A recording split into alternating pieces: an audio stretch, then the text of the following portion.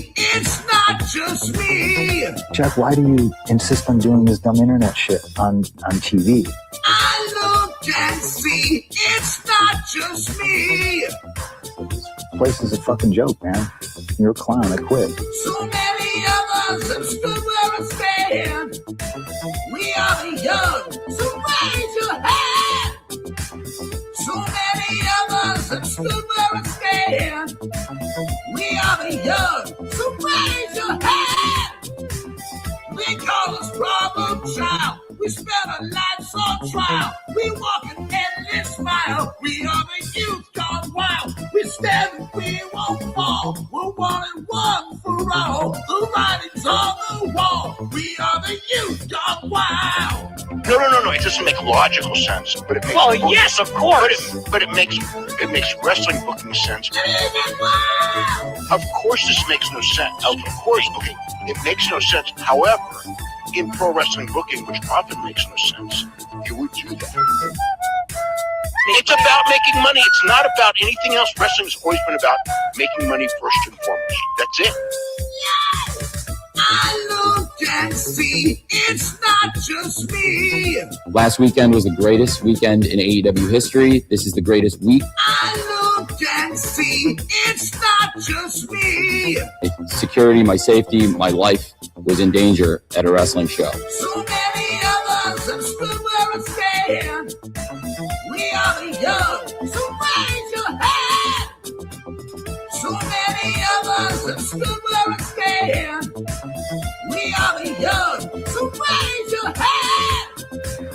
They call us problem child. We spend our lives on trial. We walk an endless mile. We are the youth gone wild. We stand and we won't fall. We're one and one for all. The writing's on the wall. We are the youth gone wild. They call us problem child. We spend our lives on trial. We walk an endless mile. We are the youth gone wild. We stand and we won't fall. We're one and one for all. The writing's on the wall. We are the youth gone wild. Living it wild. Yeah. If you're familiar with how we do things often here on these Wednesdays, it's a lot like one of my favorite movies, Time Cop. What? Fuck you. Fuck you. Yeah. God damn it. Yeah.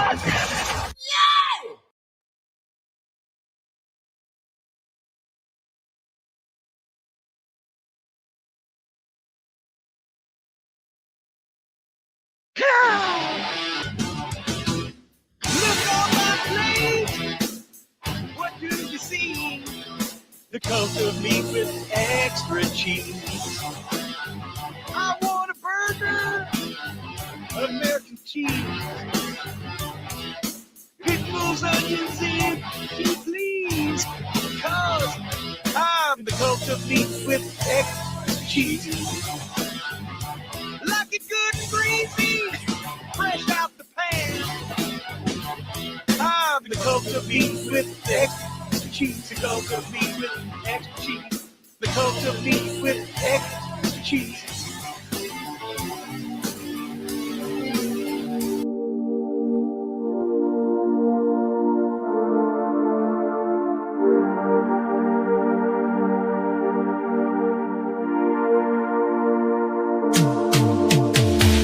Every booking is golden, you see. Perfect cards crafted for you and me. Yeah, the best guy's Tony Khan, it's true.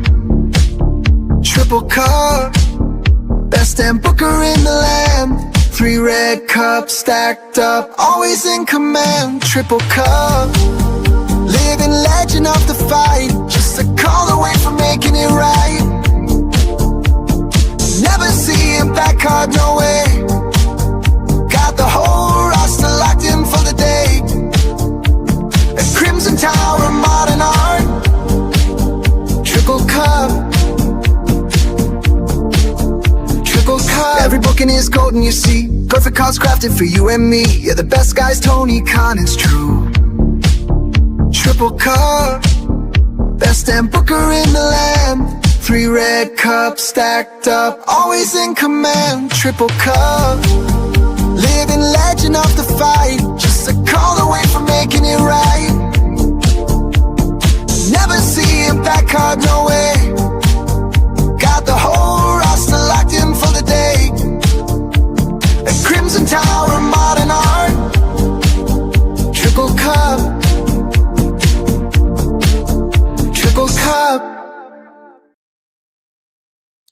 What's happening, guys? Welcome to another eclectic edition of PWT Live Show Wednesday.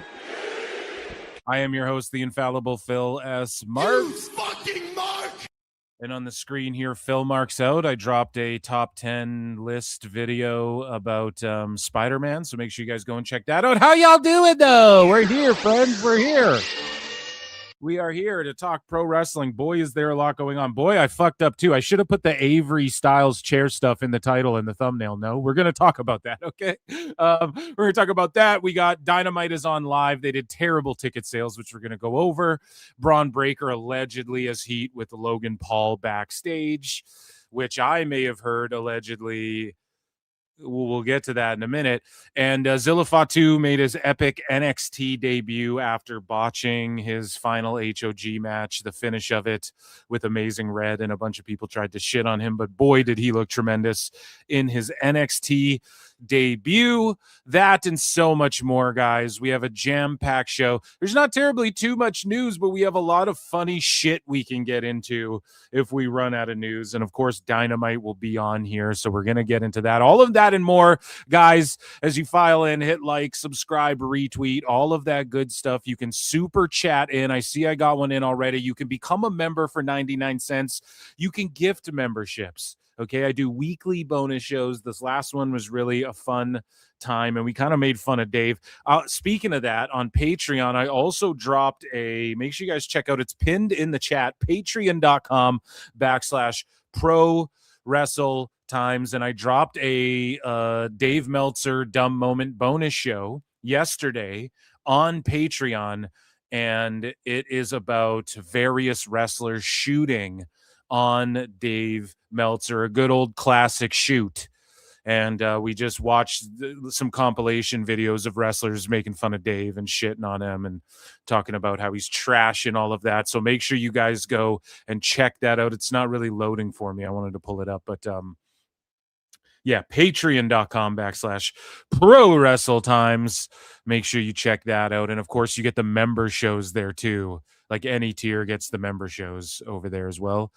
And early access to some videos and whatnot. So make sure you check that out again. Hit like, all that good stuff. Those are my plugs. Those are Phil Marks plugs. Yeah, I don't need to show you, I guess, but I will. So yeah, over on patreon.com, right there. Well, whatever. It's not loading for some reason, but it'll load for you. I guarantee. I'm just running all these things off my computer right now. So make sure you check out Patreon and check out bonus Dave Meltzer Dumb Moment of the Week and a bunch of other stuff. I appreciate all of you fools for being here. Let's get right into things. Rabid Wolverine LC Killer 17 for 2. Sweet. Says Zilla Fatu embraces the grind, bruv. Yeah, I mean, we knew he was coming. Again, we've been talking about Zilla a whole shitload leading up to this debut. So if you want to hear about it, just go back in Pro Wrestle Times history and watch some of the replays and check out some of the stuff on Zilla. We've been chronicling it. He definitely embraces the grind. It was only a matter of time before he showed up. Again, we talked about, I think, the dirt sheets when they were saying it before. I was like, they're jumping the gun. You know, he's had access to the PC. They're jumping the gun. Like they did with Enzo, like they did with Corbin. They were saying it months out, but it's because, I mean, they were right in a way, because Corbin months out taped a bunch of shit for MLW. So obviously it got leaked somehow, but they were jumping the gun. Most recently, he's getting ready to go. Hey, he showed up. I love it. NXT's heating up. NXT's awesome again. And yeah, you gotta love that shit. So we'll talk about that more in a little bit. Ladies and gentlemen, let's start with the intro to the show. It is called Miscellaneous Indies Global News. Let's get into global news. Ladies and gentlemen, I'm afraid I've got some bad news. So in good news for Tetsuya Naito, he defeated Shane Haste to win the GHC Heavyweight Championship in Pro Wrestling Noah. Pro Wrestling Noah or Pro Wrestle Noah? Pro Wrestling Noah. Let's take a look.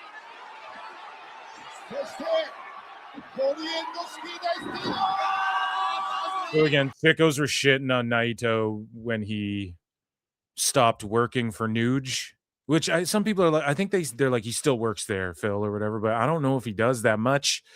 Doesn't matter. He's working for Noah here, an affiliate of WWE, and we could see it, man. I would love to see like Randy Orton versus Naito or something. That'd be cool as fuck. I'm not saying we will get that, but it would be cool if something like that happened, you know? And he's taking on Shane Haste here. Shane Haste, of course, that's his name, right? Shane Haste. Yeah, he was, I believe, Shane Thorne when he was in WWE. I think that was his name. The Mighty Don't Kneel, TM61, TMDK.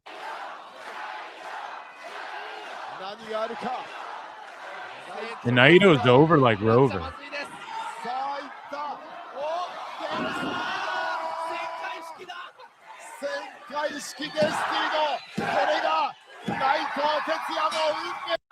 And that's that spinning, like I forget what he calls it, but it's like Operation Dragon or whatever you want to call it. Naito is of course doing it first. And yeah, I would like to see a crossover, especially with all this Worlds Collide shit. You can't work out a deal. Now, Naito apparently is famously against WWE and American way of wrestling type shit. But I remember like when he was done working with Nuge, the sickos online, we talked about it on the show, they were trashing Naito, saying his knees are shot, as he's blind, he can't even go. Good job getting a washed up, whatever. But if he went to AEW, none of them would be trashing Naito. So it's interesting. In other Japanese pro wrestling news, and a company that a lot of people say WWE should look at or try and scoop up next to make AAA waves, is All Japan Pro, AJPW. Here's the opening round matches for AJPW's upcoming Royal Road tournament. Timothy Thatcher versus Hideki Suzuki. Yuma Anzai versus Rei Saito. Yuma Oyagi versus Jun Saito. Daisuke Sekimoto versus Shotaro Ashino. Kento Miyahara versus Hyo Agawa. Ryuki Honda versus Kuma Arashi. Zion versus Odyssey. Who's Odyssey Jones? And Ren Ayabi versus Go Shiozaki. So, of course, we know Timothy Thatcher. We know, who do we know here? We definitely know Odyssey. If you're like a Fedophile, whatever, if you're a Fed fan and you're like, I don't know any of these people. You've heard of Daisuke, probably. Yeah, so shout out All Japan. They're doing their tournament there. We'll see what comes of that. So, in other... do we have international wrestling news, or we just, yeah. So speaking of the Odyssey Tour, hashtag no Odyssey Jones, featuring Malachi Black, promoted as Malachi Black. So the rumors are he might be Tommy End again. But Aleister Black and Malachi Black are names that he's used on television for years, et cetera, et cetera. So it might be smarter to go with just Malachi Black, especially if you can get away with that. And he'll be appearing at 3 shows. Now, will he wrestle? I don't think that's what he signed to do. Will he wheel kick a motherfucker in the ring or something like that? Maybe. So shout out Progress Wrestling. And yeah, he'll be appearing at Edinburgh Corn Exchange, Manchester, the O2 Ritz, and Leeds O2 Academy. And he'll be refereeing by the look of the pinstripes here on this graphic. No, I don't know what he's doing. He's appearing, just signing, selling merch, taking pics, and maybe a run-in, cut a promo that goes viral. We'll keep an eye on this, and that'll be next month. So make sure you check that out. Support Malachi Black. And I'm glad he's doing that instead of just like, oh, I'm at All In. Not to say he won't be, but all of a sudden I'm in AEW in the UK again or whatever the fuck. It's better than that. Unless they pull something off like Andrade, but that's hard to like repeat or whatever. Speaking of ex-WWE appearing around the world, Kofi and Austin Creed. So Kofi Kingston is just Kofi now. So I don't know why WWE and him can't just work a deal like, let me be called Kofi Kingston, bro. They'll just want a cut of everything he makes. But he can get away with Kofi, so that's good. Austin Creed, of course. Xavier Woods is a way more famous name, but Austin Creed, like, he was known as that. If you were a TNA fan, if you were like an indie wrestling fan, if you knew that Apollo Crews was Yuha Nation, you knew that Austin Creed was Austin Creed, let's say, right? Like, he was on G4 TV while he was in WWE when they tried to resurrect, I want to say, Attack of the Show. God, what a fuck up that was. Who is that chick who just ruined Attack of the Show and then they had to cancel it? Lady Frost or whatever. Fuck her, dude. The fuck is she doing? Just tanked G4 TV during their resurrection. Fuck that lady, whatever her name was. Anyways, I'm still mad about that shit. I love that show. Austin Creed was on there. He'd get WWE superstars on there. We're starting out strong, chat. But he was a host and using his own name. So Austin Creed, Austin Creed, Kofi and Austin Creed, Kofi and Creed, that works. Creed Fearless, Rock and Wrestling. They'll be at the Rock and Wrestling Rager, the 7th cruise of a 7th cruise. So we'll see if more AEW people are like, ooh, AEW talent amidst the rumors of them going to AEW and shit. They'll probably end up in AEW because Tone would be a blithering idiot not to bring them in, even though he's going to be a blithering idiot and fuck up their creative and whatnot. And they're not going to get a chance to shine because one of the ways these two got themselves over and the New Day got over to begin with was very much using their heel work, their psychological, like using psychology in the matches to be like, no, we're the good. Because remember, they were like preachers and they're kind of like, we're the good guys here, but we do like the unicorn stomps in the corner. We just trap the guy in the corner. And they were allowed to talk and do very WWE, playing a trumpet, throwing pancakes in the crowd. That's how they got over. Now, the heel New Day was getting themselves over, but how? It was because of these goofy ass hairdos. It was because of the promos they were cutting, and it was because of the character work, coming out like they're dressed for a funeral and these wacky outfits and shit. So that's all stuff that sickos claim they hate. So I don't want to hear sickos go, the fucking New Day. It's like they're the antithesis. Yeah, but they like do really good moves. Oh, so you guys just like moves. Got it. Right? If all the sickos and Dave and all these fuckboys can just start admitting that they just love wrestlers doing moves and want to see them all get neck fusions and shit from doing a bunch of moves, cool, got it. Got it. Awesome. But as far as this is concerned, it's like New Day are the opposite of what you should want in AEW. It's what I want in AEW because they need more guys like this. So hopefully Tone doesn't royally fuck up whatever he does with them, and he'd be a fool not to bring them in. But when it comes to Jericho's cruise, I don't think he has like any AEW talent signed for this one. And maybe it's because Tone's like, we'll wait till last minute. But he has like tons of shit announced for this show. And I don't think it's many AEW folks. And I was hoping that meant he was going back to WWE and then he could have like AAA NXT talent and shit on the boat. But no, he fucked that all up. And so I think, like, wasn't Paige signed on? I think Paige is signed on to do this cruise, if I'm not mistaken, as well. So is she going to be able to do it? Are they going to honor that commitment? It's curious. But, yeah, shout out the New Day. Their first appearance outside of WWE. And it's not in any, like, oh, I'm in WWE or AEW or TNA or New Japan. Like, it's not directly saying this is where we're going to be from now on. It's not stooging anything, which is good. So, The Godfather reveals promoters, speaking of ex-WWE talent, he reveals that promoters have to supply a half an ounce of weed when booking him. So the price of that, of course, can vary depending on what state or what country or province you're in. But shout out The Godfather. He's really about it. And that's crazy to ask them to do illegal activity in order to book you, man. So speaking of WWE legends, Ric Flair posted this, and it's just so unhinged. I don't know why. He's just an old man on social media. You should have somebody running his Twitter at this point, right? But then you got to pay him. Woo! So Ric Flair posted this picture of him and the wondrous Wendy, who is gorgeous, by the way. But he goes, I told you, it was only a matter of time until you came running back. Woo!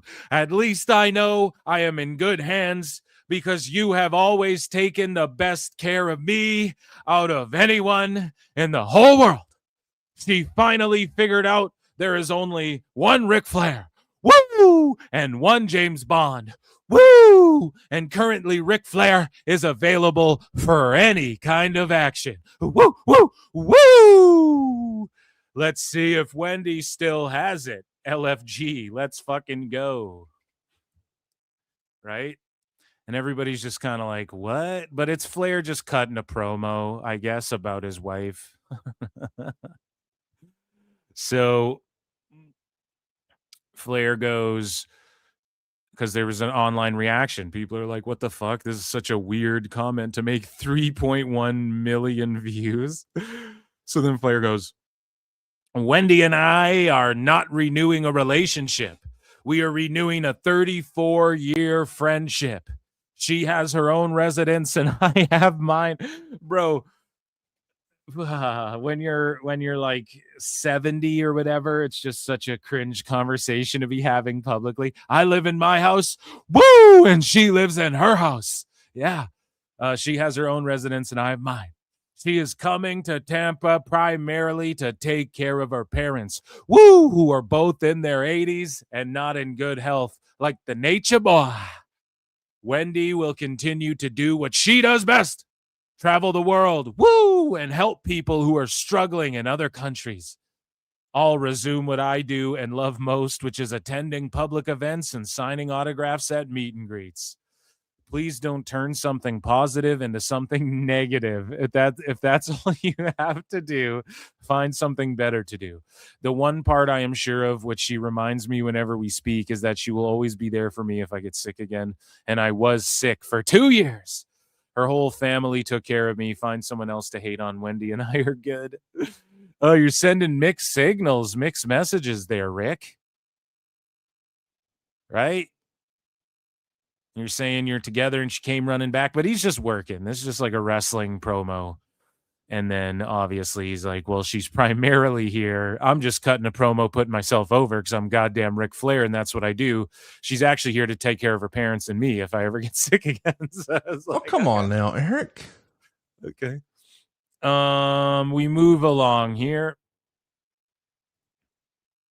And to speak more specifically about the indies themselves, we're talking about ex-WWE legends and talent and whatnot. Val Venus comes out as the trans world champion. I knew it. He was in the closet. He has internalized anger he needed to address. And that's why he's fucking angry at them so much. He admits it. Oh, shit. So Val Venus goes, hello, ladies. Today I identify as a 33-time WWE World Champion.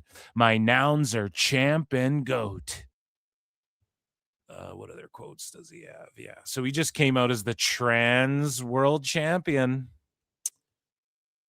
Uh-oh. I think Kid Bandit's going to have to see you about that one, buddy. So we move along here.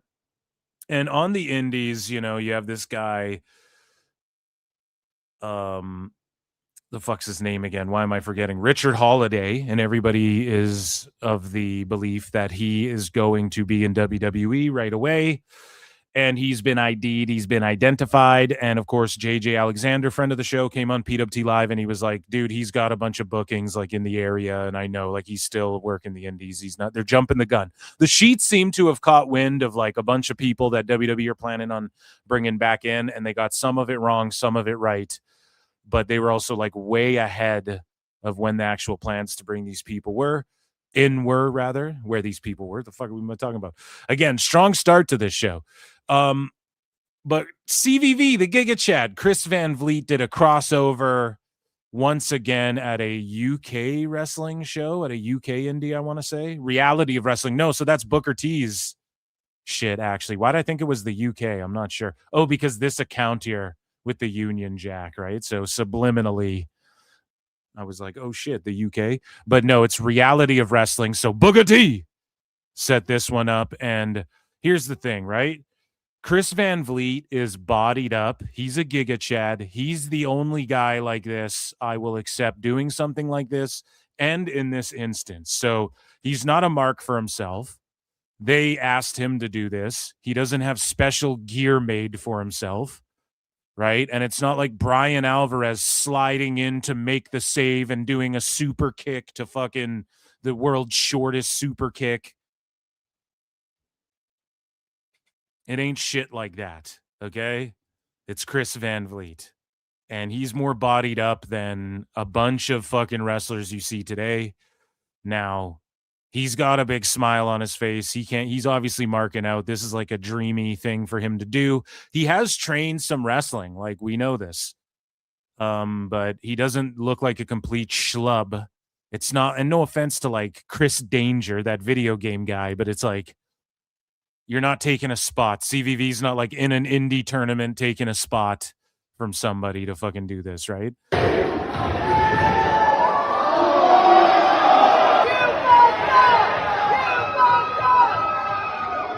And so they hit the cables there at Reality of Wrestling. Like Book's getting them primed up for the Fed. And if that's Holiday there, you know, he's going to be in WWE, but just like Zilla, just don't jump the gun. Wait for it to happen. When it happens, and again, he needed NXT. We called it like a few days ago. He's in NXT, just like Solo. Now, what are the dirt sheets reporting? Well, the plan is that Zilla's going to act like Solo and blah, blah, blah, blah, blah. They're just listening to PWT and lifting what the fuck I'm saying. I swear to God. But that's False Finish HQ. Shout them out. The newest dirt sheet on the scene or what? But Richard Holiday, again, he's going to be like NXT and probably like be in the world title picture. You see how Will Cruz came in at kind of the world title picture. Now he's kind of gone lower down the card. Where's Naraku? He's going to be with Shinsuke. Has to be. And unless Shinsuke teams up with Balor, who kind of doesn't have really anything over there, like because Shinsuke's like, I won't be alone. So, okay, it's got to be like Naraku, which I think is the best, or it's got to be Finn. Hopefully it's Naraku with whatever they call Takeshita, and they just start, not Takeshita, Takahashi, Hiromu Takahashi, whatever they call him, just start them with Shinsuke. Holiday will start like upper mid NXT, and he'll be like an Ethan Page. He might like fight for the world title, then he'll go down to the North American, then he'll go back up to the world or whatever the fuck. And he'll be there for a bit, you know, but you just got to be patient. Anyways, let's watch the Giga Chad drop a Van Vliet bottom, baby. The Giga Chad bottom. That sounds hot.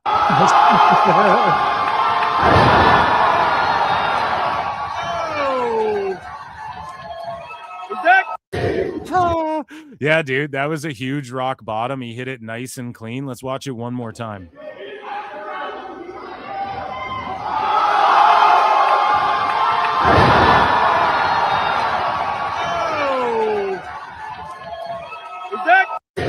And he's actually built. That's the thing. So we move along. Speaking of being built, man, Big Van Tater is all of the rage right now in the IWC, in the indie scene.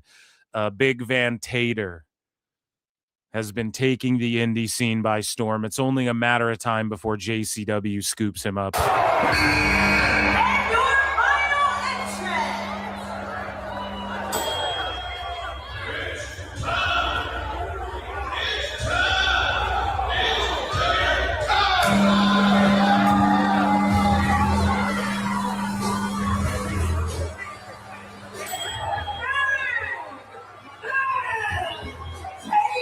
And he comes out with a microwave on his head. It's so funny how wrestling has gotten to a point where the parody comedy acts work, but like if they're good.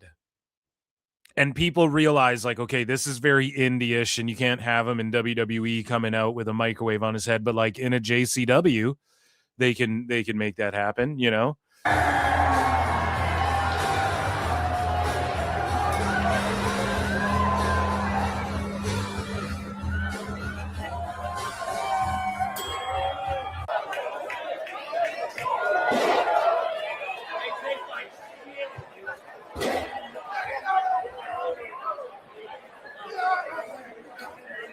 Just a big fat bald dude figured out how to make money on the fucking indies and get booked by making it about taters, dude. Fucking genius. You gotta love pro wrestling.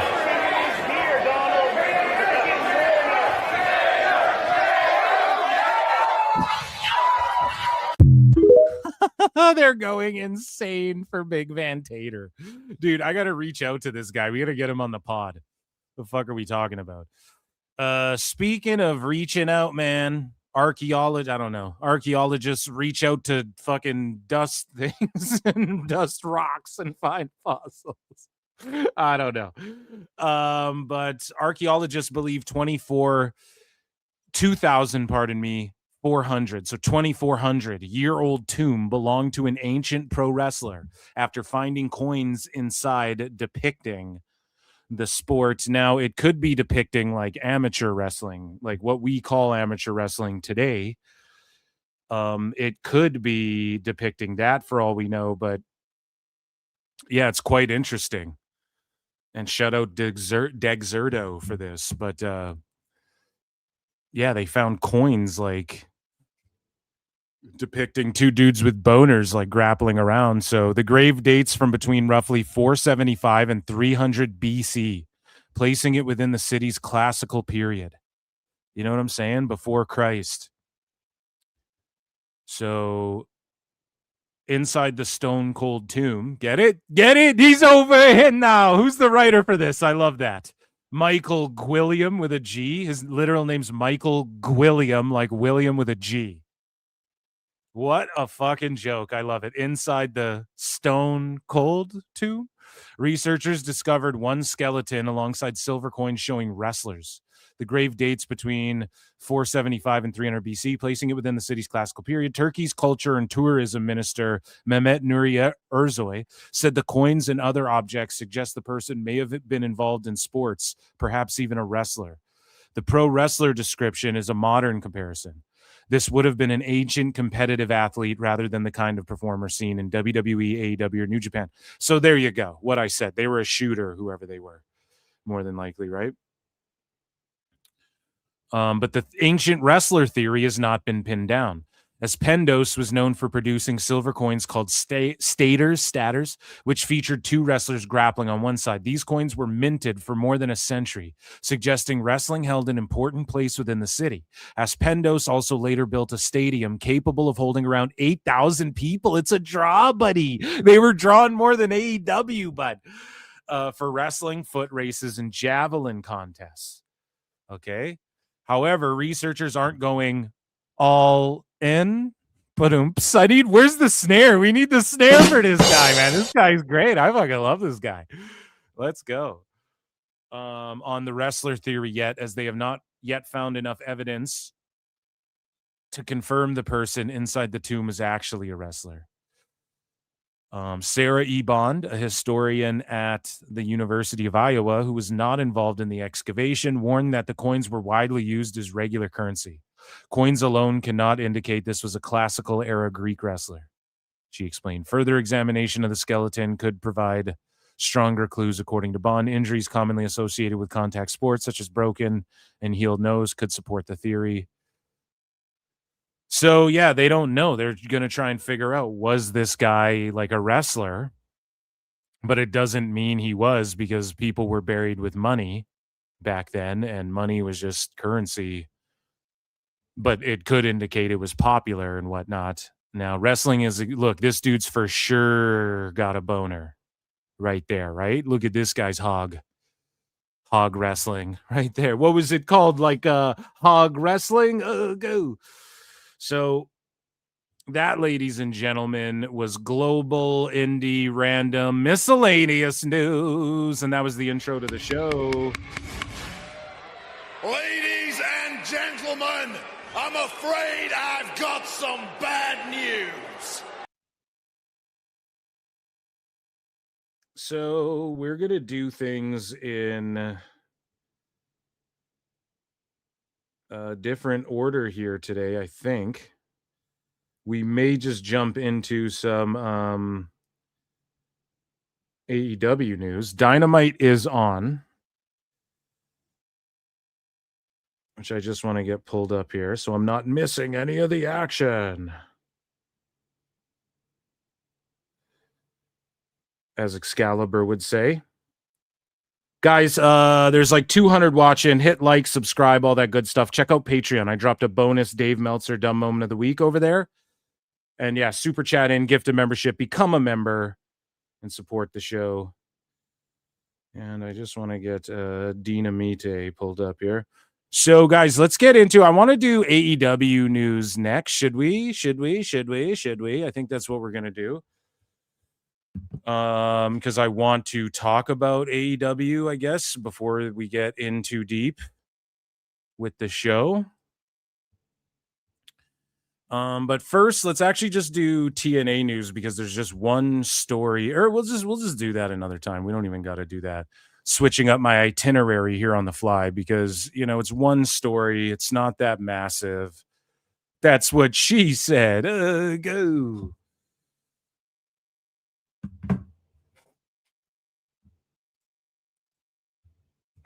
That's fake Ken. What's chat saying? Ken Dudley for 2 sweet says that's a Dutch rudder coin.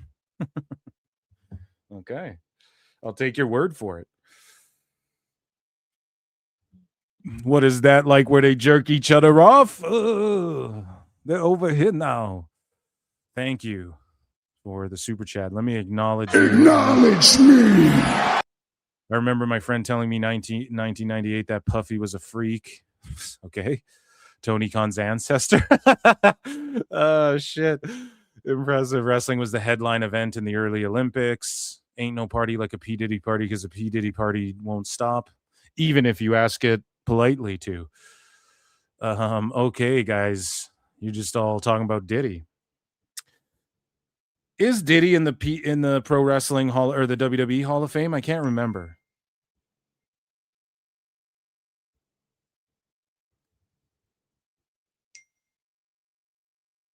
I cannot remember. Here we go. So just like talking segments here in AEW, again, just long ass talking, and the sickos lap it up if it's AEW, but not if it's WWE. But people are saying these are their best shows, and everybody's just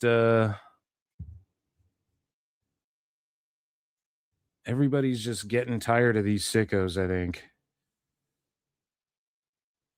Because they're just clasping on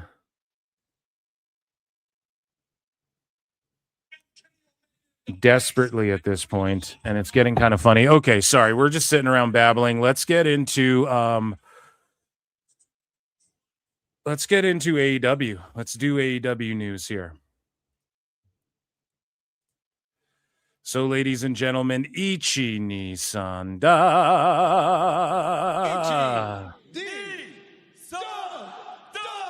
It's time for AEW. So, indie promotion is to hold TV tapings at an upcoming AEW Dynamite. So now AEW is working with indies in this regard, like, hey, we'll set up, you come change the apron or whatever the fuck, and you can film your show here because it's going up on my AEW. So you're starting to see how Tone's investing in some of these indies, or however you want to phrase it or look at it. But look, man, it's crazy because he should have been doing this for a long ass time prior, which he hasn't done. And we've been calling this out for a long time. Like, Tone doesn't really give a fuck until it benefits him, the indie scene and whatnot. And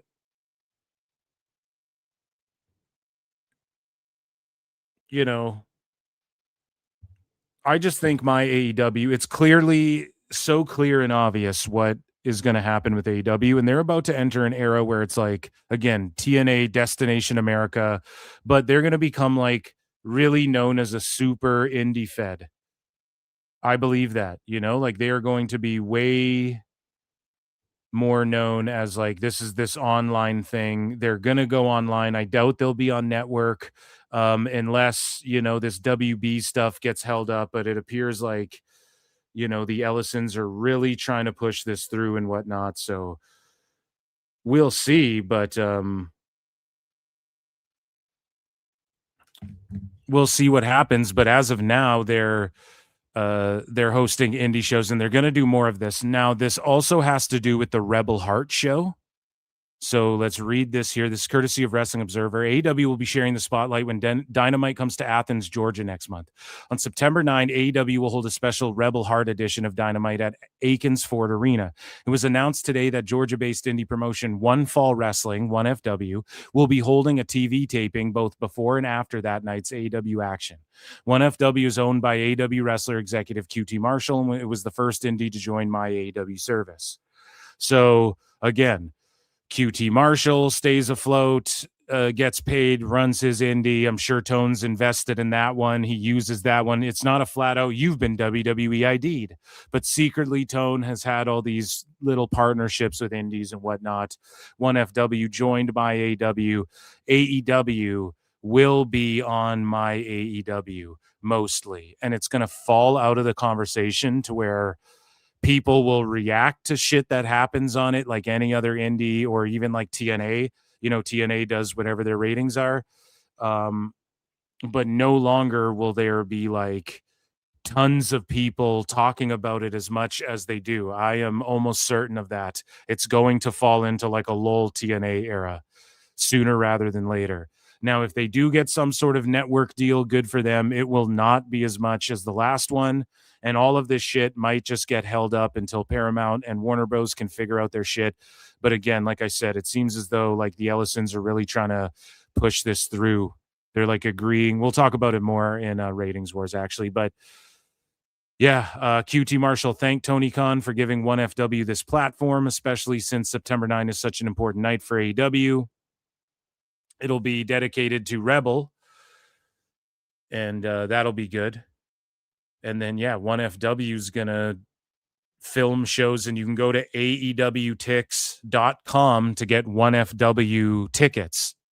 So Tone, this whole time in AEW, should have been building up to this, where he should have WWE ID'd before WWE did it. And he should have been building my AEW up this whole time, instead of desperately last minute before this TV deal's up. And then when it goes and then this whole time he could go, we're doing great on TV. And if we ever don't, we'll go to my AEW. So sign up today. It's well worth it. Or fucking pay-per-view stream there a day later or whatever. He should have a weekly show that airs on YouTube and every Kick, what's it called? Twitch, fucking X. He should just be airing it on his own accord. AEW Dark once a week, and it also airs on my AEW, but the whole point of it is just promoting my AEW on their social media for years. They should have been doing this. And then these indies could have been promoting it. Now you're buying indie ticks through AEW. No one's melting down about that. Imagine if you went to WWETix.com to buy fucking, TNA tickets or whatever Fed tickets. People would melt down about that. They don't keep the same energy. But shout out Tone. I think overall this is a good thing for AEW. But if they don't land a significant television deal, they're just going to be on my AEW and allegedly YouTube. And then it's going to enter a weird era where everybody just looks at it like MLW Fusion. Like if HOG Wrestling does 50K views on their show over the weekend and Dynamite does only like 100K, it's really going to be fucked. We'll really see at that point if they decide to go to YouTube as well. Like people like Hollywood agents have predicted, not myself. I think we live in a world where if they do get the boot from Paramount, once the merger goes down, because it will fucking happen, there's wasting everybody's time with this shit. I think someone could offer them more money than what TNA got. If TNA was able to get that on AMC, I could totally see that being the case. But we don't know how much of the AMC thing was predicated on like, oh, and NXT superstars are coming over here, right? And it's crazy.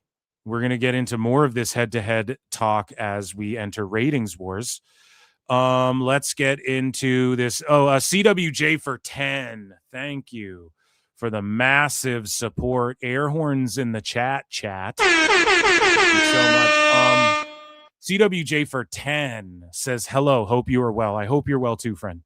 From WrestleMonics, Word Life. This is Basic Rescomonics.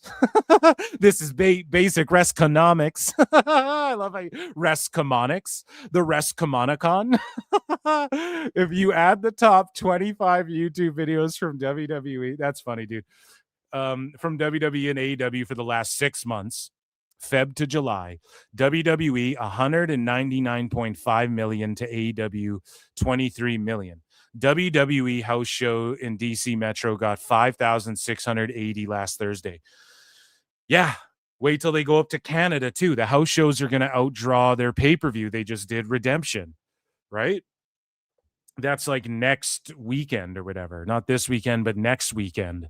So I probably won't stream on the weekend unless I do it from my goddamn hotel room. So I'm going to go watch some Fed, okay, over the weekend. But yeah, dude, you're absolutely right. And I pointed this out earlier too. Somebody posted how, what was it again? Oh yeah, they posted how Zilla Fatu's across all WWE social media, Zilla Fatu's debut in NXT got like 16 million views so far. This is a day later, not even a full 24 hours later, and it's got 16 million views across all their socials. Meanwhile, across multiple YouTube channels and formats. So Bleacher Report, AEW long form, and AEW shorts. The Omega Ospreay promo battle has just over 200K views. For Bleacher Report posting their own collab video version, AEW posting their version, and the short version they posted of it, like the quick, like 2-minute highlight version, they all only barely have over 200K. That's crazy. Like there's just levels to this shit, and people got to accept that. And it doesn't mean you can't like AEW, but people got to stop spurging and playing like quit playing games with those numbers and Nielsen and attendance. Right? Dave Meltzer's hair start to part from his skull, because like we got to stop playing these games, man. It's just a whole difference in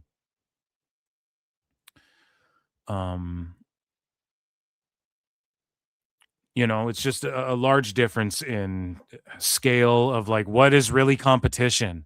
Stop pretending you're competition. It'll do a lot better. And start listening to people like Phil S. Marks, who's been saying like, Tone, you should have co-opted the indies for years, right? So I laid that all out previously. Thank you so much for the super chat.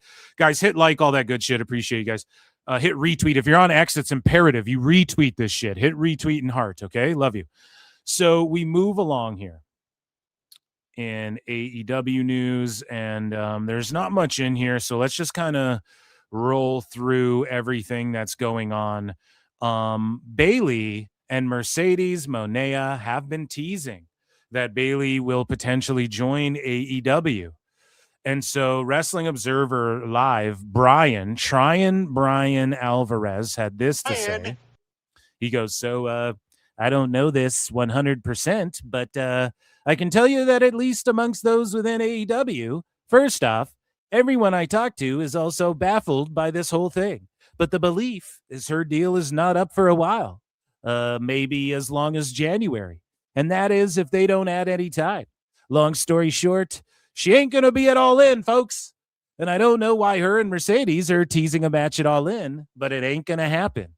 So, like, first off, Tone, fire these guys because they're stooging everything. In life, you got to be a hoe. They stooge all your shit, right? Here's the other thing. This makes me want Bayley to show up just to felt Bry and fucking be at All In. That would be hilarious. And I do think she's going. But again, it just shows how like old and out of touch Dave and Brian them are. Because they're on some shit like, I don't know why they could possibly be doing this. Well, buddy, it's because we're talking about it. Like everybody's talking about it. We're all going to talk about it. We're all going to fucking let it be known that they're teasing and they're gonna fucking it's like somebody left a comment. They're like, bro, I seen multiple comments like this. People are like, bro, you know Conrad's just trying to work people up, right? Like, what? It's okay. What the fuck do you think this is? No, but it's like we just all are talking about shit going on in wrestling, so I'm not supposed to talk about it. Listen to the fucking video, you know? You'll hear what I have to say about Conrad. That's what I think of you. Oh, come on now, Eric. And you might even hear an impression or two. Arik. So Bayley, I think, will be in AEW eventually. And then Dave was like, well, it's like, except, it's like, Bayley, San Jose, Bayan. She'll, go there or she'll, run in and, attack Lyra Valkyria. Or, the young superstar, babyface, that former heel thing. So. And it's like, no shit. No doubt, Dave. Great reporting. So we move along here, and Mercedes Moné attacked Willow Nightingale ahead of AEW Dynamite. Let's take a look at the video. Testing. Are we testing? Literally. My impression of her. She's based. She listens to PWT. Are you sure about that? Oh, man. But it's literally my impression spot on. Testing. Are we live waiting for my fans to arrive? I can't even say it because I want to say texting. Testing. We are live. I have a little surprise for everybody tonight that is tuning to AEW. That is oh man. Dynamite. I am the CEO. For a reason. I am the CEO for a reason. Tonight at Dynamite. I just want to show you guys a little something that I did. Hi, Willow. How are you feeling, you dumb bitch? Make sure you guys tune into AEW Dynamite tonight and see me take away that ugly ass bitch smile. She deserves that. Oh, whoa. You deserve it, Willow. She earned it. And that's why I'm the greatest. It's so dumb because why isn't there people backstage going, yo, Monet, you just attacked and hurt her. You're fined. You need to get the fuck out of here. I'm surprised Tone didn't run in. Hello and welcome. Tonight, Monet, we have a really great match. Well, he's looking at the camera, not her, not acknowledging her. We have a great match set up for you tonight on Collision, which is great. Actually, it's Dynamite. Of all time. I'm about to head to the arena right now. Right now. Oh, yeah. You're doing my bit. Is my car here? Don't look at me like that. Ew. Like that? Don't even check on Willow either. Shut up. Where is my car? Did you see that? Yeah, she deserved all of that. She wants to embarrass me. She wants to smile. I am so sick of that damn smile because there's nothing to smile about. In 2 weeks at All In, I'm going to take away that damn smile once and for all. 3 years. I have been waiting for this moment for 3 years. And nobody's going to take it away from me. Nobody. I'm the CEO for a reason. There's like a Walmart in the background. I'm the CEO for a reason. Love it. Love it. Get used to it. I'll see you guys tonight. TBS, HBO Max, the champ is. There's someone like taking their grandma to Montana's over there. What is that? A Boston Pizza back there? Yeah. Bye, bitches. Bye, bitches. Oh man, that's hilarious. And then Mercedes posted this. I just asked TK if he saw my live. He said it wasn't really nice. So there you go. It wasn't great. It wasn't nice that you didn't invite me to be in your live. I didn't do a live. But it'll be really nice if I could be in your live tonight. So Fightful Wrestling reported this here. That Darby Allin revealed that he almost drowned during the Shark Week stunt last year. So I don't know if that means the fishbowl drowning. I don't know if that means because didn't he film stuff for Shark Week, like for Discovery or something like that? I don't exactly recall. Our senior reporter Lex Luger, was that for Discovery? I don't know. Okay, me neither. Thanks for the update, Lex. But if it was during this, I'm not surprised, and it's fucking stupid. But I think this is just the image they used because Fightful knows what they're doing. Now, it's like Ringside News, right? They just post, they're like the TMZ. Fightful is like, a lot of people just think they come across more slimy because they're like, dude, I'm not a reporter or whatever. I'm not a journalist. And then you Google the definition of what the word means. I'm just a reporter. And it's like, okay, so all reporters are journalists, technically, right? That's the definition of the word, buddy. So they play this game like, no, we're all fine and dandy and cool with everything. But then they'll do little things like, we're going to use the picture of him drowning in the fishbowl, but really it means the like what he did for Shark Week or whatever on Discovery. So whatever. Darby Allin's one of these guys who like, it was real to me, damn it, brother. Like he's real hardcore, man. Right? He's real hardcore. He's real fishbowl drowning, man. And what else did he do? I was on that show where I had sex and the bees were stinging my dick, man. It's hardcore, dude. Right? So he's a goofball. Speaking of scary situations, Tony Schiavone, Tony Schiavone, reveals that at the last AEW Collision, the backstage went into a lockdown over a potential security threat. By God. So now this is the second time where, if you guys remember, some fucking weirdo tried to pick up MJF and just go, yeah, I'm going to take you to your plane. A fucking weirdo snuck backstage and did that, and now this happened. Let's take a read here. Let's take a gander. So speaking on what happened with Conrad Thompson, and if you click the link down below, you can save money on faulty plane tickets. You can save money on fake Uber drivers and crisis actors if you click the link down below. Oh, come on now. That's not very fair to say AEW, a healthy AEW, isn't safe backstage. How are people just sneaking backstage and weirding everybody out? And Tony goes, I don't know if I'm even supposed to say this or not, but it does feel like we've got some breaking news, maybe, for 411fucksheet.com. I've been on hotline today. Tony and my stooges, my sources, are telling me that this past Saturday night at Collision, there was a bit of a security detail. That's right, fans. It turns out there was a lockdown. allegedly there was an armed man. There was a shooter, or so we thought. Okay, now an armed man and a shooter, two vastly different I don't things, Shivani.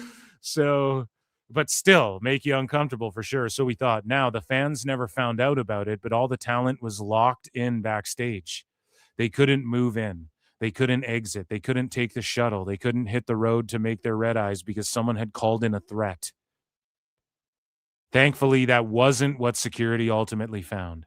Thompson said the concern ended up being centered around a man in a hoodie carrying a duffel bag. Why are there random men in hoodies carrying duffel bags? I don't understand. Like, AEW, Tone, get your shit together.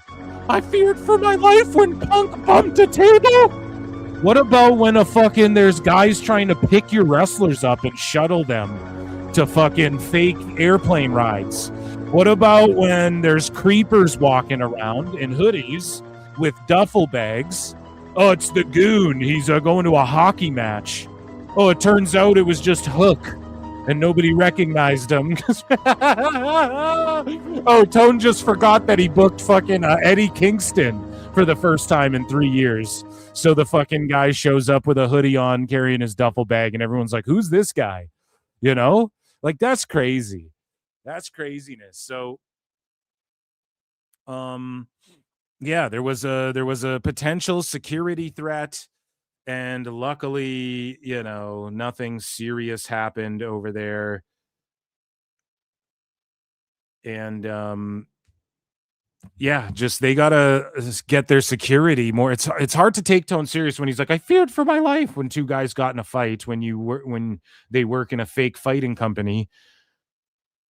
But it's worse when it's like you've had these crazy situations and you're meeting up with dudes with like fucking people chained up in his basement, senior citizens locked up in his basement and shit. Like, it's more concerning that you just lack awareness, and everybody there seems to lack awareness. Like, on the show Swerved, Matt Tremaine, the jackass guy, or Jeff Tremaine, I forget. It's Matt or Jeff, one of the Hardy Boys names, right? He used to do that show where like Kofi Kingston pranked people and like Seth Rollins couldn't even get into a WWE building. And granted, it was a prank, but he didn't he realized that if it's security, you don't let people in who aren't supposed to be in there. What the fuck is going on in AEW where this has happened multiple times, man? It's crazy. So let's move along here. And Conrad Thompson also broke some new news. Happy to report. Oh, come on now, Phil. That's not very fair. Why do you always do my voice? Acknowledge me. Where's my... Come on. We're spurging. Oh, come on. That's not very fair. You can't even get my sound drop right? Now, why is Mike Bailey fucking beating everybody? Then MJF just whoops his ass handily. And he's in a fucking casino gauntlet match at All In instead of in a main event title picture. Right? Unless MJF wins the gauntlet and then cashes in that night and then steals the title from both Will and Omega, which is my fantasy booking because Tone's a convoluted mark. And he thinks that's the same thing as just having one of your top guys, MJF, be in a fucking high-profile match. I digress. One of the other things that doesn't make sense is Jim Ross in AEW. I don't even know why he works there other than he's getting paid, and I hope they do. I think, again, Tony Khan should build him an attachment to his house, a little green screen studio, and he should send people there in the area who fucking will film JR for when they need him, film some backstage segments, get him to send in professional voiceovers for matches and stuff. And then if anybody needs to do an interview with him, you send them to JR's studio and you make it a whole thing. Make a YouTube show where JR hosts it and is like, oh, and you send some hot lady down there who's training to be in TV. And she shows up once a week and hosts a show with JR for an hour where they just go, and this next match happened on the Indies, King. And she's like, my name's not King, sir, but it's okay. Conrad says, happy to report our pal JR's barbecue had successful procedure this morning. So he had a brain surgery. Now he was talking about, well, I hope I can show up to All In, King. And I'm like, don't, dude, please don't. Like, I don't want him going. Every single time he goes to an AEW show, he either has a shitty time, which he admitted on his pod. They parade him out there to watch a phony ass Moxley match, or JR takes a fall at a hotel, or like before he's supposed to go get his plane or whatever. They need to just keep him at home. Okay, pay him to stay home. But Conrad says, I heard, oh, come on now. That's not very fair, because I heard from his lovely daughter this morning that everything went well and good old JR is expected to be back home by Friday. Please keep JR in your prayers as we hope for a speedy recovery. And if you click the link down below, you can save 26% on brain surgeries this month only. And don't forget to pick up a Blue Chew Gold while you're at it. Oh, come on now, Arik. So, yeah, shout out JR. Oh, come on now, Arik. Good. I'm glad he's, got the surgery and is doing well. And that, ladies and gentlemen, all together, Ichi Nissan Da was AEW News. And, of course, the best guy is Tony Khan. Which he didn't go live, or we would have made fun of it, So who is watching Dynamite tonight?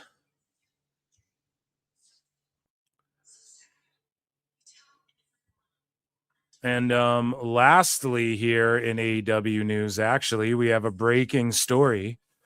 So the New Day are going to be all elite here very soon, because according to Fightful, while sources wouldn't outright confirm, Kofi and Austin Creed both have signed officially with AEW. It's expected that they are joining the company soon. If they debut them tonight in front of less than 2,000 people, that would be insane. But hey, shout out Tony McCann.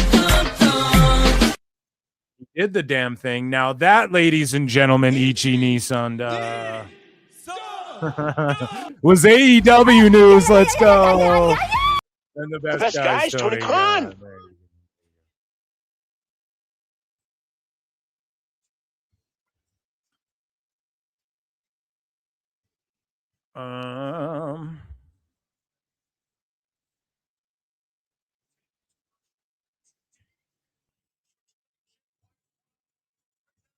So we have first round action.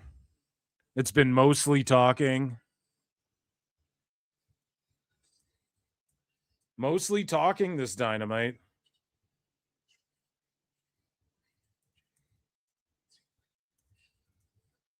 I wonder what cage match will rate the talking.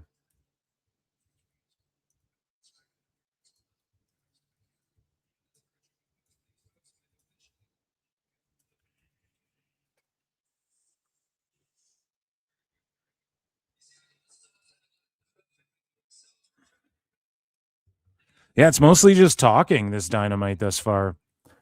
Okay, guys, what are we saying here, guys? Get some super chats in, get your memberships, your free super chat. If you're a member, you get like a free super chat a week, a month. I actually don't know how it works. I should probably look up these things. And also make sure you become a member, because I do weekly shows. Hit like, hit heart, retweet. If you're watching on X, please retweet that shit. Appreciate you guys. Come say what up in chat. And patreon.com/ProWrestleTimes. Bonus episodes of Dave Meltzer Dumb Moment of the Week. I just dropped one about wrestlers shooting on Dave Meltzer. What's chat saying? Without WWE, former talent popping the crowd for Tony Khan is what AEW is. That opening match really wasn't that good. If they were going to have MJF do this, I'm the real champion thing, they needed to do like a dusty finish. Well, exactly. They don't know what the fuck they're doing. This is the problem. They don't know what they're doing. They should have had MJF get fucked over somehow, or get injured, and then Kenny's the de facto champ, or whatever, man. You figure out a way to get the belt off him, and then I don't know what they do. You make it a three-way, or you may... I think he's going to win the casino gauntlet that night. Then he's going to cash in and win the title from like after Ospreay will win it. Then MJF will beat him for it. And then it'll be MJF versus Ospreay feud from there. And it's just all shitty, man. Like it should be MJF. Again, they go, oh, well, Omega and Ospreay, that's huge for their fans. Okay, but they're trying to not only do shit for their fans, just their fans. Like, here's the thing with just AEW fans. You can do Omega Ospreay 3 anytime, right? MJF Ospreay 2 homegrowns in the main event of your biggest show of the year. MJF doing all that work, keeping the title relevant. He has to go into a casino gauntlet while saying he's got this fake belt and shit. Man, you guys fucked him. You fucked him. You fucked everybody involved, and you're fucking your fans. Because this is just rehashed nude shit. Whereas MJF versus Ospreay is fresh. It's the first time you're getting it anywhere. And at this magnitude, they may have wrestled in AEW in the past, whatever, it doesn't matter. Like, it's a main event, 2 homegrowns, your fucking guys. Here's what the future of the company looks like. They drew this house. You know, that's what you were supposed to do. So none of it really makes sense. And especially not having a one-on-one heated up angle. Like it's Andrade and MJF feuding, and then they're starting a casino gauntlet where 15 guys get to run in on their feud that they have going. It's legitimately the worst booked shit. It is WCW 2001 levels of fucking terribleness. It's so stupid. Speaking of stupid, ladies and gentlemen, Chris Jericho. I look and see it's not just me. So many others have stood where I stand. We are the young, so raise your hand. They call us problem child. We spent our lives on trial. We walk an endless mile. We are the youth gone wild. We stand and we won't fall. We're one and one for all. The writing's on the wall. We are the youth gone wild. Let it get wild. Yay!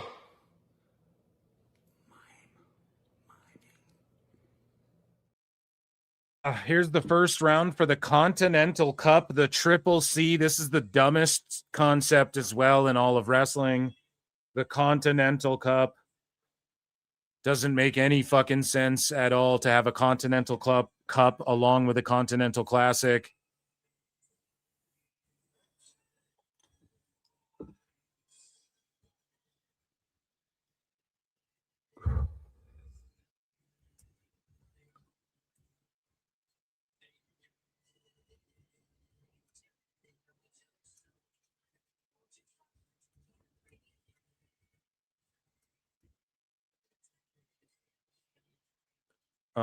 Yeah, so I don't know. Any predictions for this stupid cup? God damn it.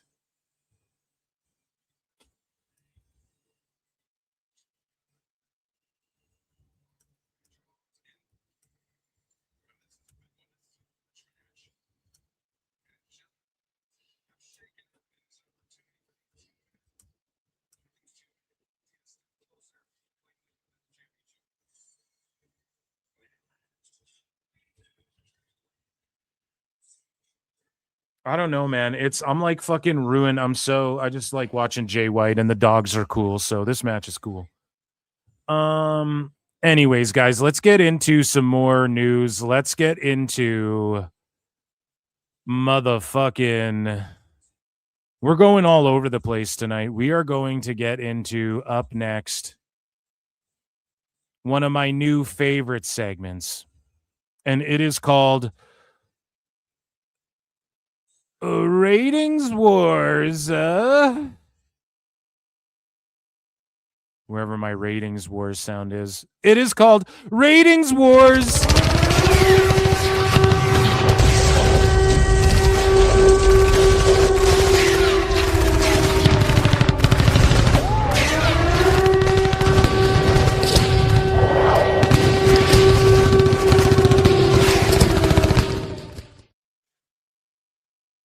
So, guys, it is time for ratings wars here, and boy, is this a jam-packed little segment here.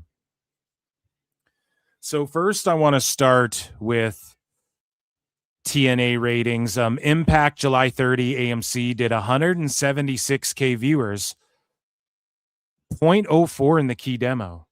So here's the thing. When TNA does like 300K viewers, they do 0.05 in the key demo. They do 200,000 less viewers, and they do a 0.04 in the fucking key demo. They maintain the same shit, and it does the same numbers that Collision does in the key demo. So TNA's coming, but there are those 200,000 fans that I always say are floaters when it comes to Dynamite. It seems like there's about 200,000 floaters when it comes to TNA as well. So we'll continue to chronicle that. And we may even have another TNA rating in here. Let's see. We do not. So AEW Collision, speaking of Collision, last Thursday did 362K, 0.05 in the key demo. So 362, TNA was doing like 300,000, and they do the same key demo.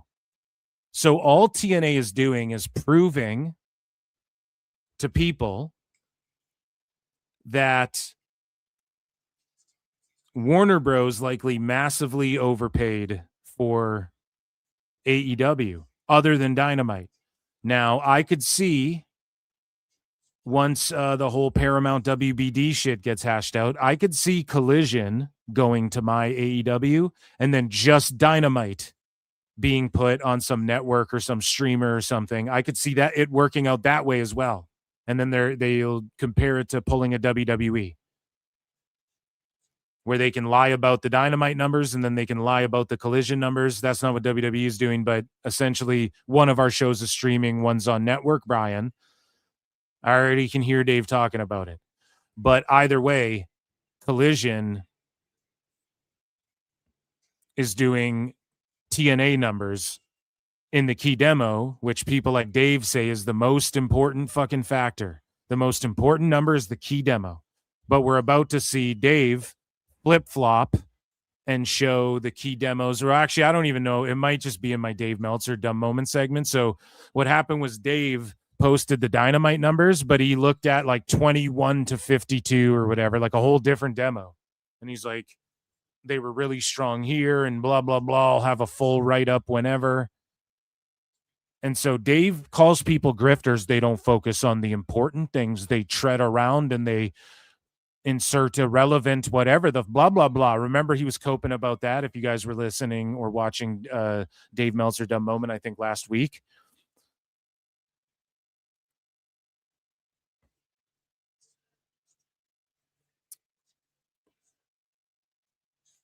But Dave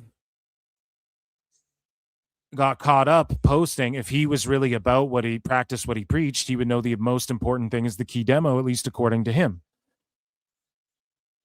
And so he's doing what he accuses other people of doing. And again, it's just projection. He's the great projector, but enough about Dave. Here's where AEW's kicking ass, though. Overall, they're doing 362K. So like they'll do like 200,000 more viewers for a Collision, but they'll still end up with the same key demo as TNA. So that can't be a good thing for those who believe that the key demo is the most important thing. But now people want to play overall viewership, and you know the goalpost always shifts and changes. So we move along here, and AEW Grand Slam Mexico drew 694K viewers with a 0.14 in the key demo, making an increase over the previous week's Dynamite, according to Dave Meltzer. The show's biggest viewership peaks came during MJF's. Now, how does Dave know this? Like, Flute's in the motherfucking chat, because how does Dave know this when apparently Tone doesn't know? Well, Tone obviously knows, but they all play stupid, and we don't see the quarter hours anymore. So unless Tone is telling him, how else would he fucking know? How else would he know? How else would Dave know what the quarter hours and the spikes were, unless it's just Tone telling him directly? So fucked. So the biggest peaks came during MJF's attack on Andrade, Kyle Fletcher versus Mike Bailey, and the entrances of Chris Jericho, Darby Allin, and Mystico. They're just all dumb fucks who like entrances, Brian. They just like entrances. That's what he says to criticize WWE fans. They weren't a good crowd because they just like entrances, Brian. Yeah, apparently people like entrances. Go figure. And so it's just all the shit Dave wants to get over. But seriously, though, MJF makes sense. But how do we know the viewership peaked? Like, people didn't know that was going to happen. So is he just lying about it based on the YouTube numbers or what?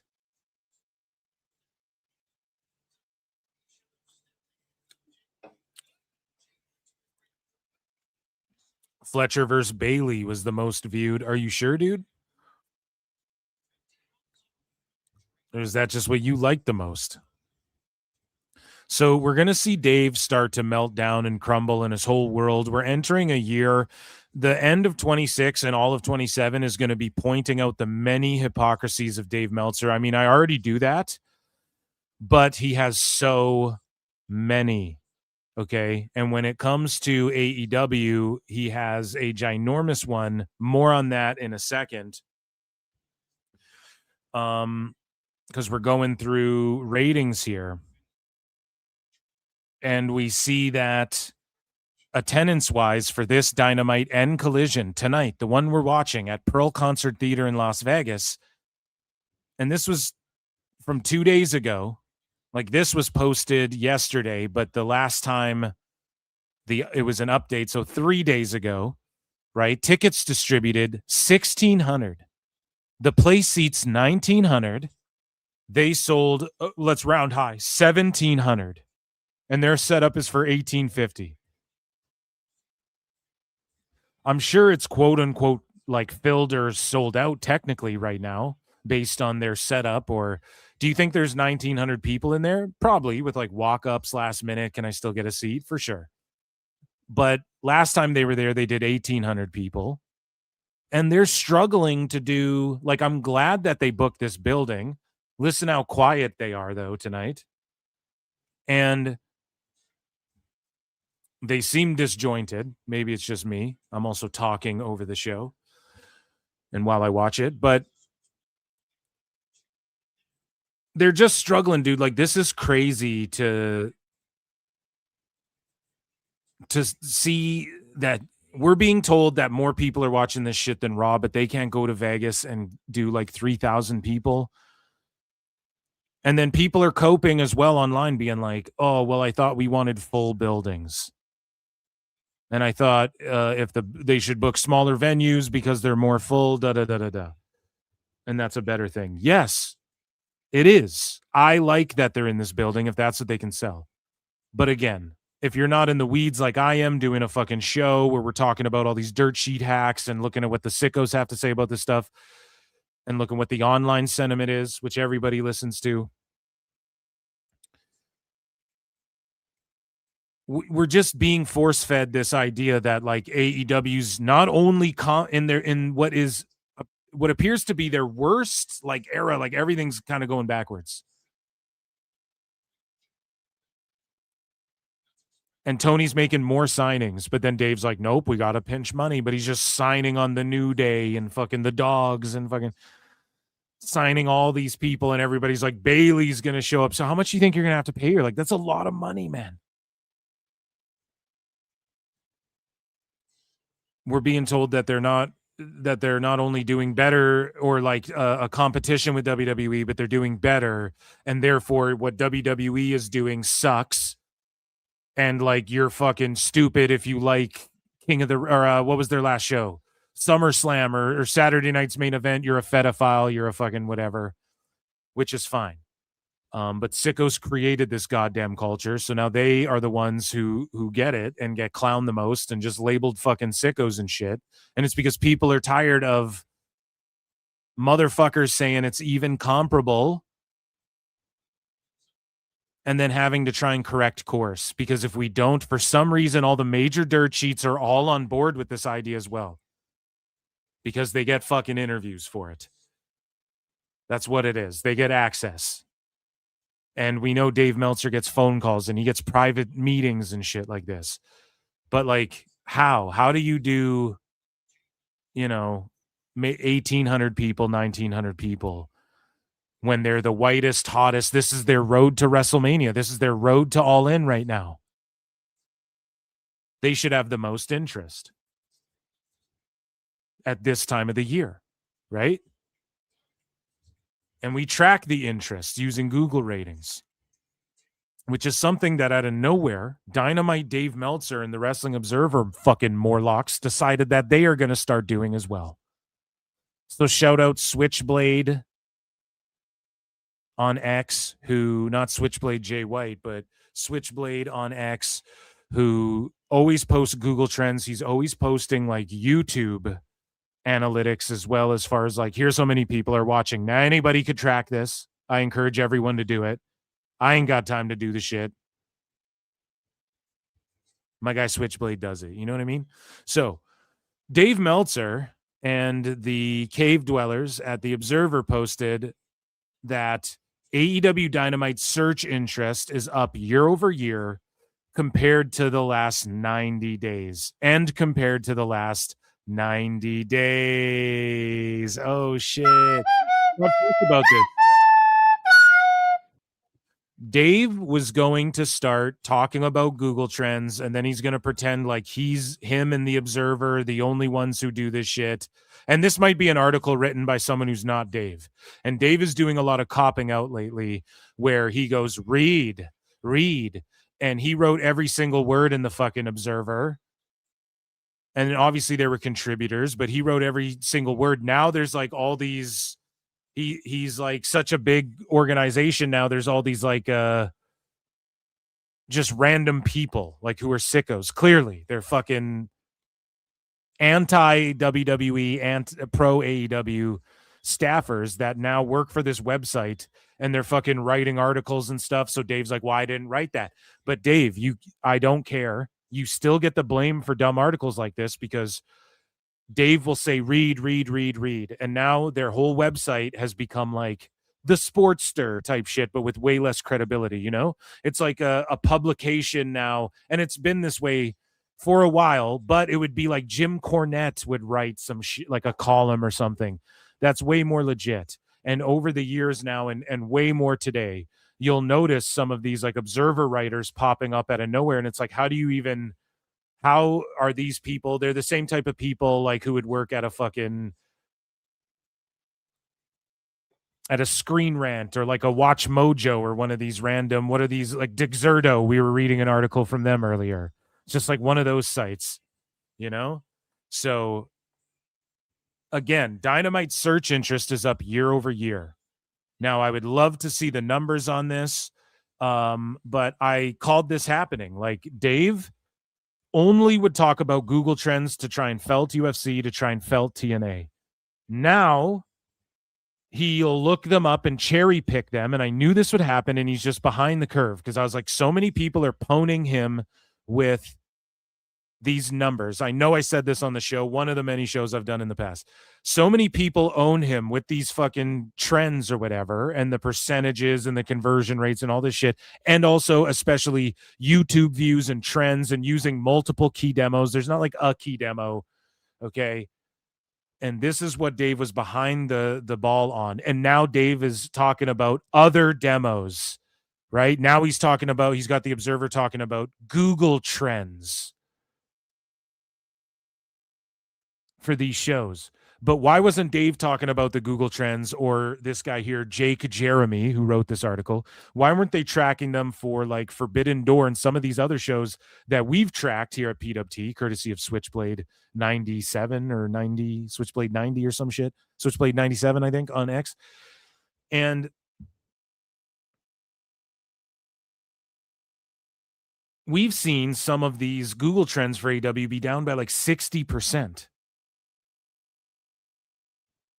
And were the Google Trends down for SummerSlam year over year? I think someone posted they were.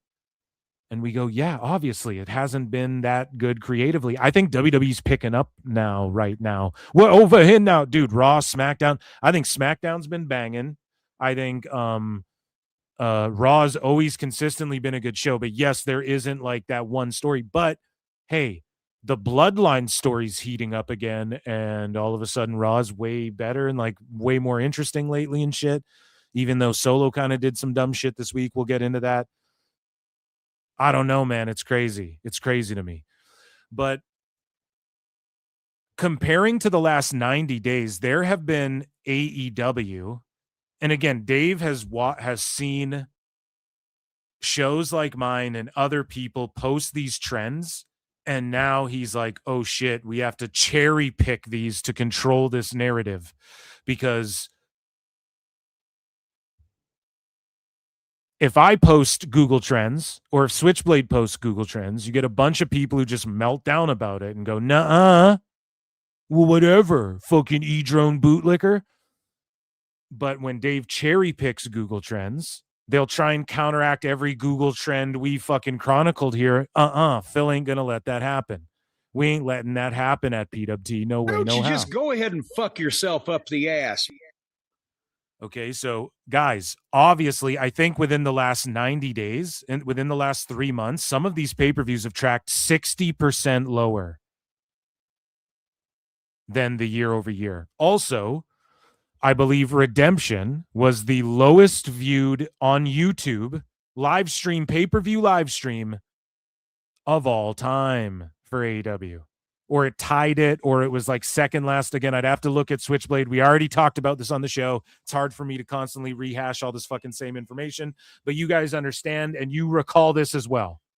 Okay? Redemption, I believe, was like tied for it. It peaked at tying with the worst of all time, or it was the worst of all time. Anyways, the interest, we head over here to the Observer, okay? Interest in Dynamite as a search term for United States only, and this isn't globally. So just in the United States. Now, AEW is simply a United States promotion.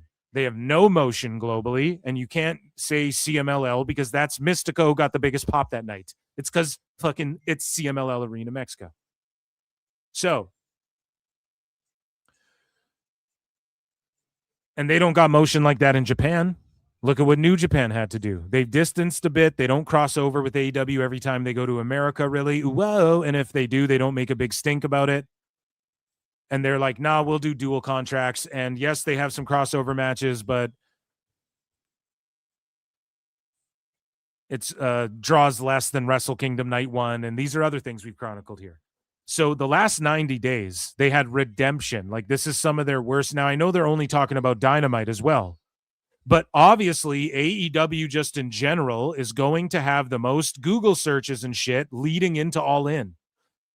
If you look up AEW All In, I bet that's down, way down year over year. Switchblade, if you're listening, get on that. I guess I could do it, but Jesus Christ. I'm already doing so much. You guys expect so much of me here. I'm only one man. But Dynamite is up the last 90 days at both plus 20% compared to the last 3 months. And it's up 30% versus the same period last year. So last year, Dynamite is being searched 30% more than it was the year before. Or this year, rather. Sorry, what is Hangman's waiting for someone to come out. We're time copping. It's Nana, and it's going to be Swerve finally. 0 pop. Literally no pop. Oh my God. Oh my God. Where is the no pop? Exactly, no pop. So this is good for Dynamite. Sorry, guys, I got distracted there. This is really good for Dynamite, and it's good, but it's all in season. So I don't know. Do I have to do this on the fucking fly? I guess I will. Phil Marks investigates. Do. Hey, Google, is AEW All In trending higher this year in 2026.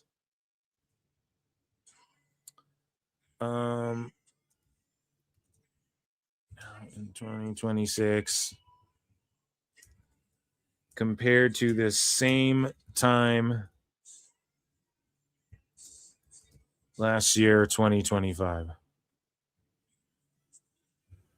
Okay, so it's just quoting the Observer, literally saying that the 20% to 30% higher year over year. However, it just says AEW programming. So this is just an AI overview from Google. So it's literally pulling from. Okay, so All In 26 is trending higher in total attendance and ticket metrics. So again, what are the Google trends here? I need to specify. What are the Google trends and Google analytics for AEW All In 2026 versus AEW All In 2025 right now? Because it's talking about tickets and shit, and we already know, yeah, it's doing better. It should be doing better. Okay, so Dynamite is up 30%. That's just pulling from the Observer from this story today. See, like Dave is training AI, dude. It's sicko Vecna. Like, what the fuck is this? Current baseline. Not that I don't trust it. Like, yeah, for sure. Dynamite's probably up in interest. And I've been saying that they've been whittling their audience down, but up at the same time, which sounds fucking stupid, but it's not a cope over ratings or anything. It's like their pay-per-views are generally drawing like at least 10,000, except for in Canada, because they have no motion globally. But like all of their shows are drawing similar. Like if it's fucking Revolution, it'll draw 10 to 14,000. Double or Nothing, which is supposed to be like their SummerSlam show, 10 to 14,000. All In pops a number. All Out is getting outdrawn by a fucking AAA NXT show, I believe, in September already. Now, will All Out hit 10K? I bet with a little Tony Khan magic it will. But All Out shouldn't be hitting close to what Double or Nothing does, you know? Like, that just seems like you're whittling the audience down, but up at the same time. Like, these people are, like, you're seeing what the fan base is. People are showing up. WWE has millions of fans. Every Raw they do, 14,000 people. SmackDown still are fucking, oh, they're dead. They're drawing like 8,000 people. They're doing 6,000 at live events, over 10,000 at many live events. For AEW, it's like, you know, they struggle city in the Sin City. Swerve comes back and gets no pop. Like, you can't tell me the shit. So yes, AEW trends should be higher right now than they were the last 90 days, which is what Google keeps showing me. Like, I can show you right here. Like, you know, the last 90 days, Dynamite is up 30%. Okay, but I asked about fucking All In. So, I don't know, man. Dave is like training the fucking AI by getting these stories out there because his shit's considered a reputable publication. Meanwhile, he botches everything. Do you see how scary this is? And I mean, we ask AI for everything here at PWT. What are we going to do?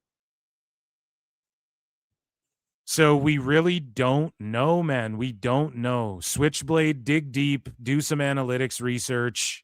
I'm doing a live show. I don't know what to tell you.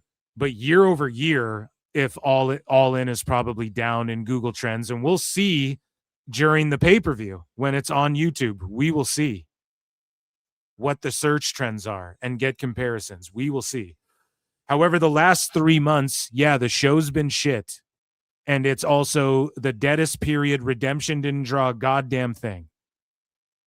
It's YouTube pay-per-view views were the lowest. Even Dave was like, it'll do the lowest buys and shit.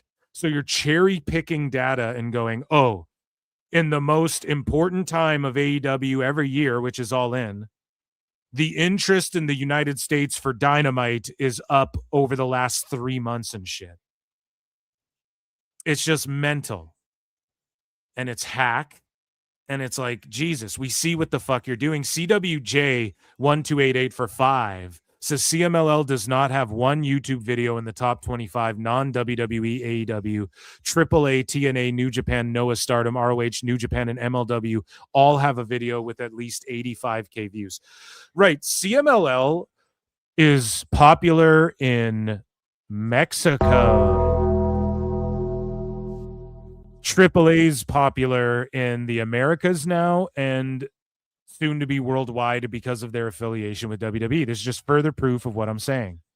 And CWJ, you like looking up analytics and all these numbers. Find out the Google trends on All In last year compared to this year at the same time. Even if it's higher, I'm not like I won't cope over it. I'll go, they're higher. This All In is trending higher on Google and whatnot. We'll just cover it unbiasedly, unabashedly, but it's just so funny how they will cherry pick. Yeah, in the last 90 days, Dynamite leading up to fucking their biggest show compared to their lowest interest show. That's like Redemption and shit.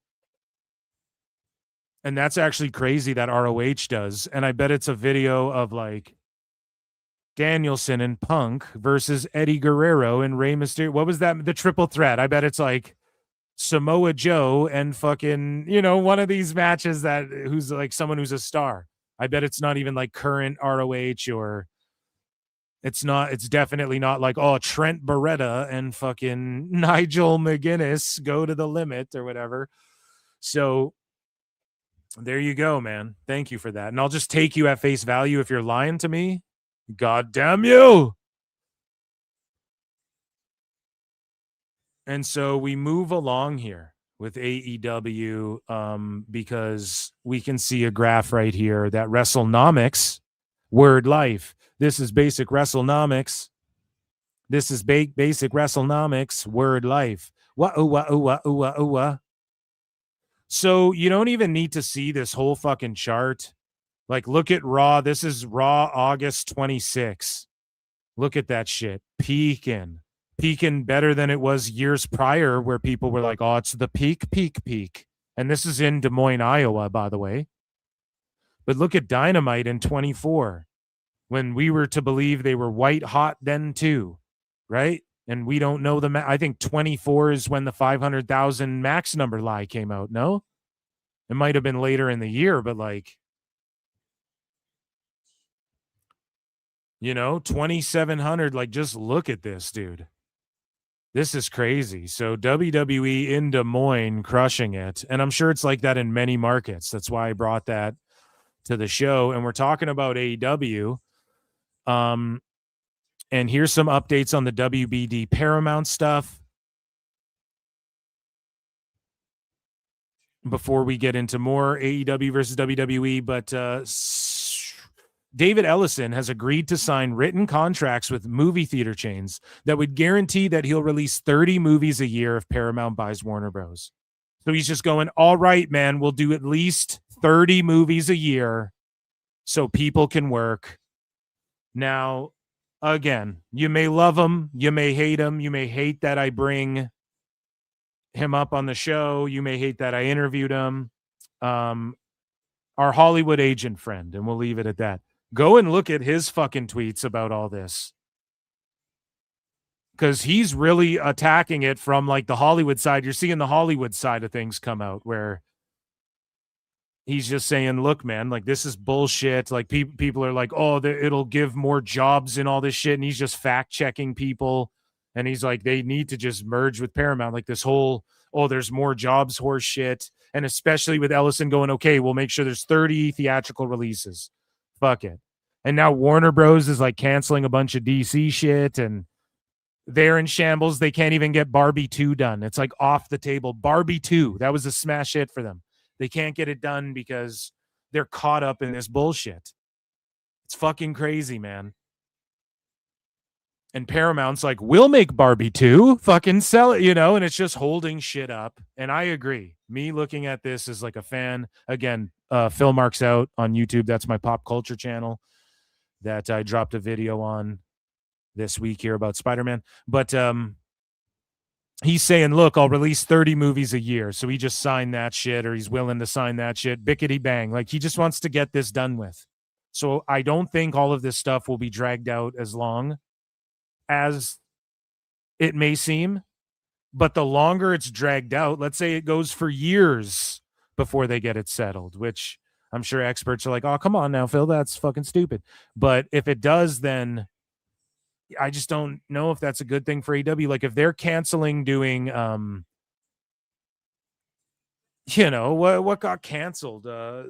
Apparently some like Creature Commandos, but like a live action that's like a precursor to Wonder Woman and shit was going to like a show like that was going to get made. They just canceled it. I think Booster Gold or something got canceled. I think whatever. They're canceling things. They sold the fucking distribution rights to that Bugs Bunny movie to another with John Cena to like another distributor, another company, so they could put it out in theaters. Otherwise, they were going to tax write it off. So like, I just don't think AEW, hey, yeah, let's give them almost 200 million and shit. But that's what Dave's praying for.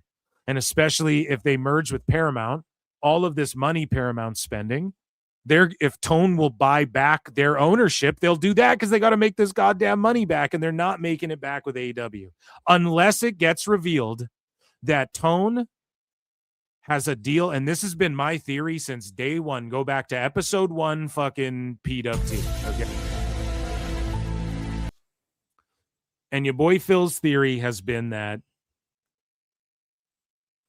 they have some weird deal where WBD gets to peel off the top of everything.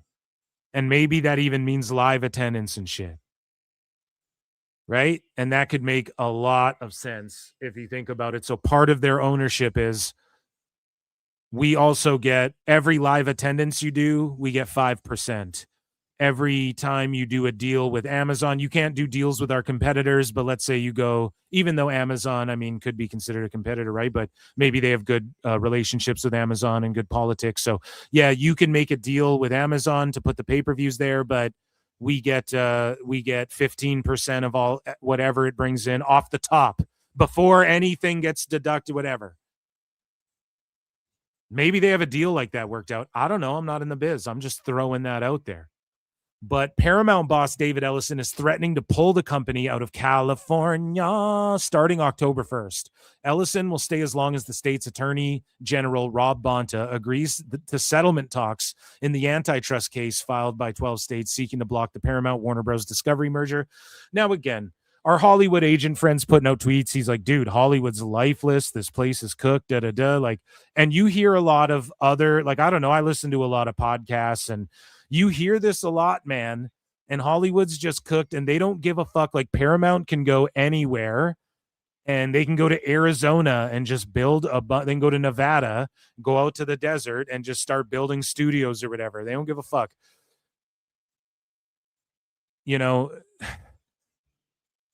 They really need to figure shit out. Again, I just point to like, look at what Obsession did and then look at what Spider-Man did. Oh, gee, you make a good soup. You don't just like make random movies and shows that were made from comic books that bombed as comic books. And now you're trying to put that shit over and forget about what's working for you. Like, holy shit, Spider-Man, $2 billion at the box office. Go figure. Just a good movie about a character that we all love. And it has emotional stakes and a good story and a little bit of fan service, but not just like, here's my brainless fan service because I'm a fan first before a fucking artiste, not to get all hoity-toity. But people are filming. The guy who made Backrooms started by making these videos in his bedroom and then using Adobe After Effects to fucking make these Backrooms films. And look at what that did. And now it's going to be a massive franchise. That shit's going to be like Insidious. You're going to get 700 Backrooms movies come out in your lifetime. Things have changed, man. And there's so many big shows that get produced out of so many other places. And people discovering that they can independently produce and market shit. Like you don't need the mainstream machine man behind you the way you used to. And now in Hollywood, they literally go, oh, and in commercials and shit, they go, oh, you got 2 million followers on Insta? Yeah, you'll be in this commercial. oh, you got fucking, hey, you get this role. You would have got this role, but you didn't have enough Instagram followers.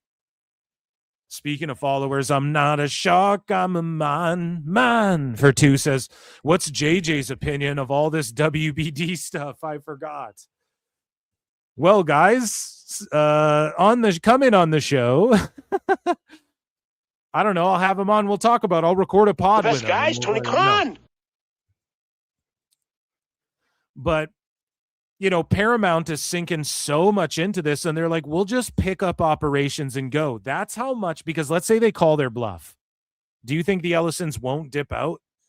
These are the people going like, yeah, we'll take a 30 million hit on a White House card for the UFC where they fight at the White House because me and my homies got all the money that God has ever put on this fucking earth. You know what? I guess man put money on the earth, but like, you guys know what I'm saying. Like, more money than anybody could ever conceive ever.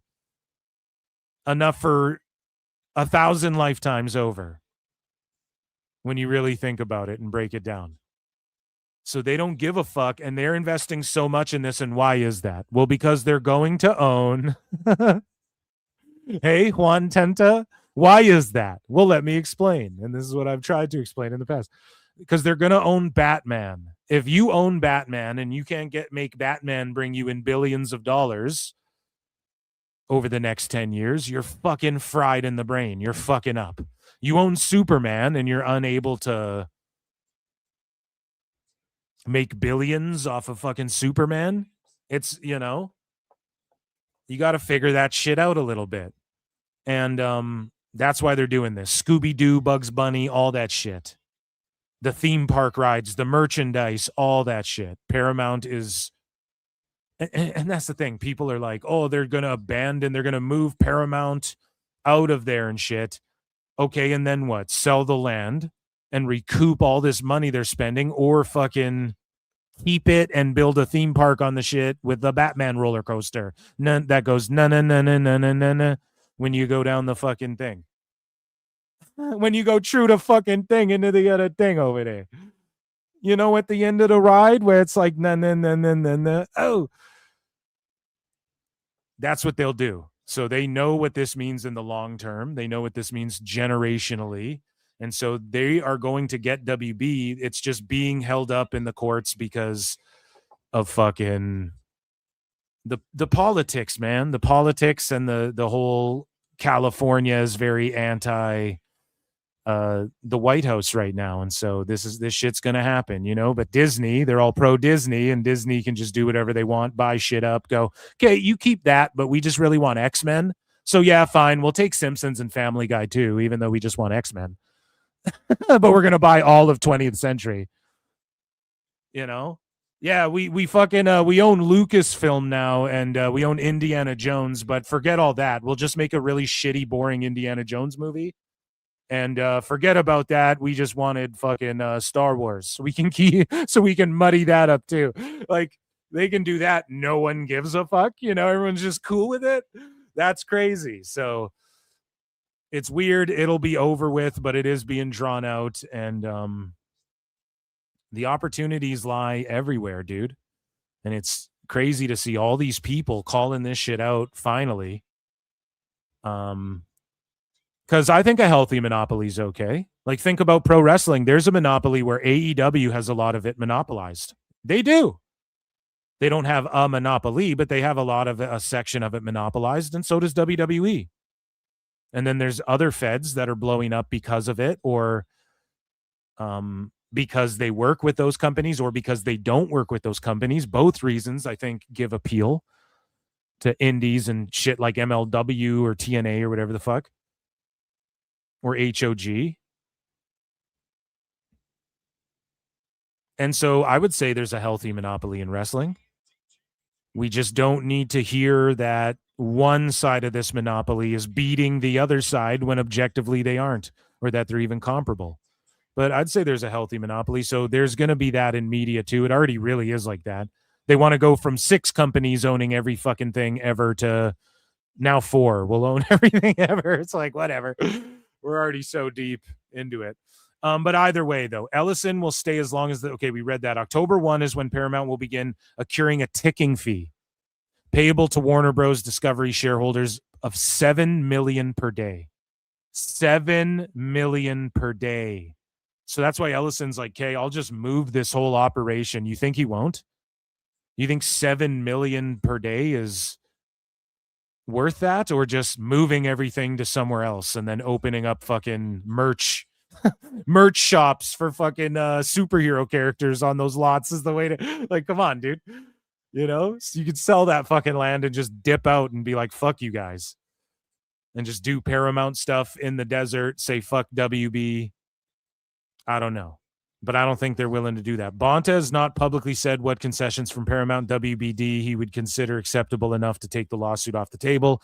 But the Democratic Attorney General has said any remedies would need to be structural, divestments rather than behavioral, imposing certain production quotas. So this guy goes, yeah, you said you're going to do 30 films?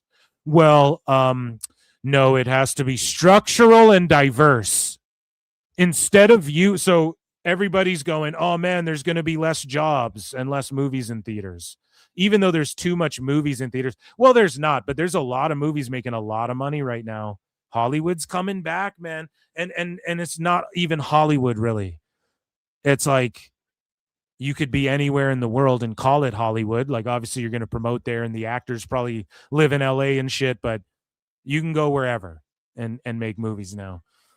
But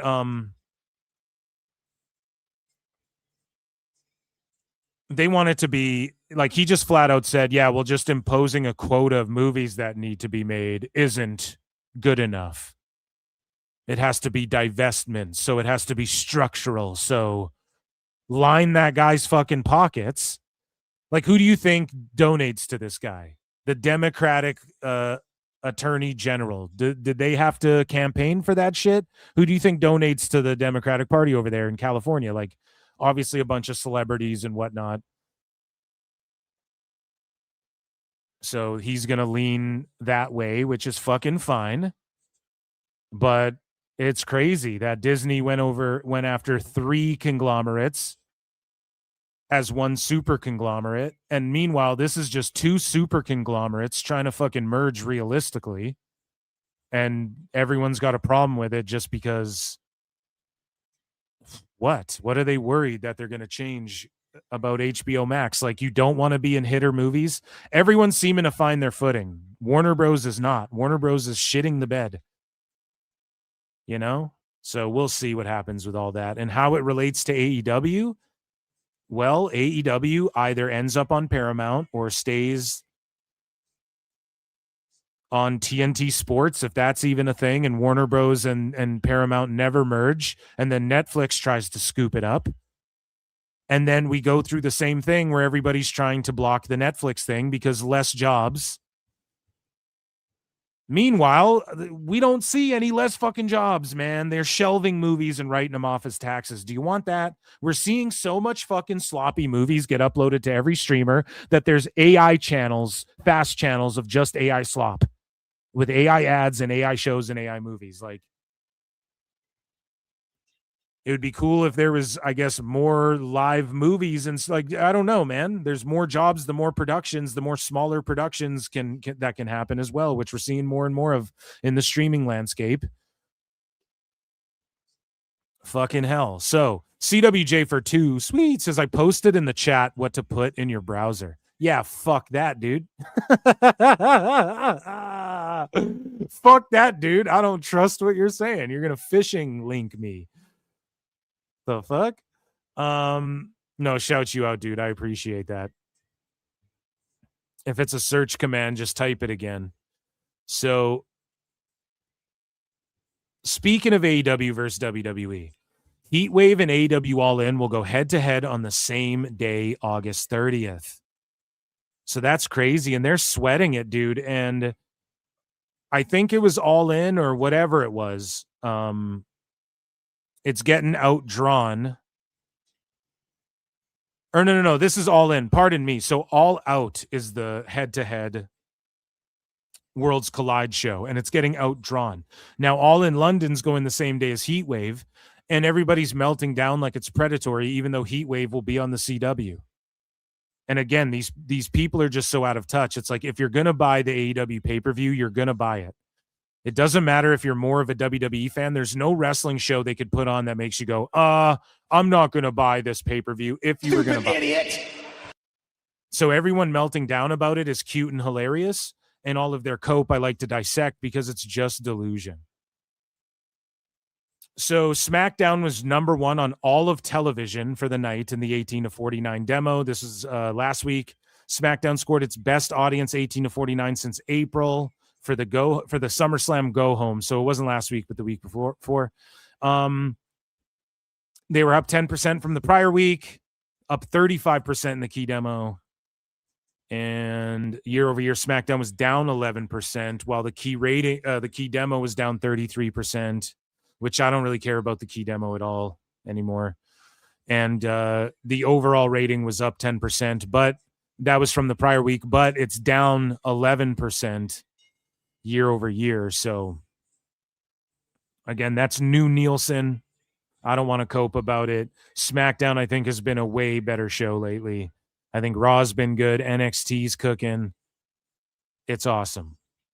Raw, not the last one, but the one before, did 2.6 million global views on August 3rd. And again, that's views, so that doesn't include a multiplier like Nielsen does to estimate or guesstimate. What do you say? Let me know in chat. I don't give a fuck. Guesstimate is definitely the wrong word to use. So yeah, there's no multipliers there. So that's a fuck ton of people watching Raw. They had the opening fucking tournament action as well. And there was some stuff. We're going to do WWE news next. And there was some shit in that Raw that was kind of dumb. But it was sports entertaining as all get out. SmackDown this past Friday scored its best audience. Okay, we read that one. Zilla Fatu debuted on NXT last night, Time Cop, and it has garnered over 16 million views across all of WWE's social media platforms in under 15 hours. 16 million views. What has Omega Ospreay done? You know what I mean? Like, I gotta ask this question. Sure thing, bro. Sure thing. Like, NXT's competing with AEW again. And everybody, it's so funny how everybody loved when AEW went on Wednesday and beat the shit out of NXT and then took some of their stars and fucking squished NXT. Everybody loved that. The Wednesday Night Wars, man. So NXT retreats, licks its chops, and then starts putting their PLEs that are free on the CW up against AEW's pay-per-views. And everyone's like, oh my God, man, the competition. Guys, it's over. AEW is not a competition for WWE. It is not a competition for Raw or SmackDown. It's a competition for NXT. But NXT is developmental. That's where you see some of the greenest fucking wrestlers on earth. And also very experienced indie darlings and stuff. Kind of like AEW. So NXT is NXT, guys. So yeah, they're still at war with NXT. That's not WWE as a whole, man. I'm sorry. And NXT and AAA. AAA's got way more motion than CMLL on a global scale. Now, again, I don't believe, and I ain't trying to hate on Arena Mexico. If they go, it's a sellout, then it's a sellout. But I don't believe they're actually selling out everything. I think that they're fucking telling Dave Meltzer they are, and then they just say, yeah, it's a sellout, and they own the building. And not to say that they're not filling it up. Like, I absolutely applaud CMLL in Mexico is hotter than AEW in America right now. Because they fill the same building over and over and over and over and over again. And it doesn't matter how much the fucking tickets cost. It doesn't. I know a lot of WWE fans are like, what? Of course it does. But no. Like, SummerSlam, it's just supply and demand. If you can fill a building every single week, the same building for $8 to fucking front rows, $50, probably not even that much. but you can fill it every single week, multiple times a week. Would you not do that? That's a great business, guys. Plus merch sales and shit. You're selling the hot dogs, you're selling the drinks, you're selling the popcorn. That's a great business. You cannot, and for wrestling, you can't knock that, but that's like a hot territory, or like that's like a hot indie promotion, but it's like a major in Mexico promotion. It's probably like the top Mexico promotion over AAA. I think you could argue that, but I don't know. Someone would have to come in and break it down. I'm not sitting here doing the math on that. AAA, though, is hotter in America than CMLL is already in this short amount of time. When CMLL partners with AEW, don't you think they would have wanted that to happen? Don't you think that would be ideal for CMLL as well? So you guys are in competition with NXT and AAA. That's fine. But you just have to acknowledge that as much. You know, that's all you have to do. And now Zilla Fatu's on the scene, and it's one of the most watched NXT debuts of all times, in the millions. I don't think Omega Ospreay anything is in the millions. And that's headlining your Mania. So do we need for that? And I'm not trying to just bully AEW. I'm not trying to do that, but we got to talk about this stuff. We got to be real about this stuff. And Zilla Fatu, as we've chronicled here at PWT, he has hype. He gets tons of people watching his live streams. He does deals with fucking teams for like crossover shit. And he's not even in the WWE yet. He got bodied up. And he's taken pro wrestling seriously. And Booker T's got him. And he's under Booker T's wing. Now, he's not the best wrestler of all time, but he brings tenacity. He brings ferociousness. And we're going to get into all of that. Ladies and gentlemen, that was Ratings Wars.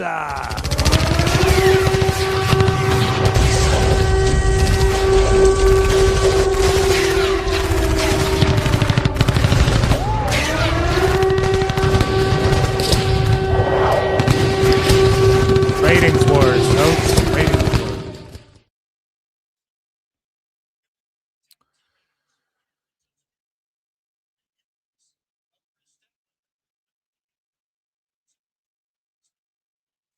Okay. Yeah, Dynamite's been mid here. Let's start a poll in the chat.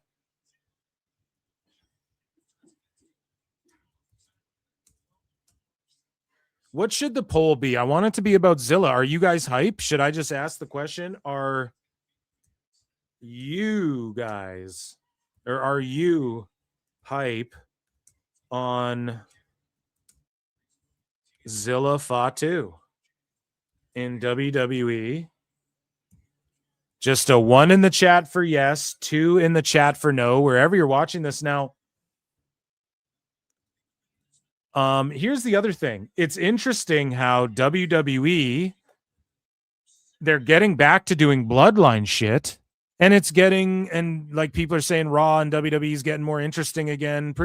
I don't know. I think that's quite compelling stuff, in my opinion, just from a fan standpoint,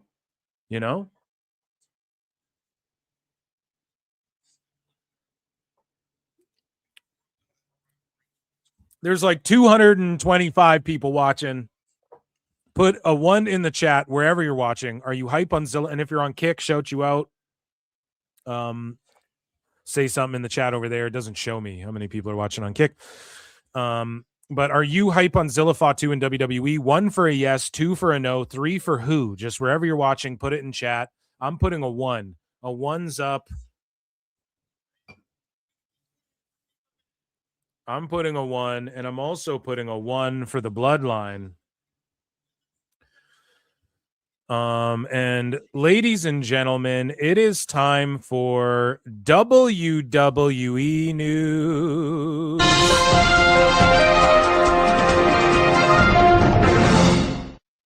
And if you're watching live, I'm live every Wednesday and Saturday with Pro Wrestle Time's live show. If you're watching live, I need you in the chat to vote 1, 2, or 3. Are you hype on Zilla Fatu in WWE? You're a poet and didn't know it.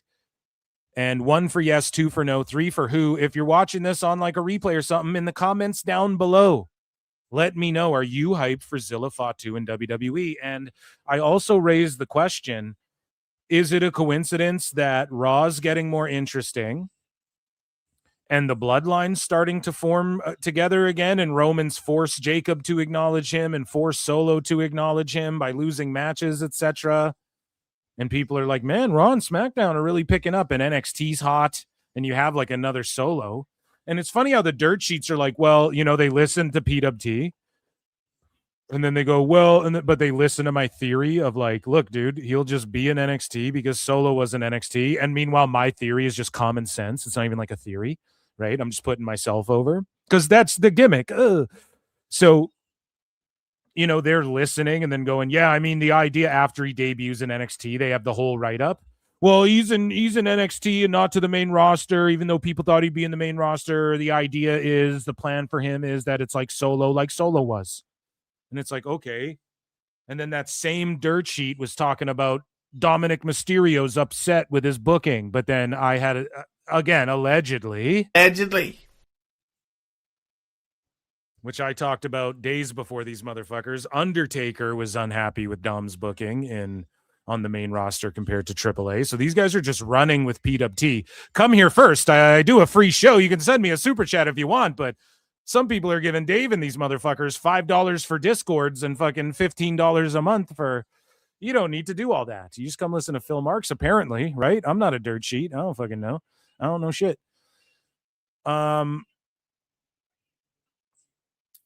And so Zilla Fatu comes in, and again, he's just going to become like the new Solo, but more athletic. And not, I don't want to label him the new Solo, but he's like going to be the Street Fighter guy. And then the Bloodlines are all going to try and recruit him at one of these events when they deem him ready. He's going to show up and fucking come out from under the ring wearing a hoodie or run through the crowd, spike someone. And I love that they're letting him do his shit. So he does the big splash like his daddy. He does the running Samoan spike. So it's like a spear jumping Superman, or not a spear, pardon me, the Superman punch Samoan spike combo, paying homage to all of his ooses, the pop-up Samoan drop. Like it fucking rules, okay? And he dropped his title. Now, we did just cover and kind of not make fun of, but Zilla dropped his HOG Universal title. And he dropped it to Amazing Red, and the finish of the match was botched, and like Zilla fucking almost snapped Amazing Red in half, and people were like, this is him making his day, and he's about to make his debut. Yikes.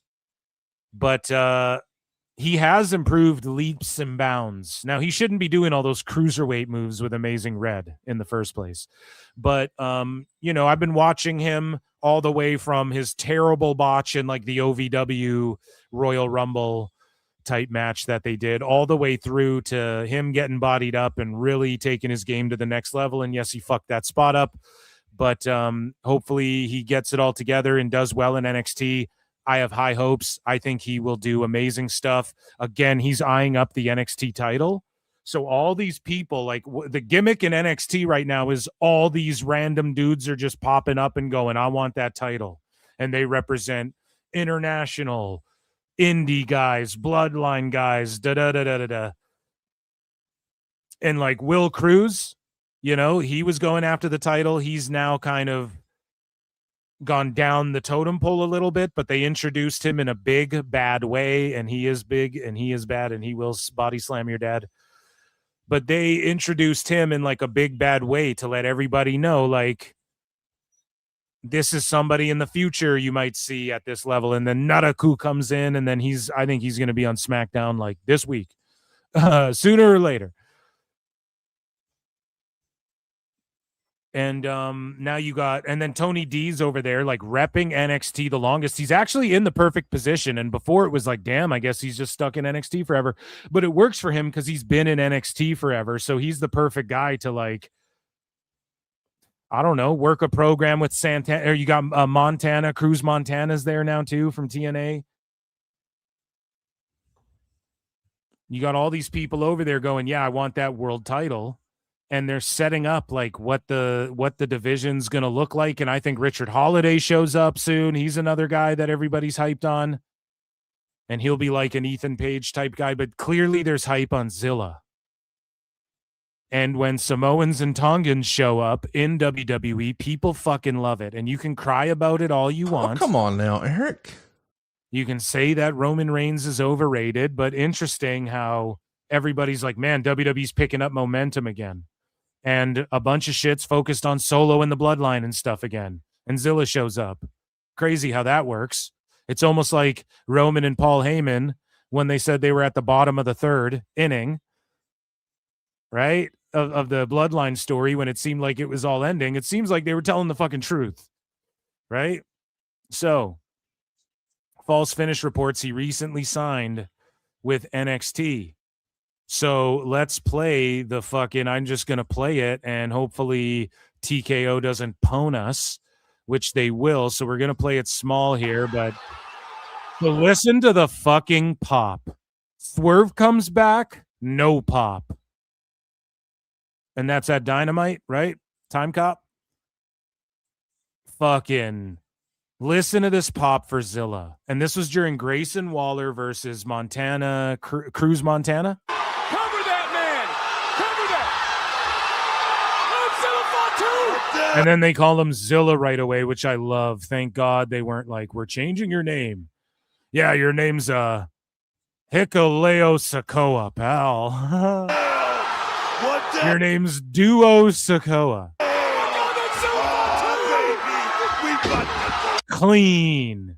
Yo, he hit that pop-up Samoan. Clean.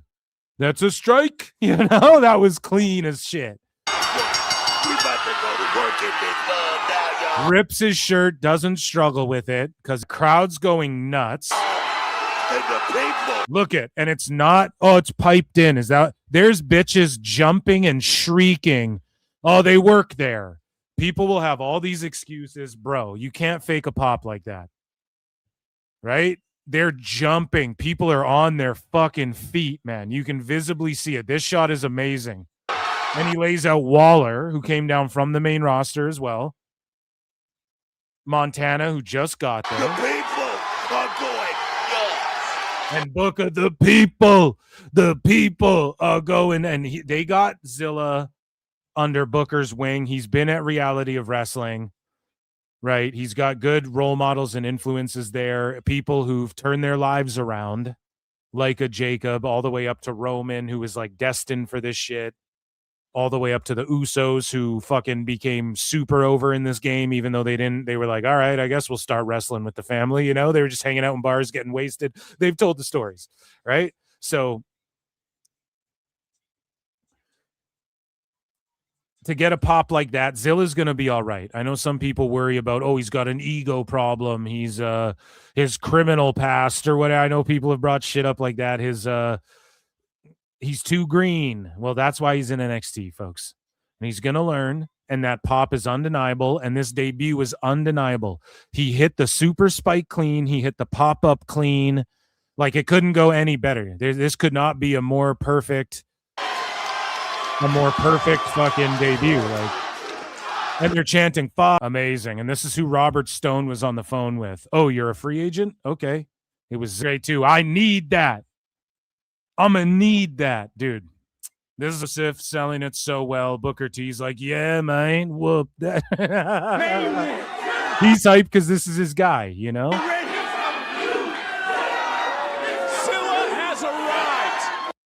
So there you go. Now, is he going to be world champion next? Maybe. Like, I'm just so interested in how this is all playing out. I'm like, fuck, dude, NXT's crazy right now. And I like Waller getting back to old form. Waller should be getting back to old form. That's when he was hottest. Now, it sucks that they got to reheat up Waller and they got to reheat up Dom. Like Big Van Tater, they're getting fucking, or Big Man Tater, rather. He's getting reheated. They're both getting reheated. But it's working, dude. And Tony D and Waller are there to kind of lead the charge of these youngins, help get them over. Also, Montana's there, but he is coming from TNA, so don't expect them to just give him the world right away either. Like, look at how they're treating Jordan Grace, which is fucked. You got Jordan Grace there, and you got Jade, like, dropping Charlotte Flair and shit like that. And while you have Jordan Grace on your roster, like, the fuck are we doing? You know? Either way, Zilla made a huge impact. You cannot fake a debut like that, man. You can't. Like just how fucking how well that worked. Insane, incredible, and maybe we see another 4-way, whatever the fuck. I do see Tony D with all of these people coming in. I think we'll see him on the main roster sooner or later. But that main world title division's in good hands. Like, dude, Zilla, Montana, Waller. Who else, man? Who else is down there? Naraku. Well, no, actually, I think Naraku's going up. He's got to be. But either way, dude, and then you got your guys like Miles Bourne and fucking these people you're building up. The swipe right kids, they all have futures for sure. Richard Holiday, if he comes in, which you could stick him as like the leader of the faction of all the swipe right guys or something, where he like starts bullying them around or slapping them around, or you get him involved with them somehow. I could see that all working. Whatever, man. NXT's picking up momentum. And here was Zilla Fatu, who was streaming NXT. Now, I know that Zilla does, like, he could be live right now. No, he's not live. Yeah, no, he's not live, because why would he be? He wouldn't be. He's in WWE, so he wouldn't be watching Dynamite. But he'll go live for Raws mostly and SmackDowns. And he said, like, I don't know about going to AEW type shit. He's eyeing up WWE. They've been eyeing him up for a while. And he'll do like Raw watch-alongs. I don't think he typically does like AEW or even NXT watch-alongs. I don't think he does that. But he was live for NXT, and I was like, oh, that's interesting. Like, I noticed that on Twitter, and I'm like, oh, he's live in NXT. So if he signed, he definitely ain't there. But no, they tape it, obviously, and even his facial hair is different right now. So, like, this is little subtle things that Zilla does where he doesn't have to sit there, I'm for the sickos, man, but it's just a little thing he does where, like, okay, we tape this and I'll just let my beard get a little shaggier the next couple days, you know? Typically I shape this shit up, but I'm gonna grow the sides out a little bit, you know? I'm not gonna clean myself up for 2 days and fucking, you know, that's the way I view it, because he's looking different here. He's got his glasses on and shit, and he's like, yeah, dude, he debuted, but he was streaming at the same time, which is so good for his social media. So he's got that going for him too, like outside of WWE. So I just think it's a great move for them right now. And I didn't imagine his debut. I thought we'd see it and go, oh yeah, it's kind of just like routine bloodline type shit in NXT. Like, I didn't expect it, which I guess that is just running in and killing everyone. That is very Samoan, but it came across more Jacob Fatu than Jeff Cobb, or even like the Tongans, or like one of the many solo hoodie spots, because there was a few times he did, I'm wearing a hoodie and I just spike you or whatever. So this came off more Jacob Fatu, which was very good. Here's him reacting to it with his homies and his family as it happens live.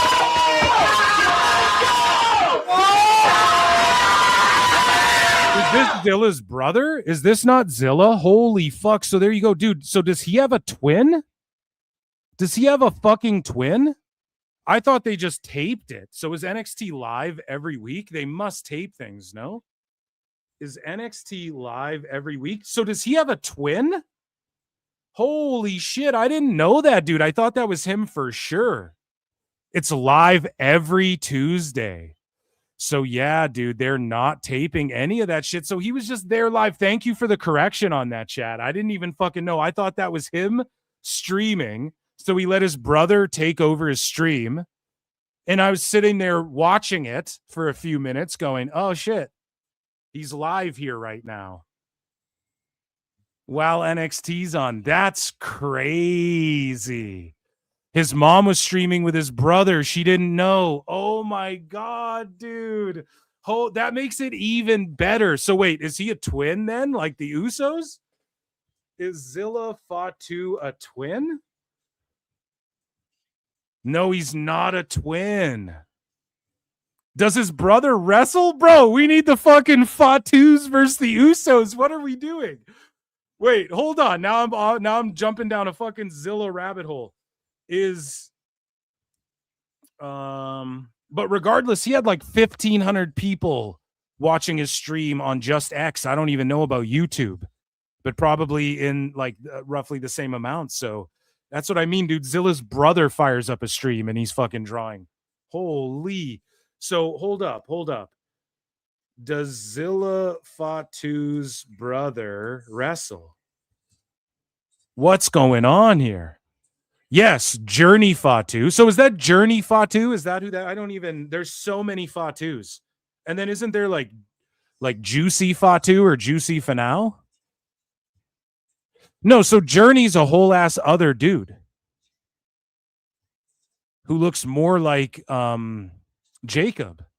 So that's just like a random Samoan who could fucking he looks like he could just beat your ass. That's all the Samoans, dude.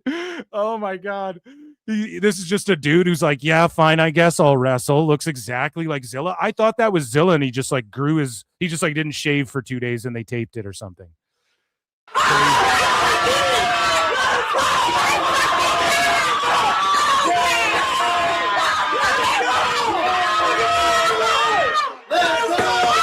So Journey's Jacob's brother. Yeah, so you can't ask AI shit. You can't ask AI shit. Maybe, I don't know. We'll jump down. We'll do a PWT special where we go through the entire bloodline. But I don't know. I just asked Google and it gives you an AI response, an AI overview response. It doesn't matter whose brother it is. I thought this was Zilla.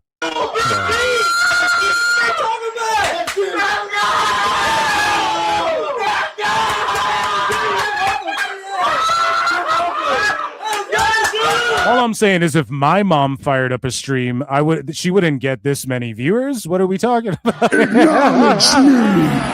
What the fuck?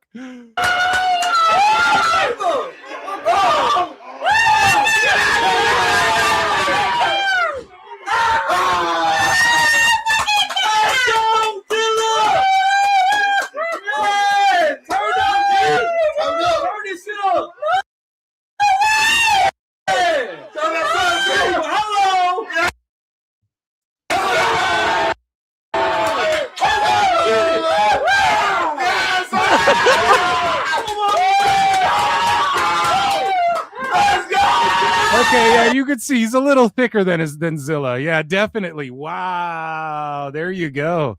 Yeah, when I first saw this on my phone, I was like, oh, it's just Zilla doing his stream.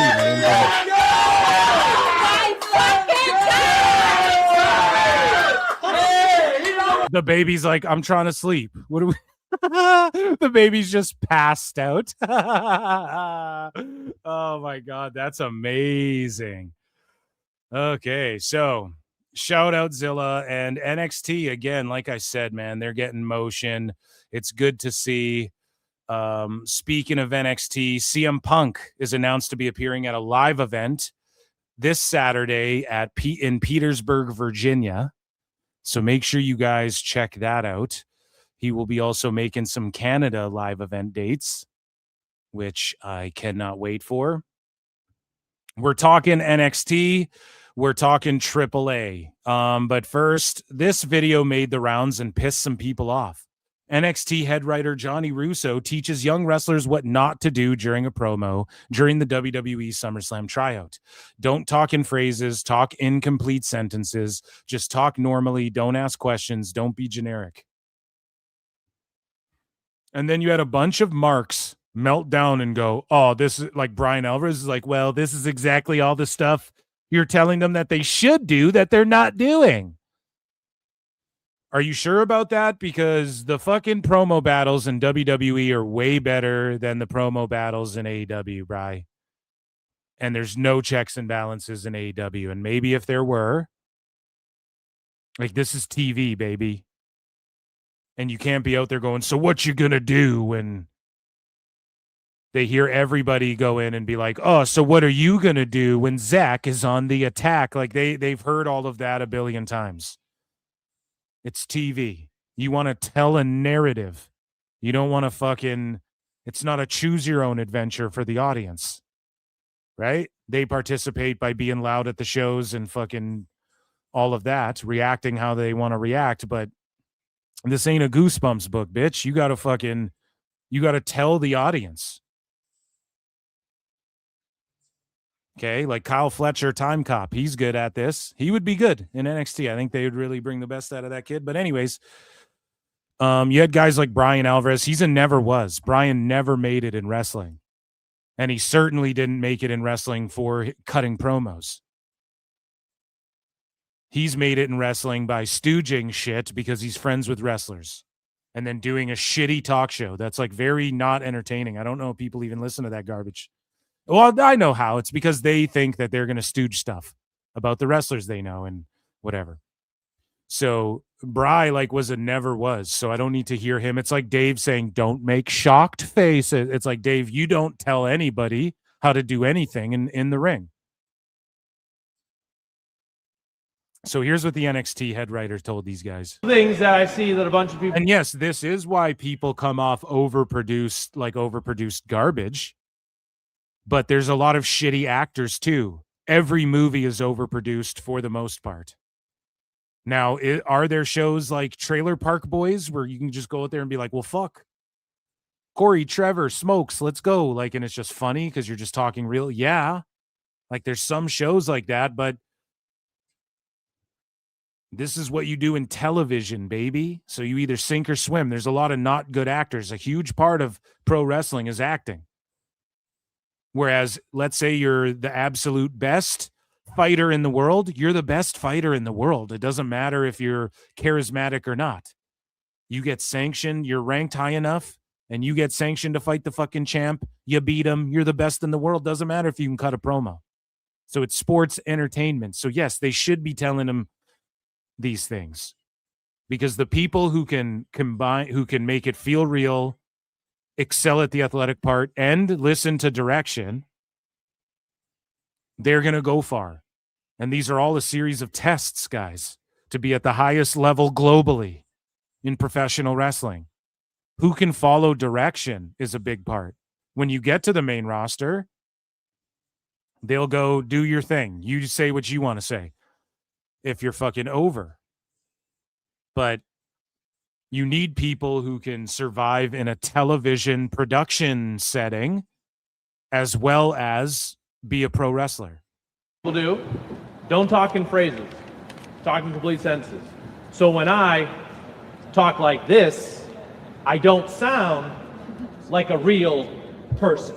Now, see, in the Vince era, and everyone complained about this, Vince would go, yeah, so you're going to talk like this. Because here, the crowd says, what, pal? And if you don't pause every phrase, well, pal, you're... right?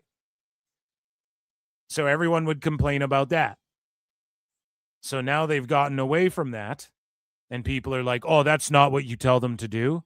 His first piece of advice makes sense. I am the game you don't want to play. No, don't talk like that. Talk in complete sentences. Or they'll watch you, which is shit, because that's shit that Vince did, that people in the long run, even Stone Cold's like, well, fuck, I regret that, kid, goddamn. Just talk normally. Don't ask questions.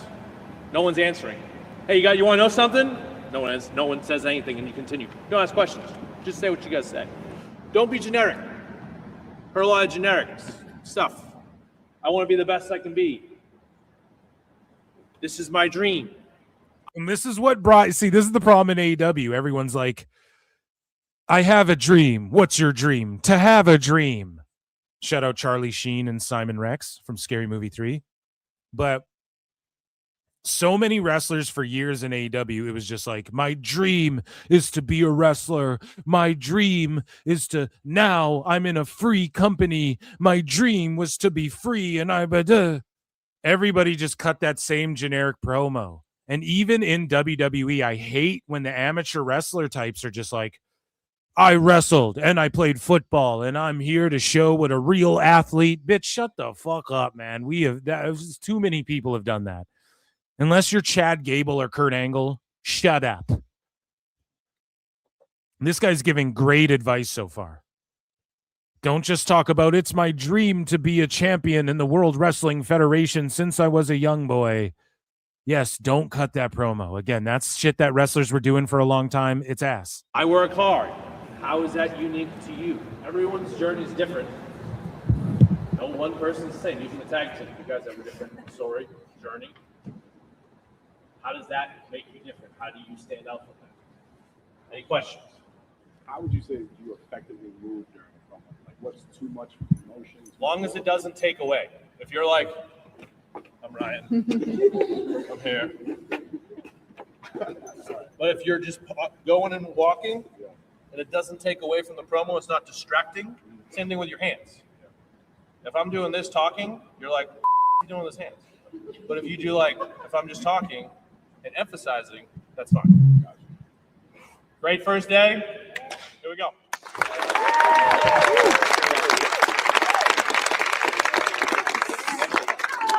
And again, you like people can say, what they want to say. There's some like back in the 80s, you had like Macho Man would be wiggling his fingers around and you had Hulk going crazy. Hulk would fucking go crazy. But those are like some of the most over guys ever. You're in a fucking training camp. They're just trying to see what you can do, man. There's nobody who's going to walk up there in this crowd and start doing Macho Man fingers. Ooh, yeah, and get themselves over. It just ain't going to happen. So he's imparting not bad knowledge at all. And this is, we're talking worldwide television. So we move along here. And speaking of, you know, NXT, AAA, the stars of NXT, AAA and whatnot, and the PC, sources indicate that UFC fighter Michael Chandler is at the WWE Performance Center today. Now, this is cool. He could be like a Ken Shamrock type shooter guy that we've kind of gotten away from. And he's not the biggest guy. He fights at 155 pounds. He, I think, has fought at welterweight or was willing to at least fight Conor McGregor at welterweight, which is 170 pounds. He probably walks around like at about that, like he's probably like at the most 180 pound man. Okay. So he's not the biggest dude, but he's a real legitimate shooter who fucking has a legit wrestling pedigree. And he throws big bombs. And if they book him correctly, I mean, if he can cut a promo and he doesn't come across cheesy and shit. Now, I don't know if Mike Chandler is going to translate well, but for a long time, he's been talking to Triple H. And for a long time, he has been going to shows and he has been interested in transitioning to pro wrestling. So he's been down at the PC. Again, I don't think he needs a tryout. He will wash those tryouts. Like a big part of the tryouts are, can you cut a promo? Can you handle it physically? And yes, a lot of MMA fighters say, dude, the physically pro wrestling's like more taxing than MMA, but it's because you're doing it more. But he doesn't need to go and like work on his footwork and how to do somersaults. And yes, pro wrestling and MMA footwork will be different, but he doesn't need to work on all of that. Okay, he's got that down. Cutting a promo, he's known for promos. That's like one of his things in MMA, especially since he came to the UFC. He just started talking shit and calling people out. And he's not one of these like trolls. He's just like, well, he kind of is. If you know about Chandler, he's like a piece of shit. He plays this like really nice guy, but all the fighters are like, he's a cheater in the cage and he's a piece of shit in real life. And he just plays this like, I'm a nice guy, all American type thing. But I don't know. I'm okay with them trying this out. This is cooler than like jelly roll wrestling in my mind, right? Because you know he's effective. And fucking look at Lola Vice. She started fighting and she was charismatic and that's the thing with Chandler. He's known for carnage and chaos. Like he doesn't always win. He just goes out there and throws bombs and he gets knocked out a bunch and shit. But it's just when he fights, it's going to be for the highlight reels, you know? So maybe he does that in pro wrestling. Who fucking knows? Hopefully he can cut a promo, but he was there. Now he wasn't in the crowd there. You could see Conan Lycan, Josh Bishop. You could see all these guys that we've talked about on the show previously at the tryouts. He's just there at the PC working out. So I think they'll try him out. And this could be another cool addition to NXT. He's older as far as like late 30s, but you don't got to main roster him or anything like that either. You just put him in NXT, see what he can do, man. It could be like he come across like Ken Shamrock. Ken Shamrock did it. Why not? So we move along, and we're also talking about AAA, right?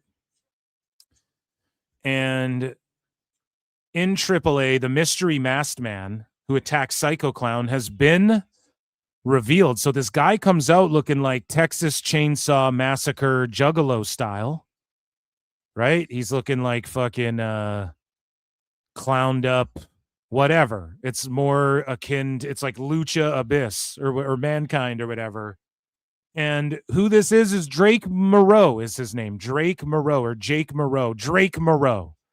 And he's dating Roxanne Perez. And he's been on like a bunch of seasons of LFG, or I think like 2 of them at least. We haven't really seen him. I think he had like a match in NXT or something. You haven't seen too much of him. But again, this is an awesome way for guys to learn. And you go, where are guys going to work? And then all of a sudden, hey, we have this crazy Texas Chainsaw Leatherface clown gimmick. And we're going to put it on this kid and he can play it well. It's up his alley. This could even be his original idea. And he's going to wear overalls and a fucking leather face mask, kind of, and he's going to go after Psycho Clown in AAA. And then one day this kid will take that fucking mask off and just be himself on the main roster, whatever. It depends how over he gets. It depends how cool he is. It depends if this works. I fucking love this. And we're going to see more of this in WWE. And we're going to see more luchas get over. And then people go, you know what? We want to see Laredo Kid on Raw every week, let's say. I'm just throwing a name out there. And then we're like, dude, Laredo Kid rules. And, you know, it's awesome. I can't wait till they start doing this more with Japan. And his debut was cool, too. He ripped Psycho Clown's face off, and then he, like, put it in his mouth. And he looks like a mix of, like, Mankind and a lucha type shit. So, another thing that's going on in AAA, besides Dom being upset about his booking, and I think it's funny how AAA all of a sudden gets Liv Morgan. And what I was saying on my pod is absolutely true. This is further proof of this. And maybe they were just waiting because Liv had other commitments or whatever the fuck. I don't know. Maybe Undertaker's pacing this story out. Maybe he's listening to PWT Confirmed. Who knows? But I was saying this, Dom. So allegedly, the dirt sheets are saying Dom is unhappy with his main roster booking. I heard a couple days earlier that it was Undertaker had it out with the main roster creative people in a Zoom call about this situation. And maybe Dom is unhappy too, and sources are right, but it seems like they were playing telephone. Because where I'm hearing this from when it comes to AAA shit, I'd fucking trust it. That's all I'll say. But I'm not a dirt sheet, so you don't have to believe me. But it's just that I heard Undertaker was vocal about him and probably Dom being unhappy about the booking. And it was Taker like calling everybody out like in front of people to where it was like, ooh, shit. Do you know what I mean? So shout out Undertaker. He's keeping it real. And I said this in response. I said, look, fuck if it was Dom, fuck if it was Taker, fuck if it was both. It's probably both. What matters is that Dom is needing to get reheated in the main roster. They got him losing as clean as you can lose to in a Judgment Day match to Dragon Lee, which is fucked up on Raw. I'm the first to admit that. But also, he's stronger when he's with Dom and when he's with Mommy. Now, it doesn't mean he needs them all the time. Like, he's broken off and done his own thing, and him being with Omos is cool. But when Dom is with Liv, I might have said when he's with Dom, I might have fucked up, but when Dom is with Liv or Rhea, that's when he's like peak, and Liv and Dom together have so much heat. We don't need to see them backstage. They quickly hug, and then they're all just doing their own stories.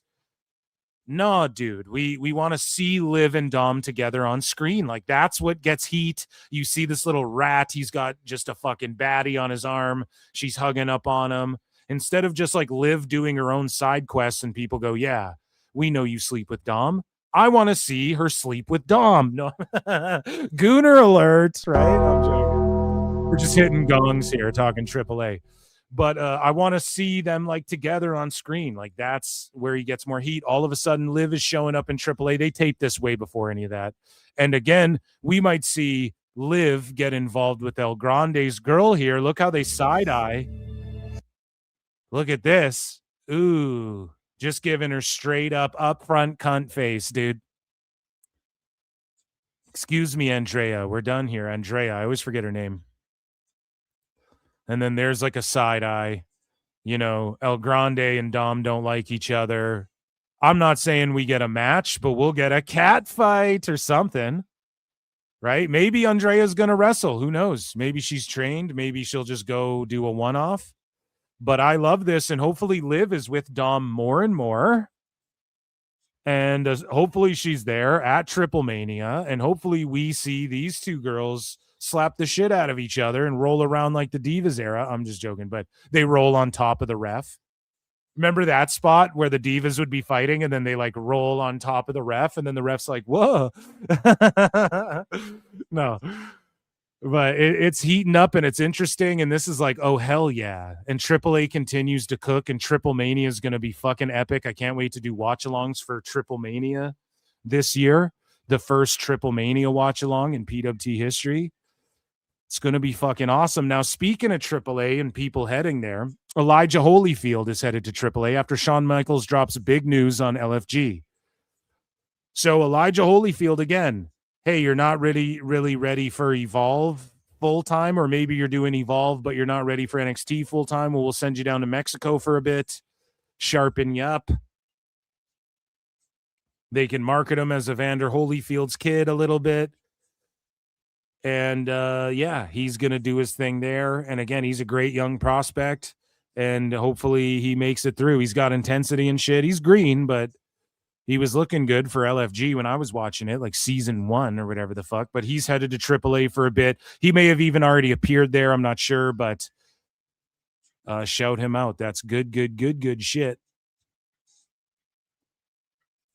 So we were talking about Raw a little bit.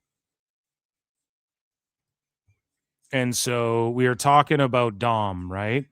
And this Raw, I find it interesting. Again, I said this when we were talking about Zilla and NXT. It's interesting how, like, the bloodlines got everybody talking, but we're all tired with the bloodline. And people who are in too deep, if you're a sicko or a wacko, you're like, oh, the fucking bloodline is blah. But it's actually good and it draws and people like it. And we're just seeing that happen in front of our eyes. I mean, I don't know what else needs to be said.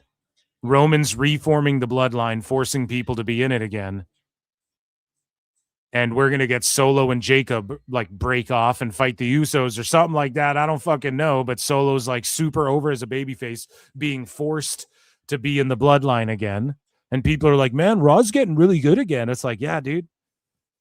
Ebbs and flows, baby, and the bloodline. It just is proving it's over. So Dominic, though, he fucking loses to Dragon Lee, and I did not like this. Like, he just loses, fucking misses the frog splash, gets hit with Operation Dragon,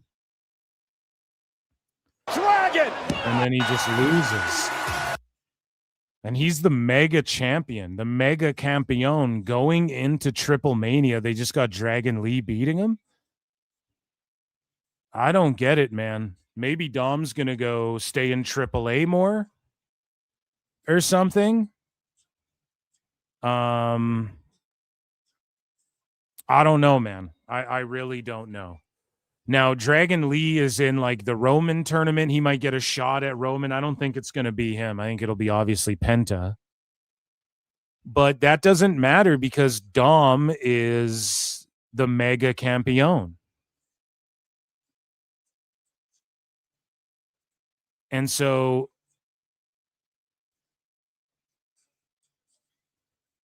I just don't know if, I don't know. It's questionable, man. It's questionable for sure. El Grande was doing fucking jobs on Raw. El Grande was losing on Raw while getting super over in Mexico. Maybe they just look at it that way. Maybe this was because Undertaker had a talking to people. This was like a little fuck you or something. I don't know if they're that petty like that in WWE. I like to think they're not. I like to think that's all just people making shit up.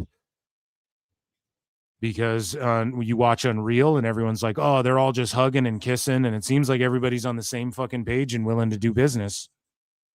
And I don't think this hurts Dom really in Mexico, but his heat, like they've been cooling him the fuck off on Raw and in WWE. It's unfortunate. So we'll see how this all plays out. But yeah, pinning like your AAA world champion, I don't know, is that the right move? Right before Triple Mania? You know, you couldn't have Dragon Lee pin someone else or something. And I know Dragon Lee's made appearances in AAA too, but I don't know, man. I wasn't the biggest fan of that. Also, what happened was Solo Sikoa lost a match and he's forced to rejoin the Bloodline. Now, I love that he's rejoining the Bloodline. Personally, I've been putting it over this whole show, but I don't like how he like warned LA Knight about if LA Knight doesn't help him, then the Usos will just like do what the Bloodline's going to do what the Bloodline does and fuck me over, whatever. And it made Solo look so stupid that he would fall for like a on the apron interference. Like Solo, that's the play he runs. He invented that play. No, but that's literally his play. Do a distraction. So it makes him look dumb because Solo's telling the audience, bro, literally they're going to run in on me and beat my ass. Okay, then you win by DQ. Or they're going to try and distract you on the outside on the apron, but why would you fall for that when that's what you do? Up until last week, Solo is the guy who distracts people from outside the ring, and then they don't pay attention, and then they get pinned or whatever the fuck, where they eat a finisher and get pinned. That's literally his move. Or like, oh, I'm going to get on the apron, they punch me off, and then Roman hits the spear. Or I'm going to get on the apron, spike you, and then fucking... He shouldn't be selling for a guy on the apron. He should know. Or they should have did like... He sees it coming, like he knows the apron play, so he just spikes... Well, that's what they did. He just shouldn't be selling for the guy on the apron. The guy should have got Jimmy should have got in the ring and super kicked him, or like in the ring shenanigans that Solo thwarts, right? Because you don't want a guy to just punch you in the face if you can prevent it. But if he does while you're not paying attention, Solo shouldn't be worried about that because then it's a DQ, he wins. And he's not going to sell for the guy on the outside because he knows it's coming and he knows that's going to lead to getting fucking beat like the Bloodline does all the time. He was in the fucking Bloodline. So now he's like looked stupid because he fell for the Bloodline play that they run all the time so that they can get to, hey, LA Knight, I told you, you weren't out there for me, dog, or whatever the fuck. That's dumb. You know, it just made Solo look way dumber than he had to. So I didn't like that element of that match, right? It's not the end all be all though. Like, you criticize one thing in WWE and people are like, but that's not forever, man. And it's like, well, I know, right? Like none of it doesn't mean the whole Bloodline shit is bad. I love the Bloodline shit, but that aspect of that match, it made Solo look so dumb on the show. I was like, why did they do that? Right? Like if Jimmy got in the ring and then he spiked him, or like Jimmy super kicks him, okay. Like I can see that because the fucking ref's back's turned, but for him to sell for a guy just getting up on the apron and then spiking him or whatever the fuck, he like clotheslined him or spiked him or whatever, that's fucking stupid because you know not to do that because that's what the play is that you guys run to beat people all the time. It irked me. So we move along here. And in other main roster news, Jade Cargill's softball team wins their 4th straight title. I think we covered everything on Raw that's pertinent. Yes. Yeah. So Jade Cargill's softball team wins their 4th straight title. Chelsea Green announces she suffered a broken orbital bone this week on SmackDown, which is fucked. And some people are like, she should wrestle with the mask and shit. But no, it's not a broken nose, right? When you break an orbital, yes, you can. It depends how bad the fracture is. You can wrestle and bump, but you don't want to. Like, that's a lot of pressure on your head. If you bump, that impact could re-crack your fucking orbital. Like, it's not as simple as just put a mask on and like that's a broken nose thing. A broken orbital, like you can fuck your eye up and stuff. You really need to be careful with that. So what they need to do is just completely vacate the title and then just say the women's championship is on a hiatus. When Chelsea and Rhea return, they will battle to name the true WWE Women's Champion. And then in the meanwhile, you just let the U.S. title and the women's tag titles cook. Boom. I solved it for you right there. You just go look. Interim versus undisputed. Or interim versus women's world. We will find out the undisputed women's champion. But we need to figure out what to do. Our interim champion got hurt. We didn't strip Rhea. It wasn't fair. Whatever. Unless they want to retcon and say, yeah, we stripped Rhea and now we're stripping Chelsea. Like, I don't know what to do. But just give Chelsea the time to heal. Give Rhea the time to heal. You have a built-in match where Rhea comes back or Chelsea comes back and goes, my orbitals, whatever, and I want my women's title. That makes me the women's champ. Rhea comes back, goes, no, bitch, I had it before you. You were the interim. Don't forget, da-da-da. Then they come out and go, it's perfect. The undisputed championship. Winner takes all. Rhea versus Chelsea. Boom. It's a built-in thing right there. That's some combat sports shit right there. It's built in. Just let the U.S. title and the tag titles cook for a little bit, and whatever's going on with Becky and all of that. I get they're different shows, but when you have the tag champs going on both shows and people are just kind of floating all over the place right now, just let the U.S. title be the main title. Tiffy's got the fucking belt, so it's not like she's not someone who's over. She was your world champion, for fuck's sakes.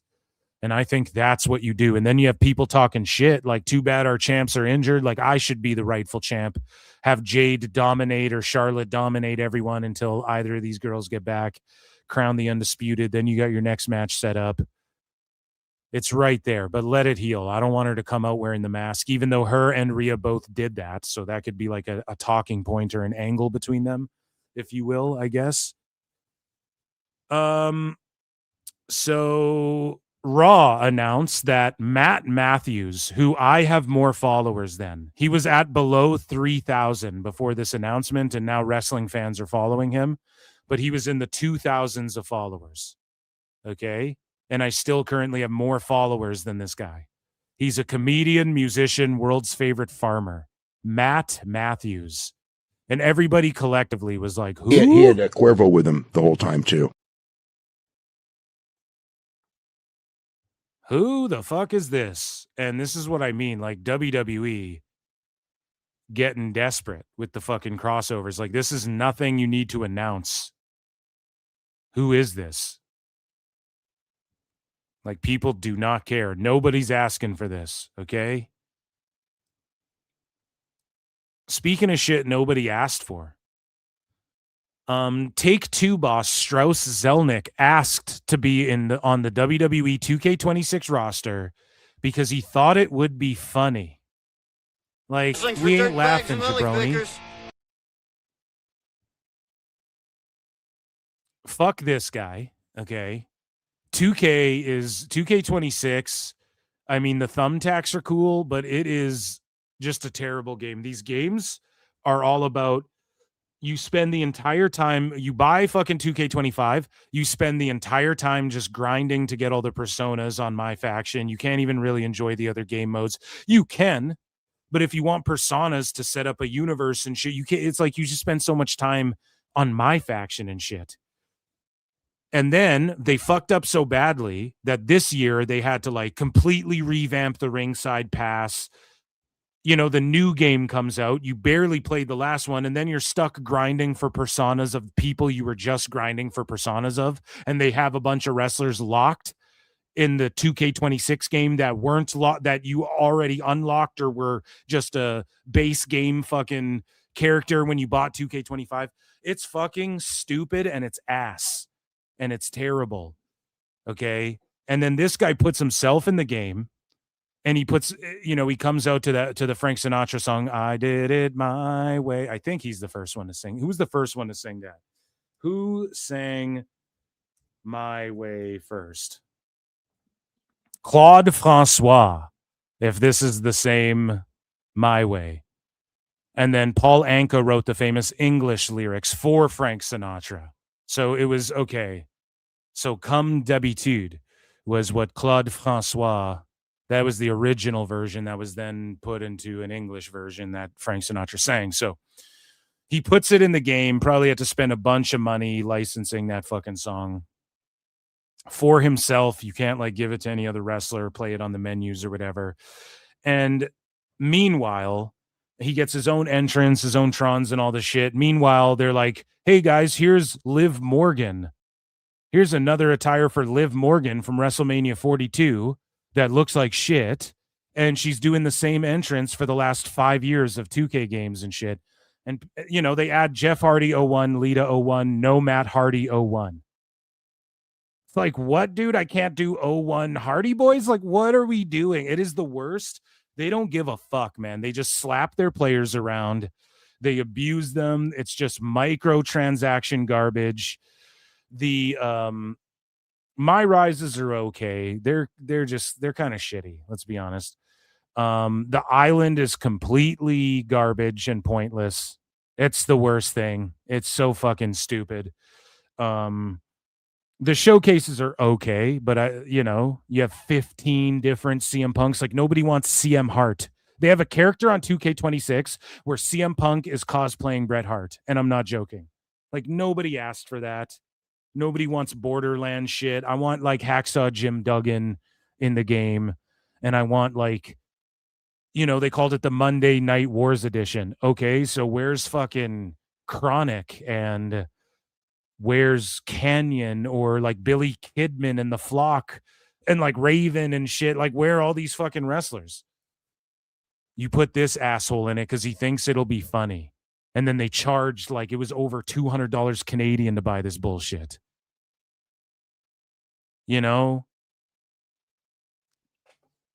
Like, it's just brutal and they don't give a fuck. So I'm officially boycotting this game next year, 2K27, which they're working on. Unless it's just a complete revamp and they go, we're going to bring Shop Zone money back. And like Universe, guys, it's 2K. In NBA, you can set up a league, invite friends, and they can play in your fucking league as any team they want, and you guys can meet up in the playoffs or whatever. Set up a mode where I can invite people online to my fucking universe and they can play with all my saved shit. And then you can have a friend control WCW, and then there's like GM mode features in universe mode where you can compete. Like, let's see what show does better. And the universe mode is fun as fuck. It's like a card game kind of. It's fun as fuck. I'm not even hating on GM mode. But like, if you did that, that would make the game worth it. The My Faction shit, they make it way too long, way too hard, way too... And I don't even mean gameplay. I mean, like, even if you're good at the game, like, you guys see me on Twitch. I play on legend mode. I'm pretty fucking good. Like, I win the majority of the matches and shit. But they make it to where, like, you need to collect, like, 5 obscure cards, then win a match with all those cards to get some fucking, like, Drew McIntyre from 2010. And it's like, just give me Drew McIntyre from 2010. Or you earn a Persona card for Penta, and it's a whole other wrestler. It's not just like an alternate attire for Penta. Just give me an alternate attire of fucking Penta. How haven't they figured out like the eras? Like, again, you go to NBA 2K. They have the eras. So there's Michael Jordan, like 93, 94, 95, 96. And his stats are different, whatever the fuck. How haven't they figured out like, hey, here's one slot for Brock Lesnar, and then here's all the different Brock Lesnars from different eras, and their moves and stats are different, but it's all in one box called Brock Lesnar. It's just little things they could do. Little things. Why don't they understand? So 2K, get your shit together. Fuck this guy thinking it's funny putting himself in the game. And again, man, speaking of shit nobody asked for, The Rock, not only, and I congratulate him for this, The Rock's Disney Legends induction is taking place this weekend on PWT Member Show. Become a member, gift memberships, guys. On PWT Member Show this week, I put over The Rock greatly, and we were talking about like some of his movies and how he is a really good actor. People just go, well, his action movies, he's the same guy. Yeah, but so is Arnold Schwarzenegger, so is Sylvester Stallone, so is Jason Statham, so is that's why the Expendables exists. It's just like, hey, let's all Jet Li, you're gonna just be Jet Li, in this fucking movie, but you're in this movie about action guys, because they all just play the same. Dolph Lundgren plays Dolph Lundgren in every movie, except for Rocky. He just has a Russian, he goes, if he dies, he dies. It's just a Russian accent, that's it. And not even a good one at that. So The Rock is getting his Disney Legends induction, which is coming up. Now, this is wild that like Moana bombs and then he gets a Disney Legends. Like there's so many other voice actors who haven't gotten their Disney Legends induction and all of that. And I digress. I actually did a deep dive. I found out why House of Mouse. Do you guys remember the show? Who's that rocking at the House of Mouse? Do do do do do do do. All this fun makes us jump and shout. Do, do, do, do.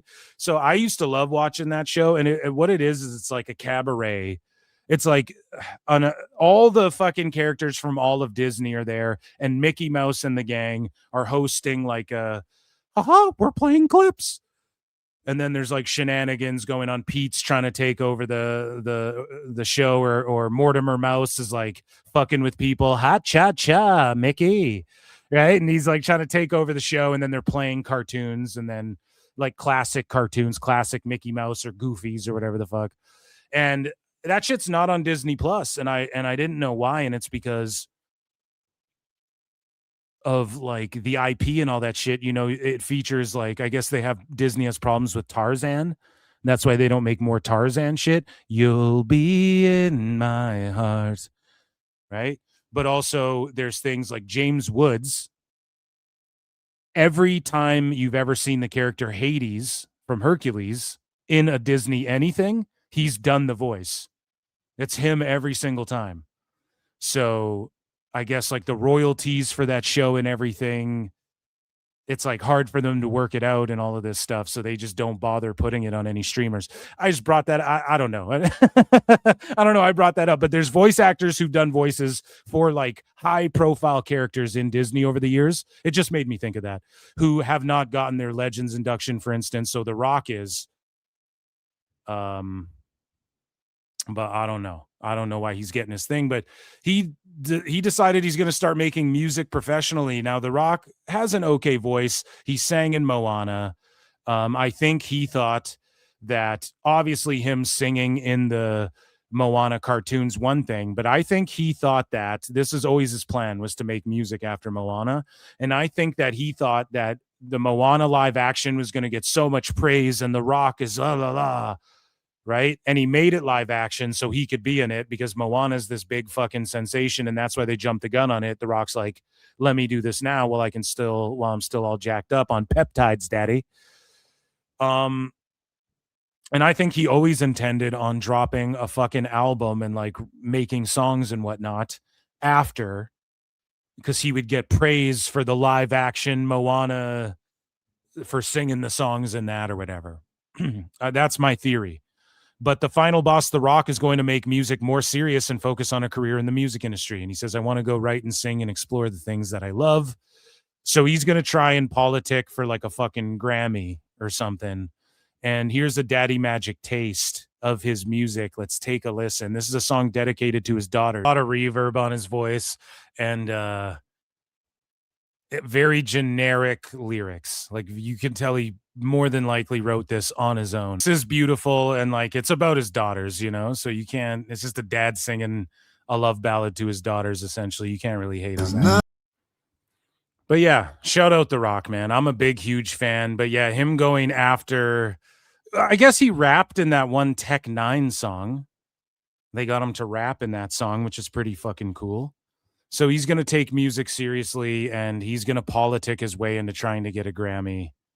I fucking guarantee it. So speaking of politics, here's like our big story of the WWE news of the evening here. Bron Breakker and Logan Paul allegedly don't get along backstage in WWE. Now, I'll tell you an allegedly. Your boy Phil has heard that all the talks of Breakker like having heat or being unhappy and blah, blah, blah, it's all horseshit. And on the show WWE Unreal, which isn't all real, obviously, but when you see Bron Breakker hugging Triple H and whispering to him, like, dude, I would break my fucking neck for you. Like, those are obviously real moments. He's not just doing that for the fucking camera, and there are real moments in there. And I've heard that it's all horse shit as far as him being unhappy and shit. So it's funny because Jonathan Coachman, who's been wrong about everything, he's been wrong about the Vince McMahon stuff. He said Bianca Belair was going to lose her finger. He was wrong about that. There's other things I can't think of, but he is wrong about this Bron Breakker shit. I'll put any money on it. And so let's read this. This is courtesy of Ringside News and Jonathan Coachman. And of course, the Coach and Barrow is the top wrestling show in the podcast space, you fucking marks. You are a naive, brainless, pathetic, idiotic, clueless, dumbass mark. Let me tell you, Barrow. So the Coach and Bro show, this is what Coachman said. He said, so Vince, I got some information yesterday because a lot of this is floating around out there on social media, and I had it confirmed to me. The big one is this, because we've been questioning it here on the show a lot, and that is the use of Bron Breakker. I had it confirmed to me that he is pissed. That was the word that was used, pissed, at how he's being used backstage and how he's being used in the Vision, and that they are really, really high on right now on Austin Theory. Now, that's what you get from watching the show. If you watch the show, Bron Breakker's storyline is, I'm pissed. I'm pissed that Heyman abandoned us. I'm jealous of Obafemi, and I don't even care to be a part of this Vision shit. It's not even what it was. He hasn't explicitly said that yet, but you can tell. And clearly, they're hot behind Theory. So what's happening here is Coach is getting designated stooged. Okay? So this is a fucking failure.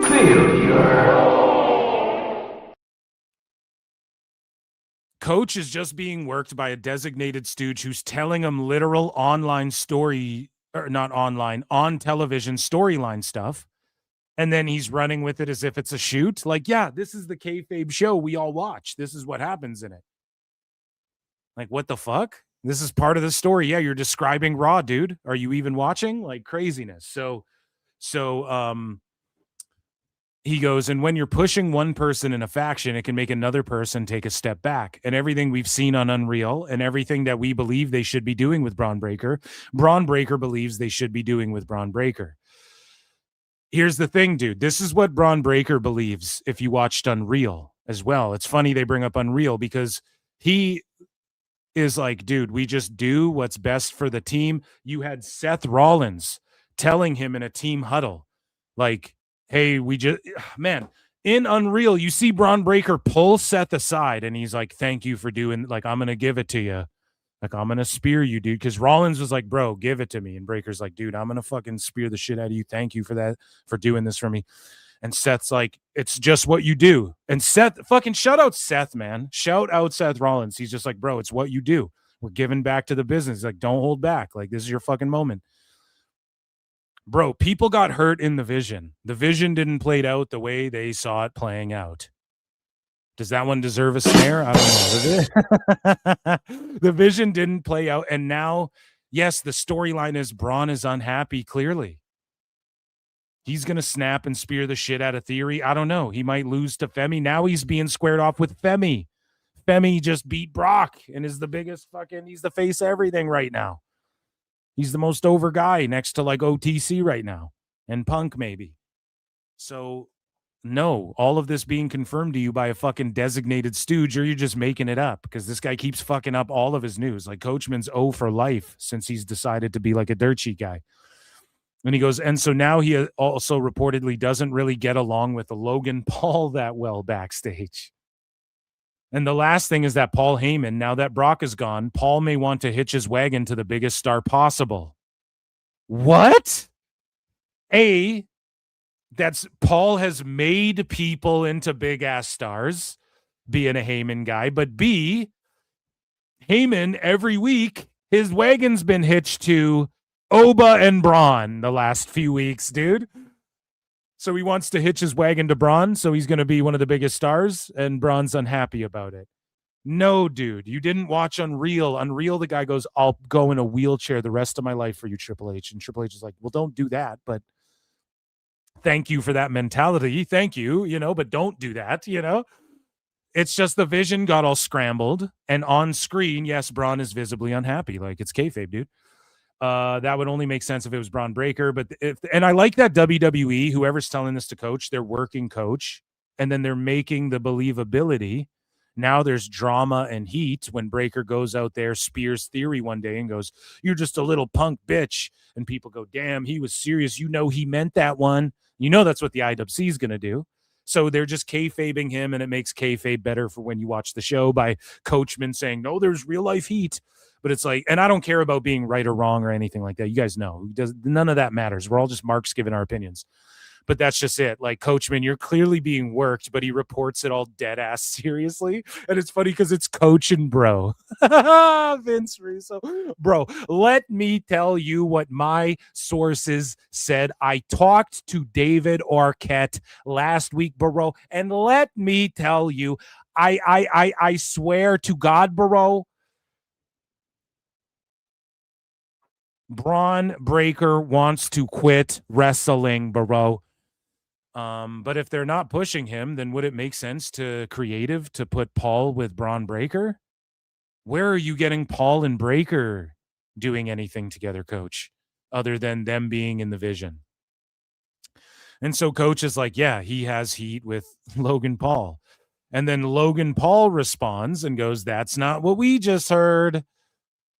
Right? So he reacts to this, and he quote tweeted it from somebody, I'm not even sure, from the Wrestle features posted quoting Coach and Bro. And Logan Paul just quote tweets it and goes, what the fuck? LOL, WTF, LOL.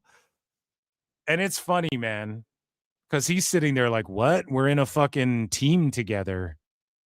Like, that's my boy. Like, where are they just making this shit up? So pretty funny. And again, I guess you could call that the dirt sheet. Epic fail.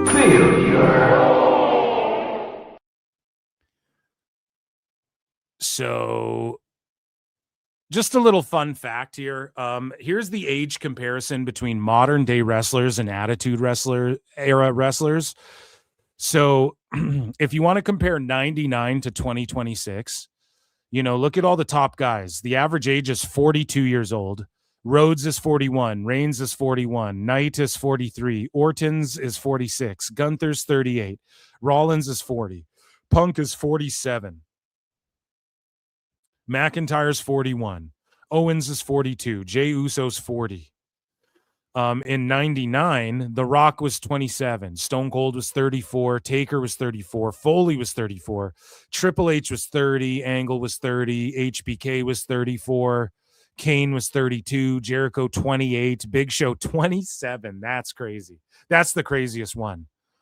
And the average age was 31. And I swear, man, people just aged faster back then. You look at 27-year-old Arn Anderson, and he looks like what 57-year-olds look like now. So it's this weird thing. It's like the softening of society or something like that. But it's interesting, man, when people go, oh, you're 37, you're too old. Look at all the fucking top guys. Now, could that be a problem? Maybe if they don't blow people up fast enough. But, like, look at how quickly Oba got over. I'm going to trust this process. And we saw WCW get over with a bunch of older guys. Like, guys were getting older. It's where all the old farts go, the huckster and all that shit. It's where all the old guys go is WCW.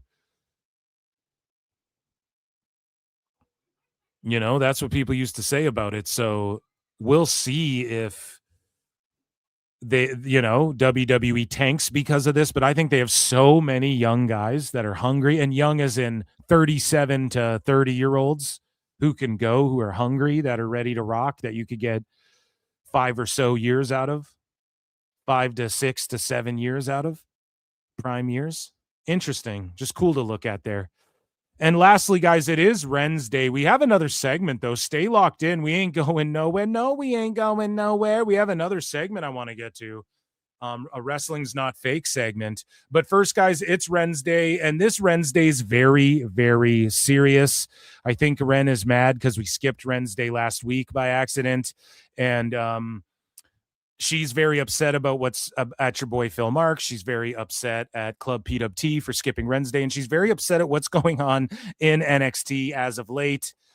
So let's take a look here. Hey guys, happy Wednesday. So today, Wednesday is evolving.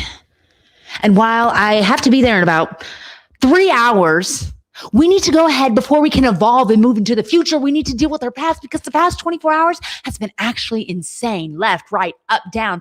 And if you're watching this and you're waiting for some punchline, there is no punchline because I am emotionally drained and I need to talk it out with you. So let's go. Left, right, up, down. The Konami code. Go ahead and dive into this so I can go and beat Sloan Jacobs' butt all around the Evolve Arena.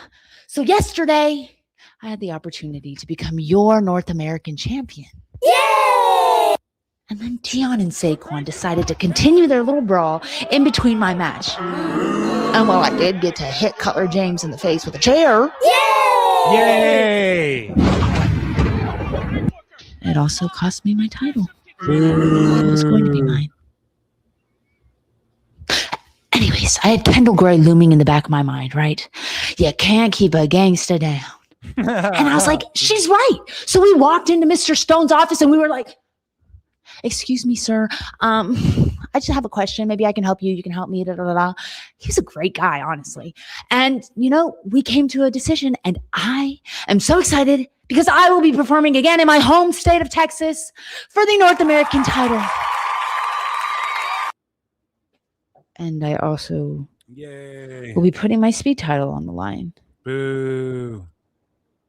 But at least it'll be in my hometown with my people cheering me on. Yay. So there's a chance. And while that isn't until August 31st, we need to focus right now. Because I've got to go. Thanks for listening. Sorry, we weren't funny. Sorry, we weren't funny. No, you were funny. Ren's always funny. And that, ladies and gentlemen, was WWE News.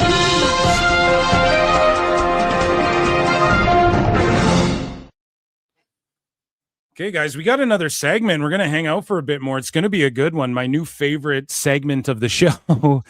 Guys, hit like, hit heart, or retweet if you're on X. Retweet this shit. Hit the heart. Show your goddamn support. Hit like and all that stuff. If you're on replay, hype the video, hype the stream, if you will, which is a thing I guess they do now. And thank you guys. Super chat in, gift a membership, become a member, patreon.com/ProWrestleTimes. I just uploaded a bonus episode of Dave Meltzer Dumb Moment of the Week, and you get all the bonus shows over there as well. Those are my quick plugs here. Let's get into this final segment. What's chat saying? Internet killed the kayfabe star. Internet killed kayfabe for me. I was in middle school. Okay. If I ever meet Russo, I'm going to ask him about the radio show because no one ever mentions it. Well, video killed Russo's radio show. I wonder if they could be found on here. I'll eat that up too. I don't even know what you guys are talking about. Okay, so let's get into this shit. Yeah. We have some Wrestling's Not Fake. And this week involves a youngster by the name of Avery Styles. Yeah, we'll start right here. So, ladies and gentlemen, it is time for a segment called Wrestling's Not Fake. Wrestling's not fake! Deep dive here at PWT into wrestlers and dirt sheet people getting into it. It's not necessarily sickos, but just many controversies that cross many promotions, or, fights between Joey Janela and Nicolo Piccolo, or Matt Cardona getting called out for his wrestling figure thing, and all of these sorts of things, right? And it's where these situations, wrestlers, it turns into real life situations, and they get called out or they melt down about some shit, and it causes a stink. And so this guy named Arik Cannon, who is like 50 years. He's like 46 or something. Nobody knows who the fuck he is. Well, I guess some of the wrestlers do. I mean, he's got some followers, 13.2K followers. So, I mean, that's not bad, but he's just a bitter ass old dude. And he was mad about AJ Styles, his son, Avery Styles, who's been crushing it. We've been chronicling his matches so far. And he just looks brilliant, man. He's light years ahead of where he should be. And he's obviously got access to the PC. And AJ Styles has said it. He's going to come out of retirement once for sure to wrestle with his son. So we know that'll happen one day. And it'll obviously be at like a WrestleMania, Bruno Sammartino and his son style, Rey Mysterio, Dominic Mysterio style. Whatever. But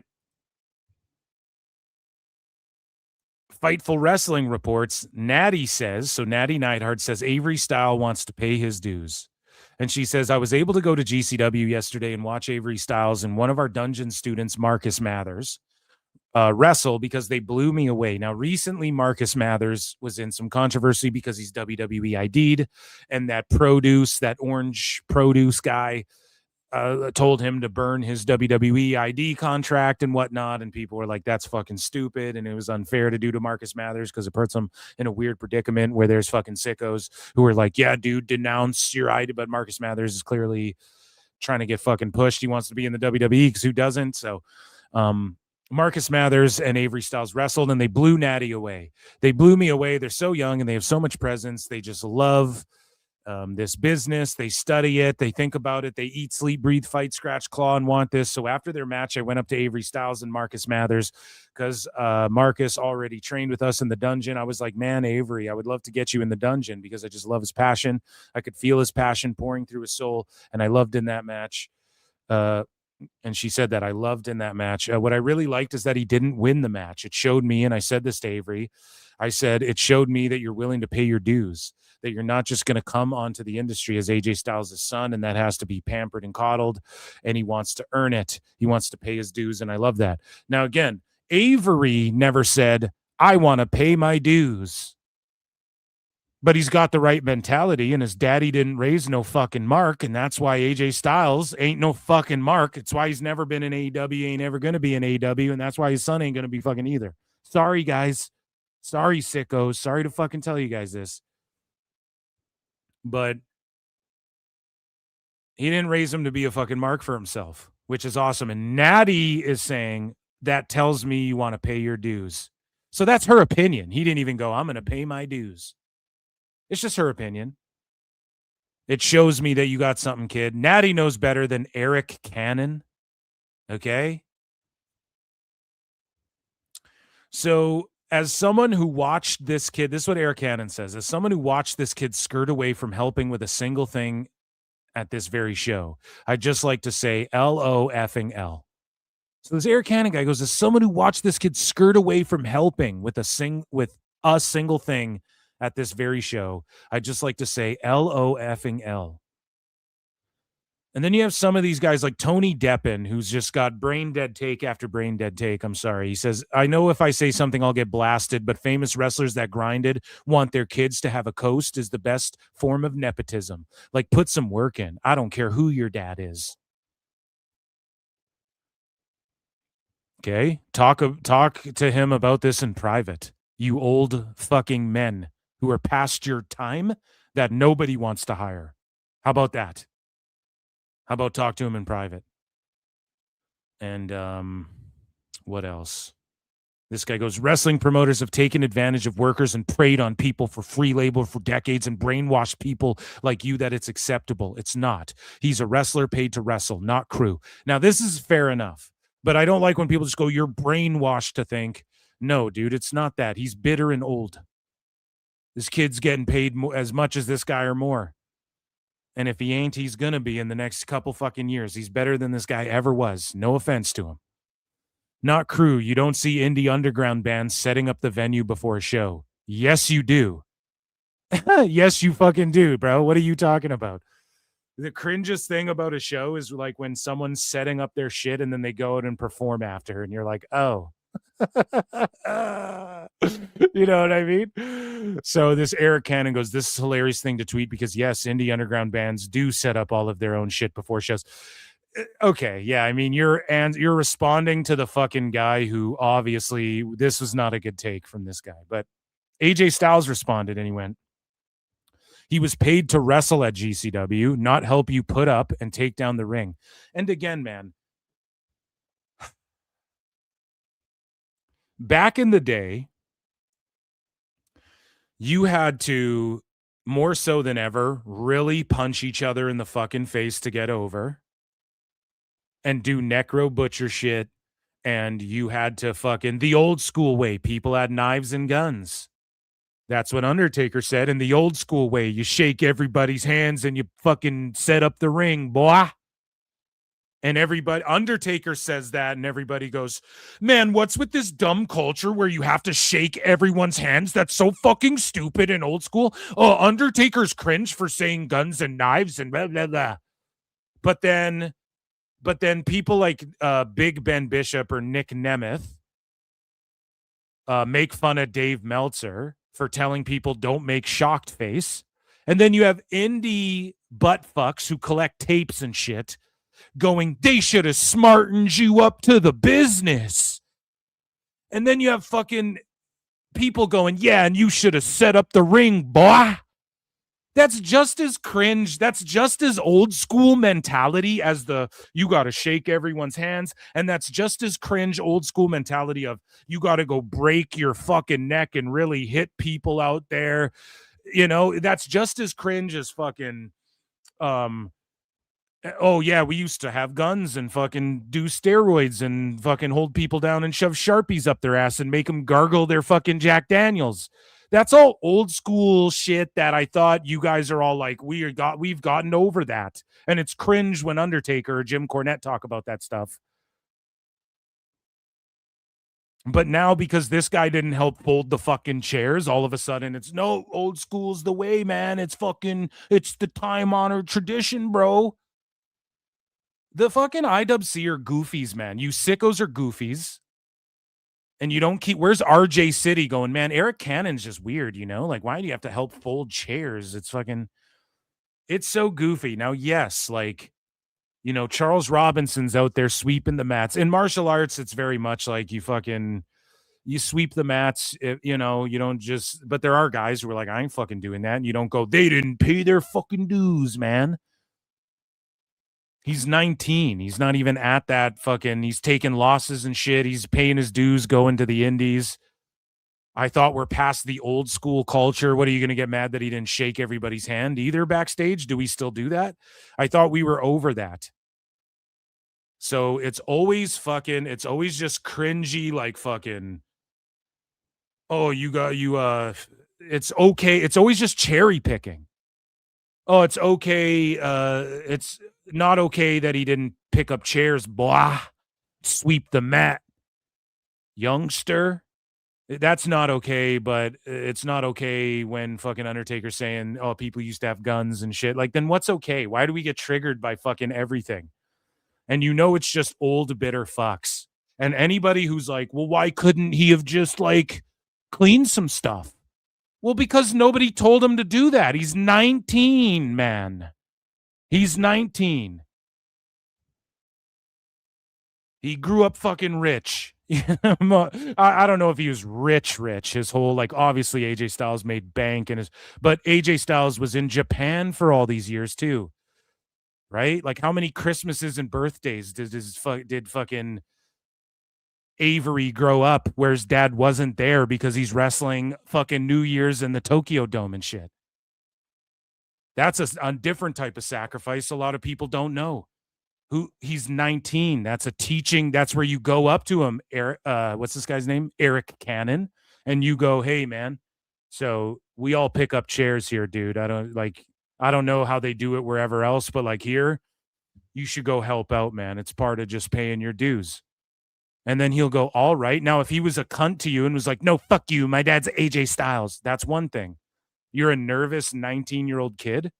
Dude, you get a job at Best Buy when you're 19 and you're like nervous about fucking, oh, I don't want to fuck up.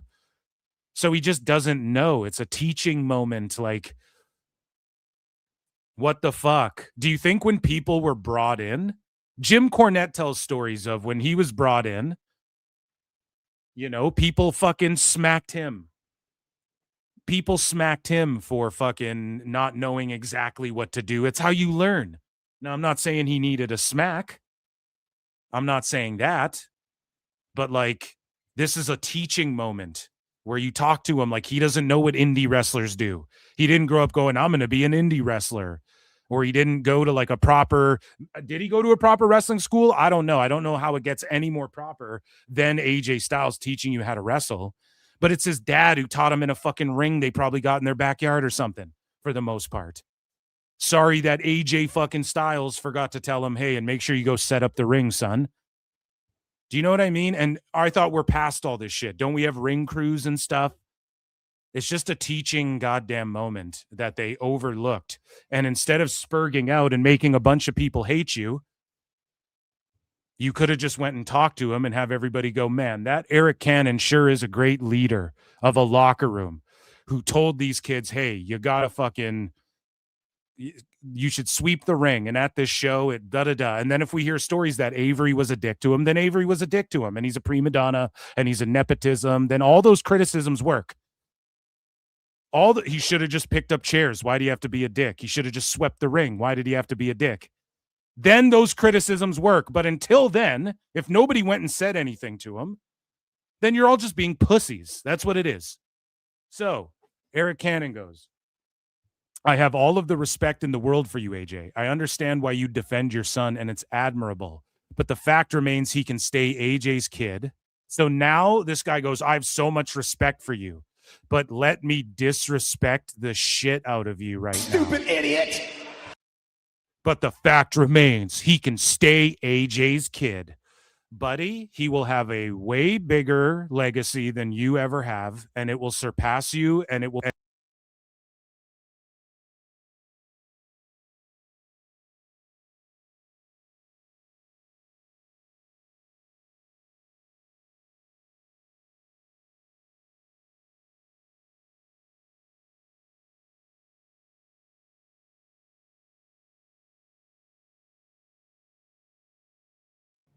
I don't know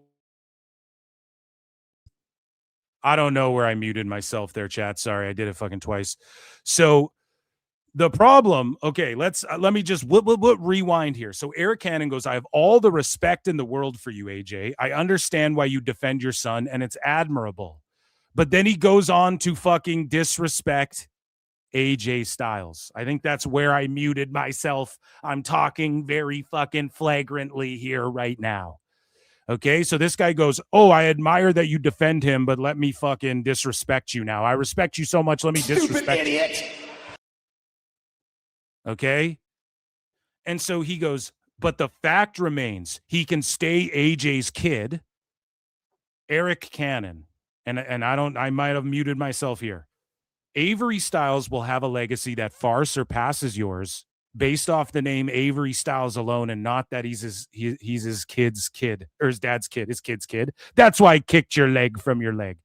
He's his dad's kid. His legacy will surpass whatever the fuck you've done based on the work Avery Styles puts in. Okay? Because this, again, is the old school, like, well, he's the promoter's kid. Continue to skirt responsibility. Well, no, maybe next show he goes, I'm going to pick up these chairs and meme the fuck out of this idiot because I just didn't know. He's not going to continue to skirt. How do you know what he's responsible for in his life?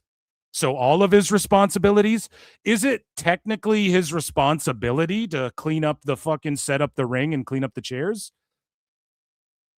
Is that technically his responsibility, or is his responsibility as a contracted fucking superstar or pro wrestler, whatever you want to call it, to show up and fucking wrestle? And then that's something you do. He can continue to skirt being courteous, as they say. No. But responsibility, he doesn't owe you shit. And paying dues.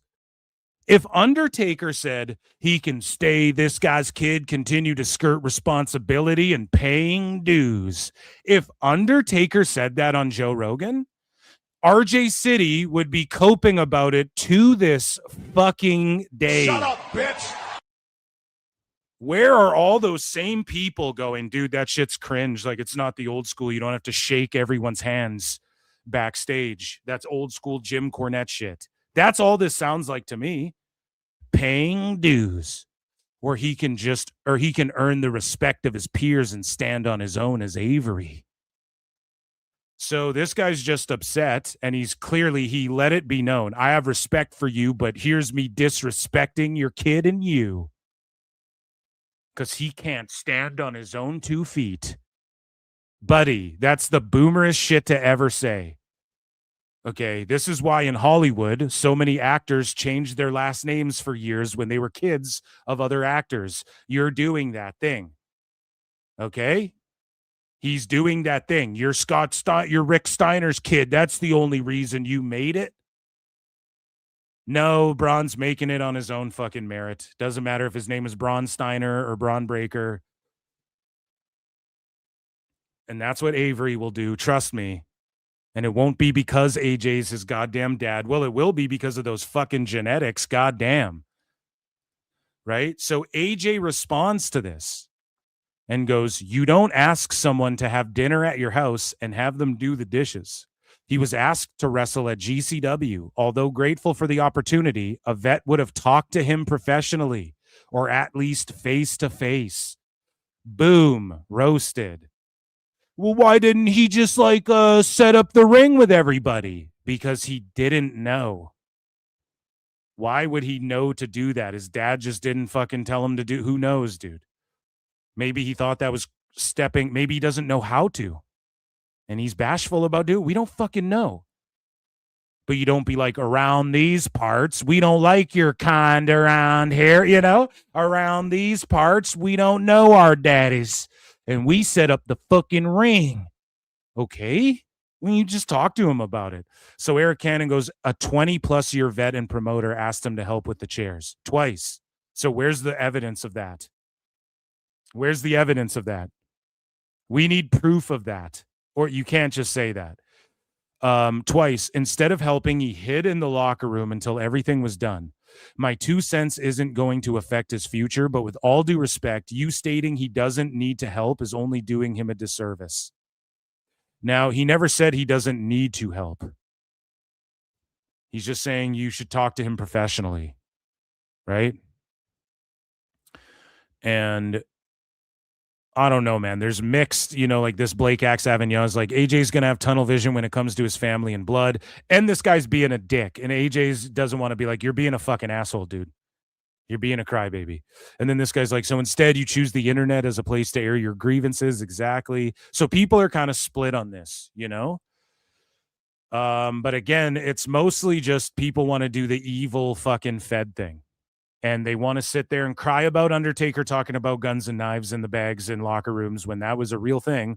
But they don't. But when they go, you got to help with the chairs, boy. That's not old school and dumb.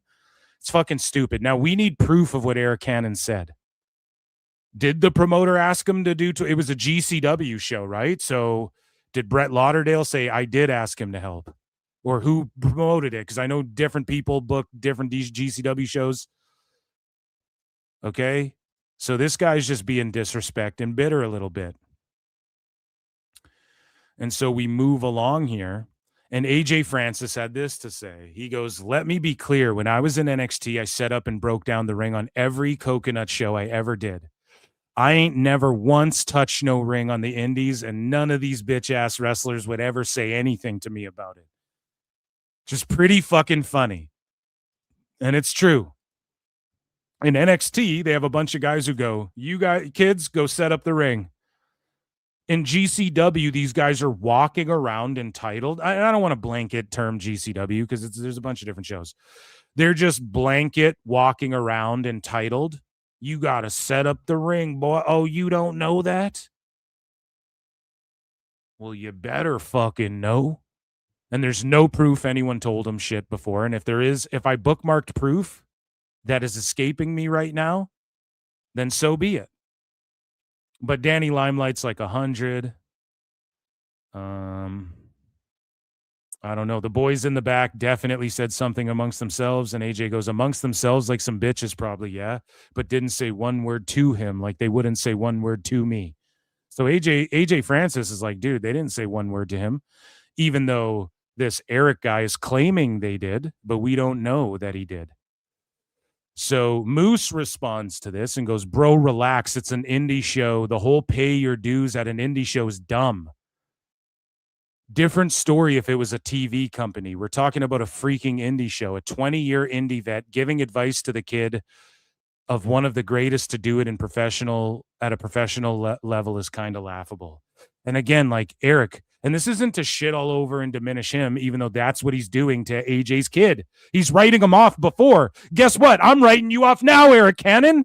20 fucking years on the indies as a journeyman.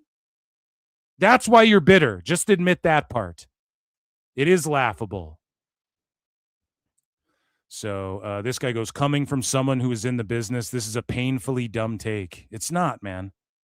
I never set up a ring or chairs, and I'm doing pretty good in my pro wrestling career, so must not be that dumb of a take.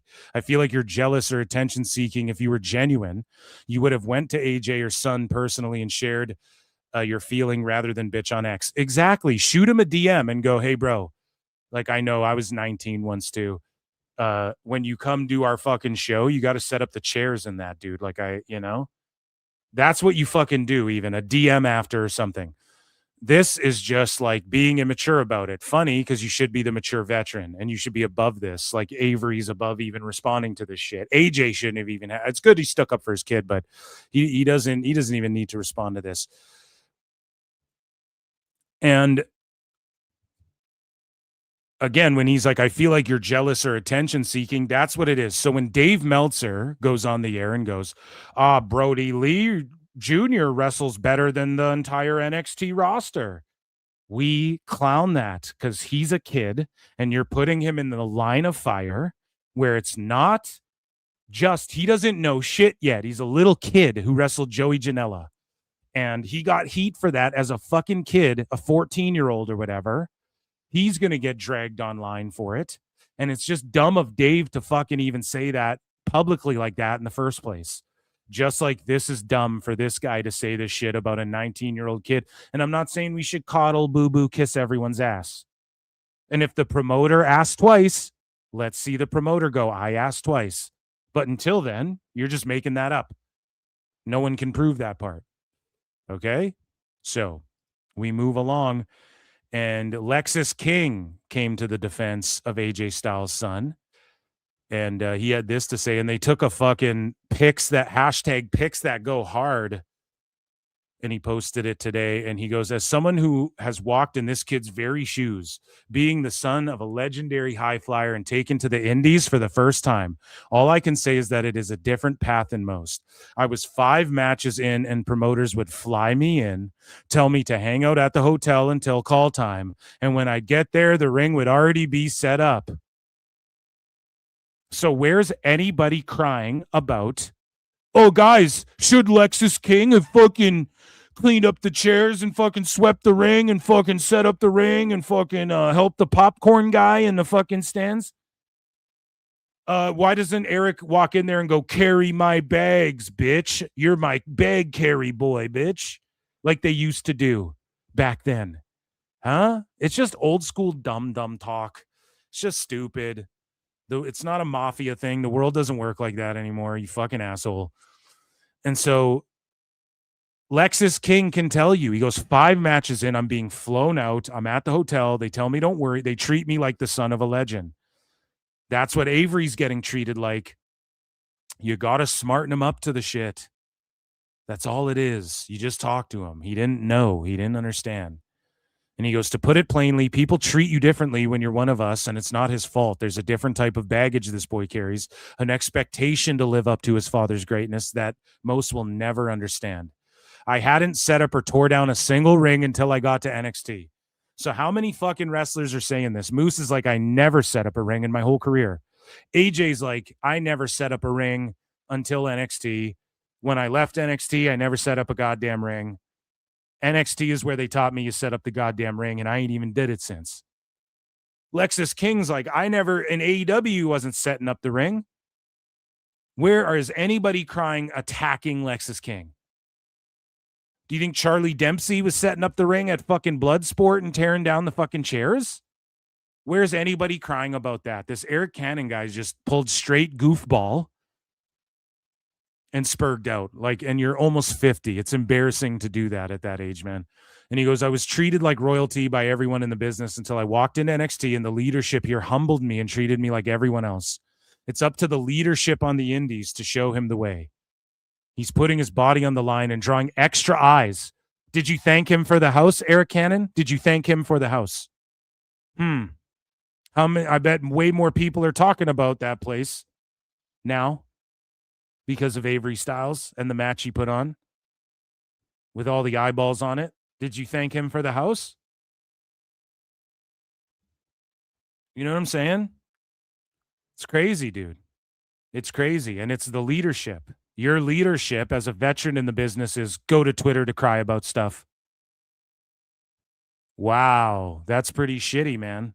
People make fun of that. That's like really cringe. It's made a lot of people hate wrestlers over the years doing that, you know? But he's at such a young age and want to blast him on the internet instead of talking to him in person.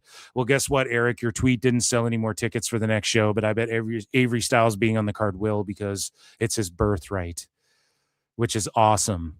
Avery Styles in the birthright or what? So they posted a fucking hard pick to, let's see here. Yeah, right here. Lexis King posted this yesterday. And it's, you know, Aaliyah Mysterio, Malenko's kid.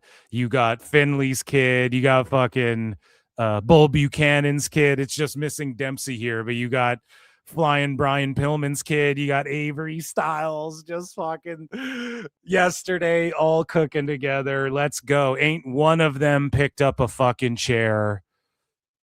And ain't one of them got a gun in their bag, and ain't one of them fucking gonna get a Sharpie shoved up their ass, and ain't one of them gonna be a bag bitch or get, you know, they might get ribbed, but it's just that old school shit, man. It's fucking dead and gone. Cry about it, you know? Misery. So, and yes, no, these kids did set up rings and shit, but that's what you do in NXT, because they teach you that there, because it's all about the leadership. So AJ Styles responds again here to this person who goes, let's see. So AJ Styles goes, he was paid to wrestle, not help you put or take down the ring. That sounds like your job. You just sound like a jealous douche. Boom. Roasted. Exactly. You sound like a jealous ass. That's all it sounds like. And he goes, you were paid to put up the ring. He wasn't paid to do that. So fuck you. That's hilarious. And so this guy goes, I mean, I get that every parent wouldn't want their child to go through what they had to go through traveling around the country to wrestle for a hot dog and a handshake. Again, the whole hot dog and a handshake. Like, okay, man, this is just old fucking lame shit. But didn't ROH make you set up and take down the ring? Isn't that part of the dues Natty was talking about? Clearly not. Clearly fucking not. And this guy's fucking, oh my God, these people are cooked. So AJ goes, you know, it's funny, as I was talking to Book It Gabe, so Gabe Sapolsky, literally tonight, he talked about the ring crew that ROH used. That's why we never had to set up or break down the ring. So this dumb fuck, A Tribe Called Stress. Look at their profile. Pro trans, pro LGBTQ plus, pro Latino, pro union, pro Palestine, pro weightlifting, pro wrestling. Just a virtue signaling fuck right here, right? If I ever, whether you agree with him or not, right? Whether I agree with anything he's saying or not, just like you're just a pandering fuck. Zero personality. When people have all that shit in their fucking bio, you got to tell them all your beliefs and political stances. Zero personnel. Personnel. Right? That's what Dice would say. But AJ Styles goes, you know what's funny? As I was talking to Gabe Sapolsky, he talked about the ring crew that ROH used. That's why we never had to set up or break down the ring, not even the chairs. Want to guess the crew that GCW hired to do that? It was the old ROH crew. So they not only does this kid not know, and there's zero proof or evidence that he was asked to take down chairs or anything, but the plot thickens. They hired a crew for that show, the old ROH crew, to take down the ring and set up the fucking show. Whoa. Crazy. See how times have changed? And now the boys got a ring crew and shit? Weird. Weird how that happens. And so other wrestlers chime in, man. And this is what Big Trouble Ben Bishop had to say, and he's on the indies. He's a big name guy on the indies as far as the indies are concerned. Friend of the show, PWT alumni here, Big Trouble Ben Bishop. All right, so I'm going to give my opinion on this whole paying dues argument that's going on, because I got great lighting, and I'm just a mark for myself, and I have to see myself on camera just to validate my own being. So, folks, here it is. AJ's right. Arik's right. They're both right. Both of them. What Arik is saying, that a guy 3, 4, 5 matches in should absolutely be helping out, set up chairs, set up the ring, tear down the ring, all that, 100%. Arik is not wrong. He's not wrong when it comes to the majority of indie wrestlers starting out. Not a guy like Avery Styles. Guys set up the ring, set up chairs, all that to get spots. It's nepotism. It's fucking... Okay, Lexus King. Now, meltdown about him, Arik. Oh, come on now, Arik. That's not very fair. Meltdown about him now in hindsight. Do it because they want to. I'm sorry. I'm not going to listen to this whole it's just a nice guy wants to help out. No, they're doing it because they want a spot. Avery Styles has a spot. Exactly. He has the spot. You can hate it. You can be mad at it. You really shouldn't hate the player. Just hate the game. Boom. That's how it's set up. We're not in an objective business.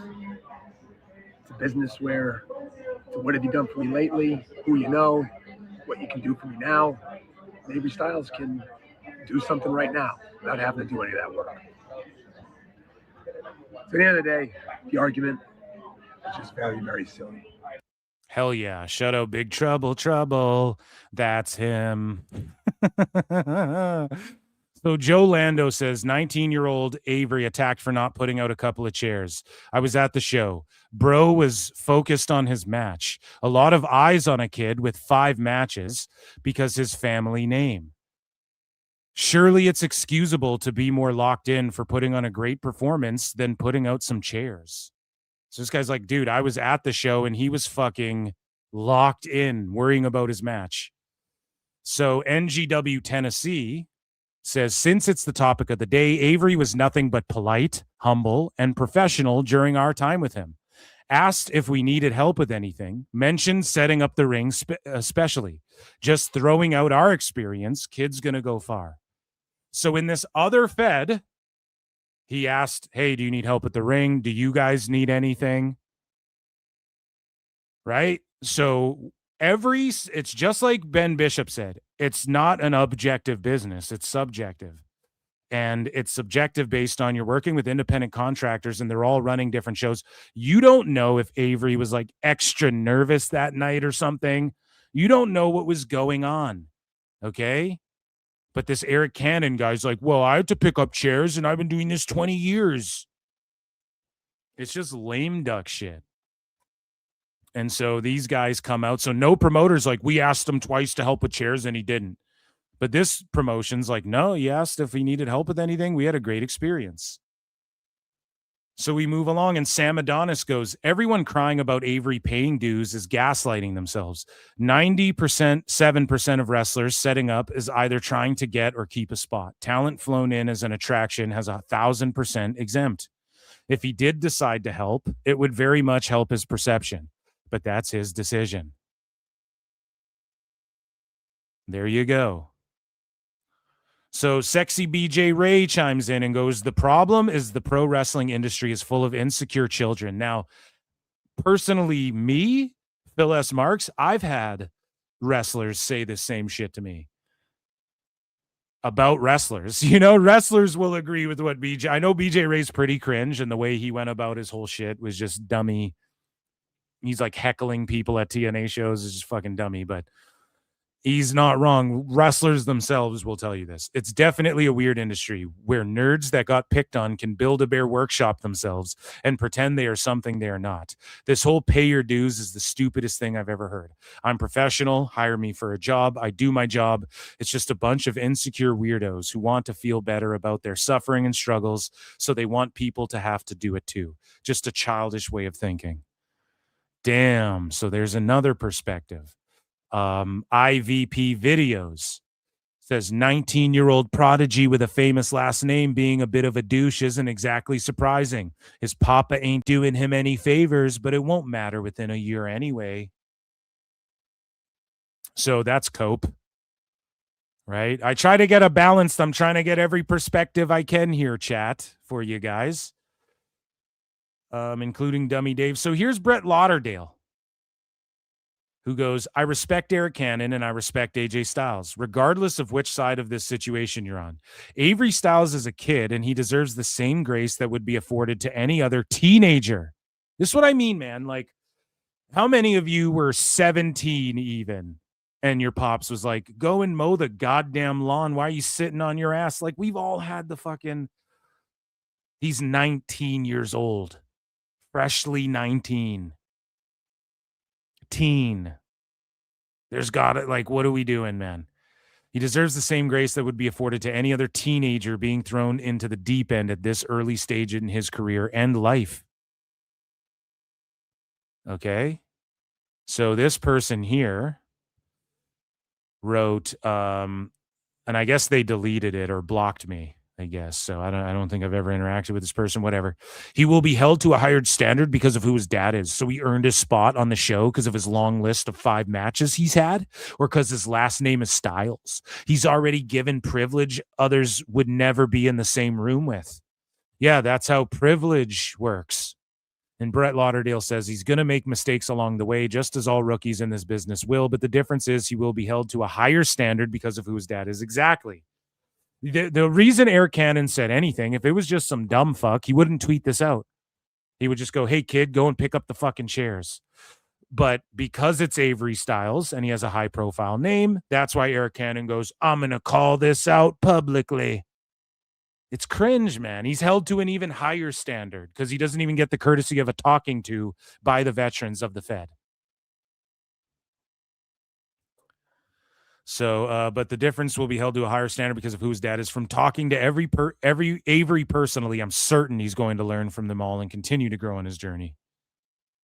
Everyone writing him off. That's the problem with the internet too. Everyone's like, immediately now it's over. He'll just scrape by because his dad. Meanwhile, he's doing better matches than, okay, so Sting's kid who's like 30 something. Is he setting up rings? Is Stephen Borden Jr. setting up rings? Find me an answer. Fuck you, bye. Boom. Find me an answer to that question or go fuck yourself. Is Stephen Borden setting up rings? And if he is, good for him. But like, he's in his 30s. He's held to a higher standard too. Is he just making it because of his dad's name? Or do people go, dude, that's awesome. He's like doing matches for GCW or whatever the fuck. So stupid. So he goes, he earned his spot. Brett Lauderdale continues and says he earned his spot on the show because I've never seen a wrestler with less than 10 matches under his belt show so much natural talent and ability. He was highly recommended and endorsed by people whose opinions I value. There's no privilege here. If he sucked, he wouldn't be here. And that's just it. Nick Hogan isn't the most famous indie wrestler. Nick Hogan isn't fucking just tearing it down and tearing down the ring / tearing it down on the indies. If Nick Hogan stinks in the ring, he's not even a fucking pro wrestler. He's done some training. He's not booked on all these shows. This 19-year-old kid's crushing. That's why he's booked on these fucking shows and getting these bookings, because everyone goes, holy fuck, that kid's good. For 19. We want to get him because the Fed's going to get him and he's going to be a fucking superstar and be world champion in that company one day. Like his dad was. We need to say he was on our show. He's going to draw for us. Holy fuck. Doesn't matter. You're fucking. I was gonna say Jimmy Snuka's kid, but I guess they were all in the Fed. They were in the Fed too. Tamina, you're someone's kid. You're fucking. It doesn't mean you're gonna just get booked everywhere and be over and shit. Okay, it's just that simple. So, Brett Lauderdale again. He didn't go. Yeah, I asked him twice to set up chairs. There's no proof of what Eric Cannon lied about. I believe he lied, but that's allegedly, in my opinion. Liar! I think he lied about being asked twice to whatever. So Eric Cannon posts a picture of Cody Rhodes during the era where Cody's whole gimmick was like, I'm going to do every indie, every town. I'm going to take a pay cut and show up in butt fuck wherever the fuck to wrestle and put people over and da-da-da. And I'm going to do this thing where, because his whole Eric Cannon, this picture, and Cody Rhodes felts Eric Cannon, but Eric Cannon felts himself with this picture because he's too dumb to realize that this is proving the point. Rhodes, his stigma was he's Dusty's kid. They keep talking about Dusty's kids to this day. He's a 40-year-old plus fucking man, and they're talking about Dusty's kids still. In this era, Rhodes went out there. I'm no longer Stardust. No, I'm not a product of the machine. I'm the American Nightmare, and here's my list of guys, and I'm going to do every butt fuck indie. And it was all about him showing up, wearing a suit. He'd do the weight belt, and he'd fucking sweep the ring, and he'd take a cut, and he'd do meet and greets. Rhodes would do Kevin Hart style meet and greets. That's how Kevin Hart blew up. Because before Kevin Hart blew up because every fucking show, that dude would wait back, meet everyone he could, and get all of their emails. He'd write everyone's info down. And he logged it all. And he just fucking blew up. It's like the Dane Cook thing. Like, he made himself accessible. Now, Cody Rhodes' stigma was that. He didn't have to pay dues. You're Dusty's son. You were in a group with Randy Orton and DiBiase Jr.'s son called Legacy. You fucking got pushed. The machine was behind you. Your Gold Dust brother, blah, blah, blah. So when he went to the Indies, his whole thing was like, I'm going to show up in a fancy suit and all that shit, but I'm going to fucking sweep the mat and stay after and meet everybody and fucking...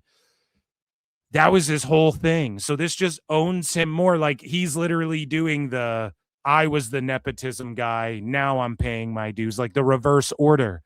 That was Rhodes's like gimmick, if you want to call it that. But he posts a picture of Rhodes sweeping the ring.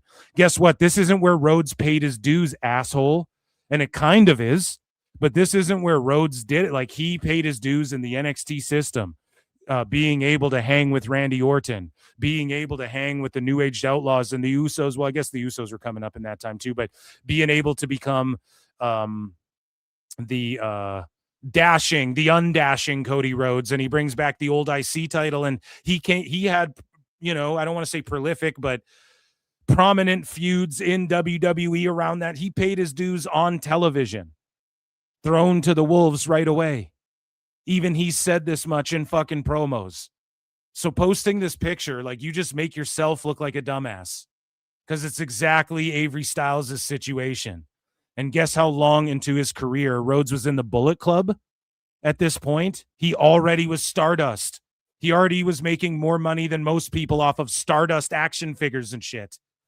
He already was a multi-time IC champion and tag team champion and fought fucking Rey Mysterio and Randy Orton's and all these fucking guys, man. It's crazy. This is the dumbest post ever. And I quote tweeted this. I was like, bro, imagine being almost 50 and being this upset about a 19-year-old to where days later, like a day later, you're tweeting out, look, see, here's a guy sweeping the ring. You're fit, bro. You're almost 50. Grow up. How is this 19-year-old kid bothering you this much? Well, we know why. It's just jealousy and shit. That's what it is. And I hate to, a lot of times when people go, you're just jealous, it's a cop-out. It's a fucking cop-out, But when it comes to this, it just seems real bitter and shit. That's all Emotional damage. And so Cody Rhodes goes, Eric, my friend, no shade intended, but my outlook. And again, Rhodes came up the same fucking way. He tried to be an actor. He failed. Dusty got him into fucking NXT because Dusty was helping run NXT. And that's been the criticism to this day. People go, Dusty's kid, your dad, Dusty's kid, to this day.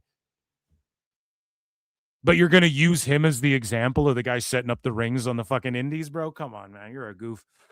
And he goes, Arik, my friend, no shade intended, but my outlook. Avery is 19. His father was paying dues and making sacrifices throughout that young man's youth that some people may never understand. When you're the family holding down the fort.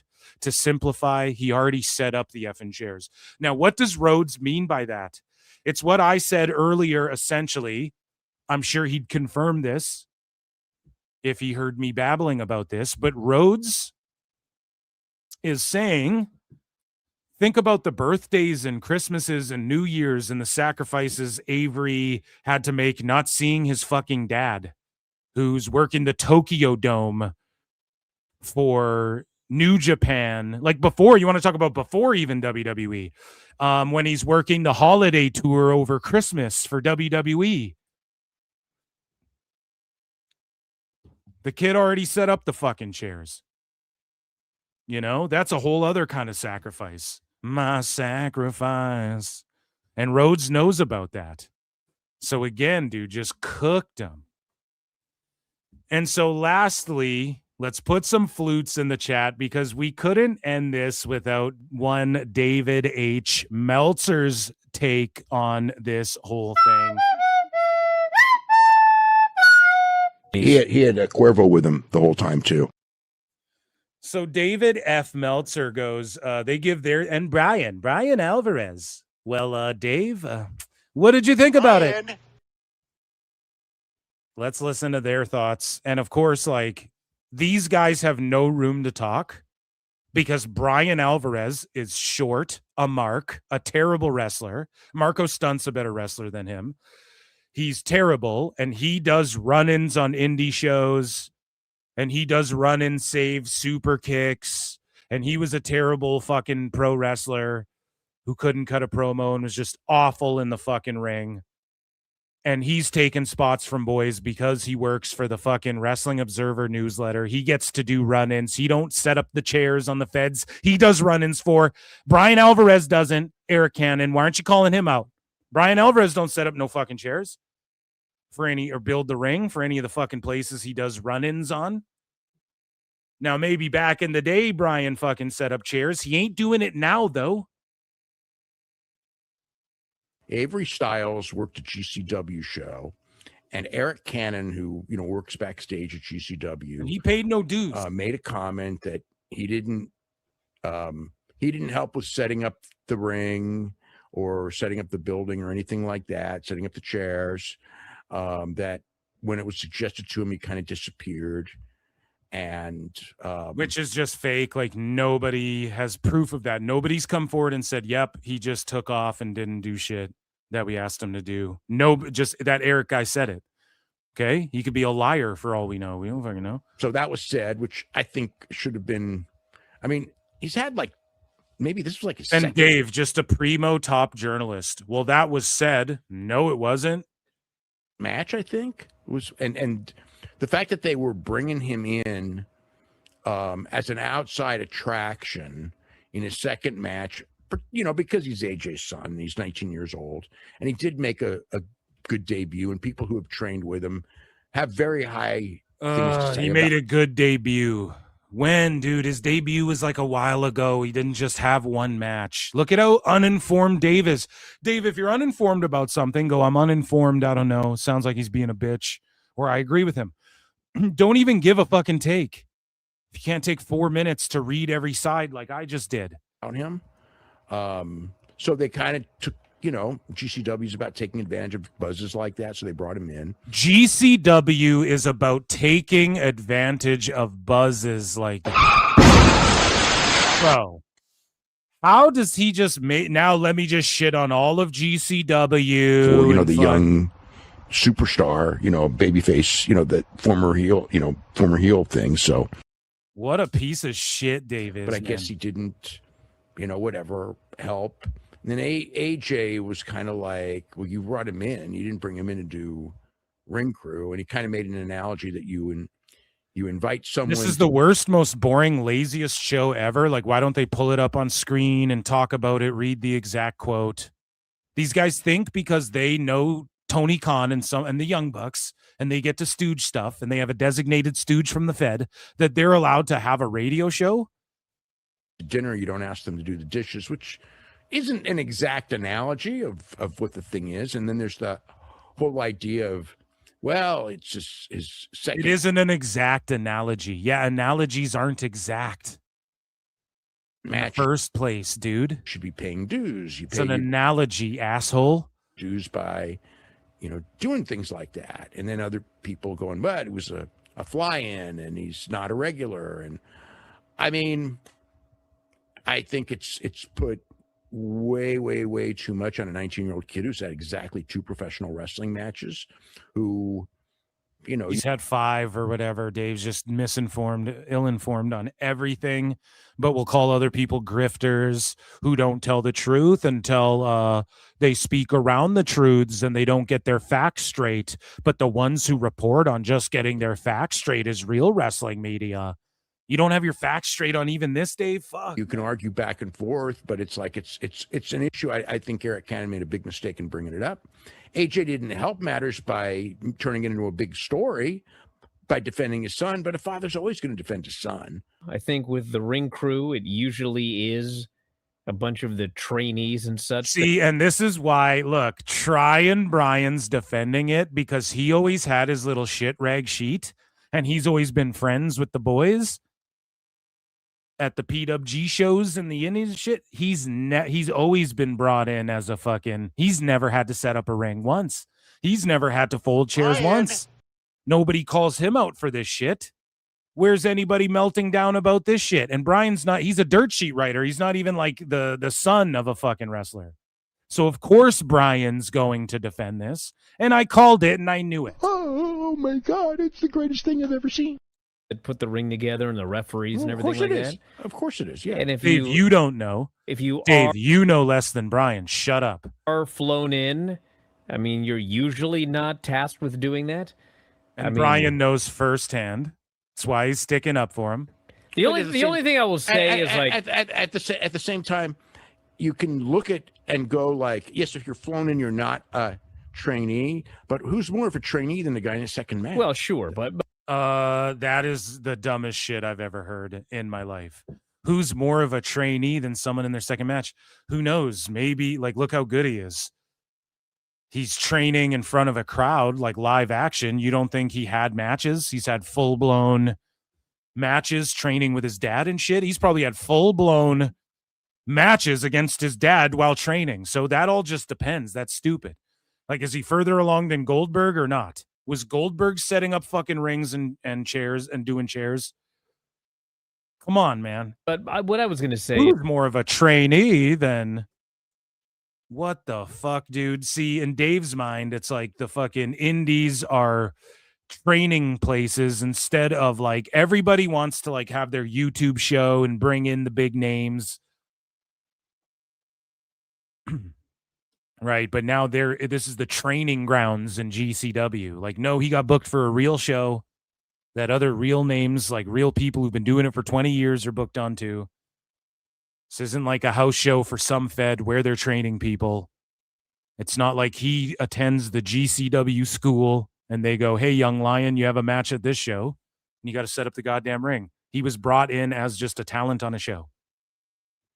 So what is Dave talking about? I'm going to a show this weekend. I'm on the show. Look, oh God, Brian's such a mark for himself, man. Patreon.com/ProWrestleTimes. I go over some of Bry's wrestling matches and him marking out for his own wrestling. And he's just a cutie pie in that ring, dude. It is so funny how short he is and how bad he is at wrestling and selling and everything.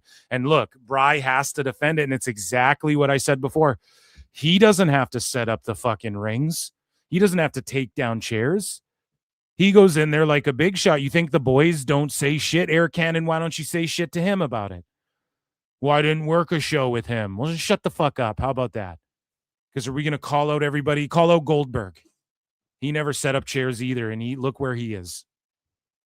Right? And Bry's like, well, I'm going to a show. And even Dave Dave's going to shows. He gets to go backstage and all this shit, have private meetings with Tone. There's wrestlers on Tone's roster that don't get private meetings with Tone.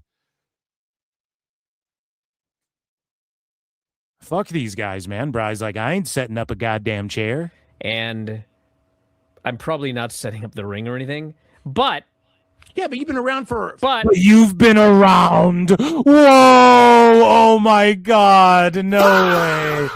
No fucking way, dude. You've been around for a while. Bry is a failed wrestler that only gets booked on these shows.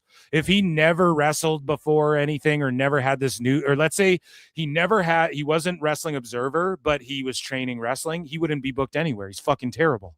He's terrible. He'd be working in AEW right now in Ring of Honor, doing something if he didn't have this dirt sheet. The only reason he's hired is because he has this dirt Sometimes sheet. in life, you got to be a hoe. Hold on. Decades. You're correct. You've been around for decades. But if someone did say, hey, can you help us set up some chairs? I'd help him set up the chairs. I'm Brian Alvarez. I'd help him set up the chairs. Avery Styles. But they don't. Even though Avery Styles is already better than you in the fucking, is already more of an attraction than Shorty Pie Bry. And Bry needs wrestling school. Avery looks like he doesn't need any more wrestling school from what I've seen. I don't want to pull a Dave Meltzer, but he looks like if you stuck him on, I'm not going to bury anybody, but he looks like if you stuck him in NXT right now, he'd be fucking just fine in any position you put him in, just from watching his handful of indie matches he's had. So that, ladies and gentlemen, was Wrestling's Not Fake, where wrestlers work themselves into shoots, brother. And that, ladies and gentlemen, was PWT live show. Yeah, it was a long one. I love you guys. I will see you all tomorrow for Dave Meltzer Dumb Moment of the Week. Bring your flutes, and I will see you guys for Sicko Saturday. Saturday is going to be a fun show, and I'm not sure if there's any PLEs that we got to watch along. Shout out all of the well over 200 people watching this evening. I appreciate you, Club PWT. You guys are goated. We end the poll, and 78% of you guys are hype on Zilla Fatu in WWE. 17% of you say no. Only 4% of you guys say who, which there's always going to be somebody trolling, right? So shout out our pollsters. I've been Phil S. Marks. I hope you all have a fun-ass rest of your evening. It's probably late there on the East Coast, but whatever. Don't forget who the best guy is. Be good to each other. I'll see you guys on the next one. Peace.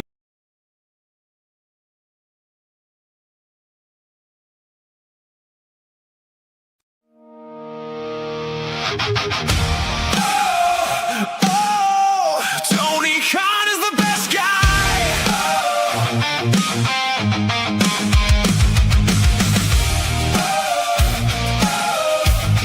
Ooh, yeah.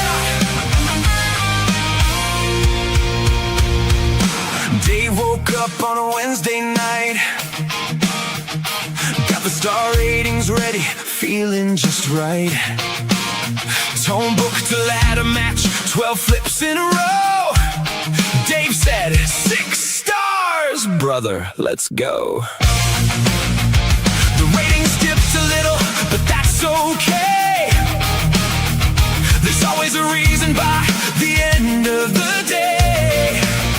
When the message boards crumble and wonder why, Dave just smiles and starts to type. Maybe you just don't understand the art. That's the line before he plays his part. Tony Khan is the best guy, never wrong and he'll tell you why. If Tone books it, it's certified. Tony Khan is the best guy. Tony Khan is the best guy. Dave's got another defense to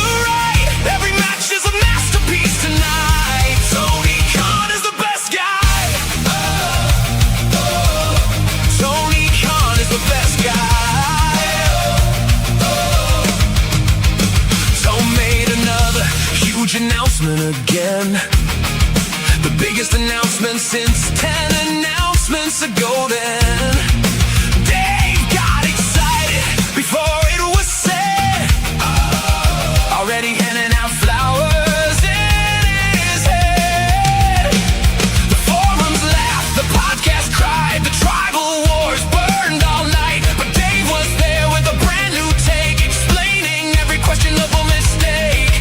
The critics yell from far and wide, but Dave is always by Tone's side. Tony Khan is the best guy, never wrong, and I'll tell you why. If Tone books it certified, Tony Khan is the best guy. Tony Khan is the best guy. Dave's got another defense to write. Every match is a masterpiece tonight. Tony Khan is the best guy.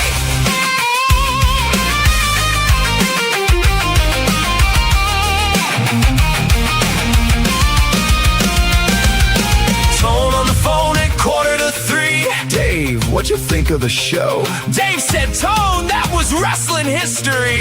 That's exactly what I hoped you'd say, bro. The fans keep arguing year after year, but Dave's got 5 more stars to give right here.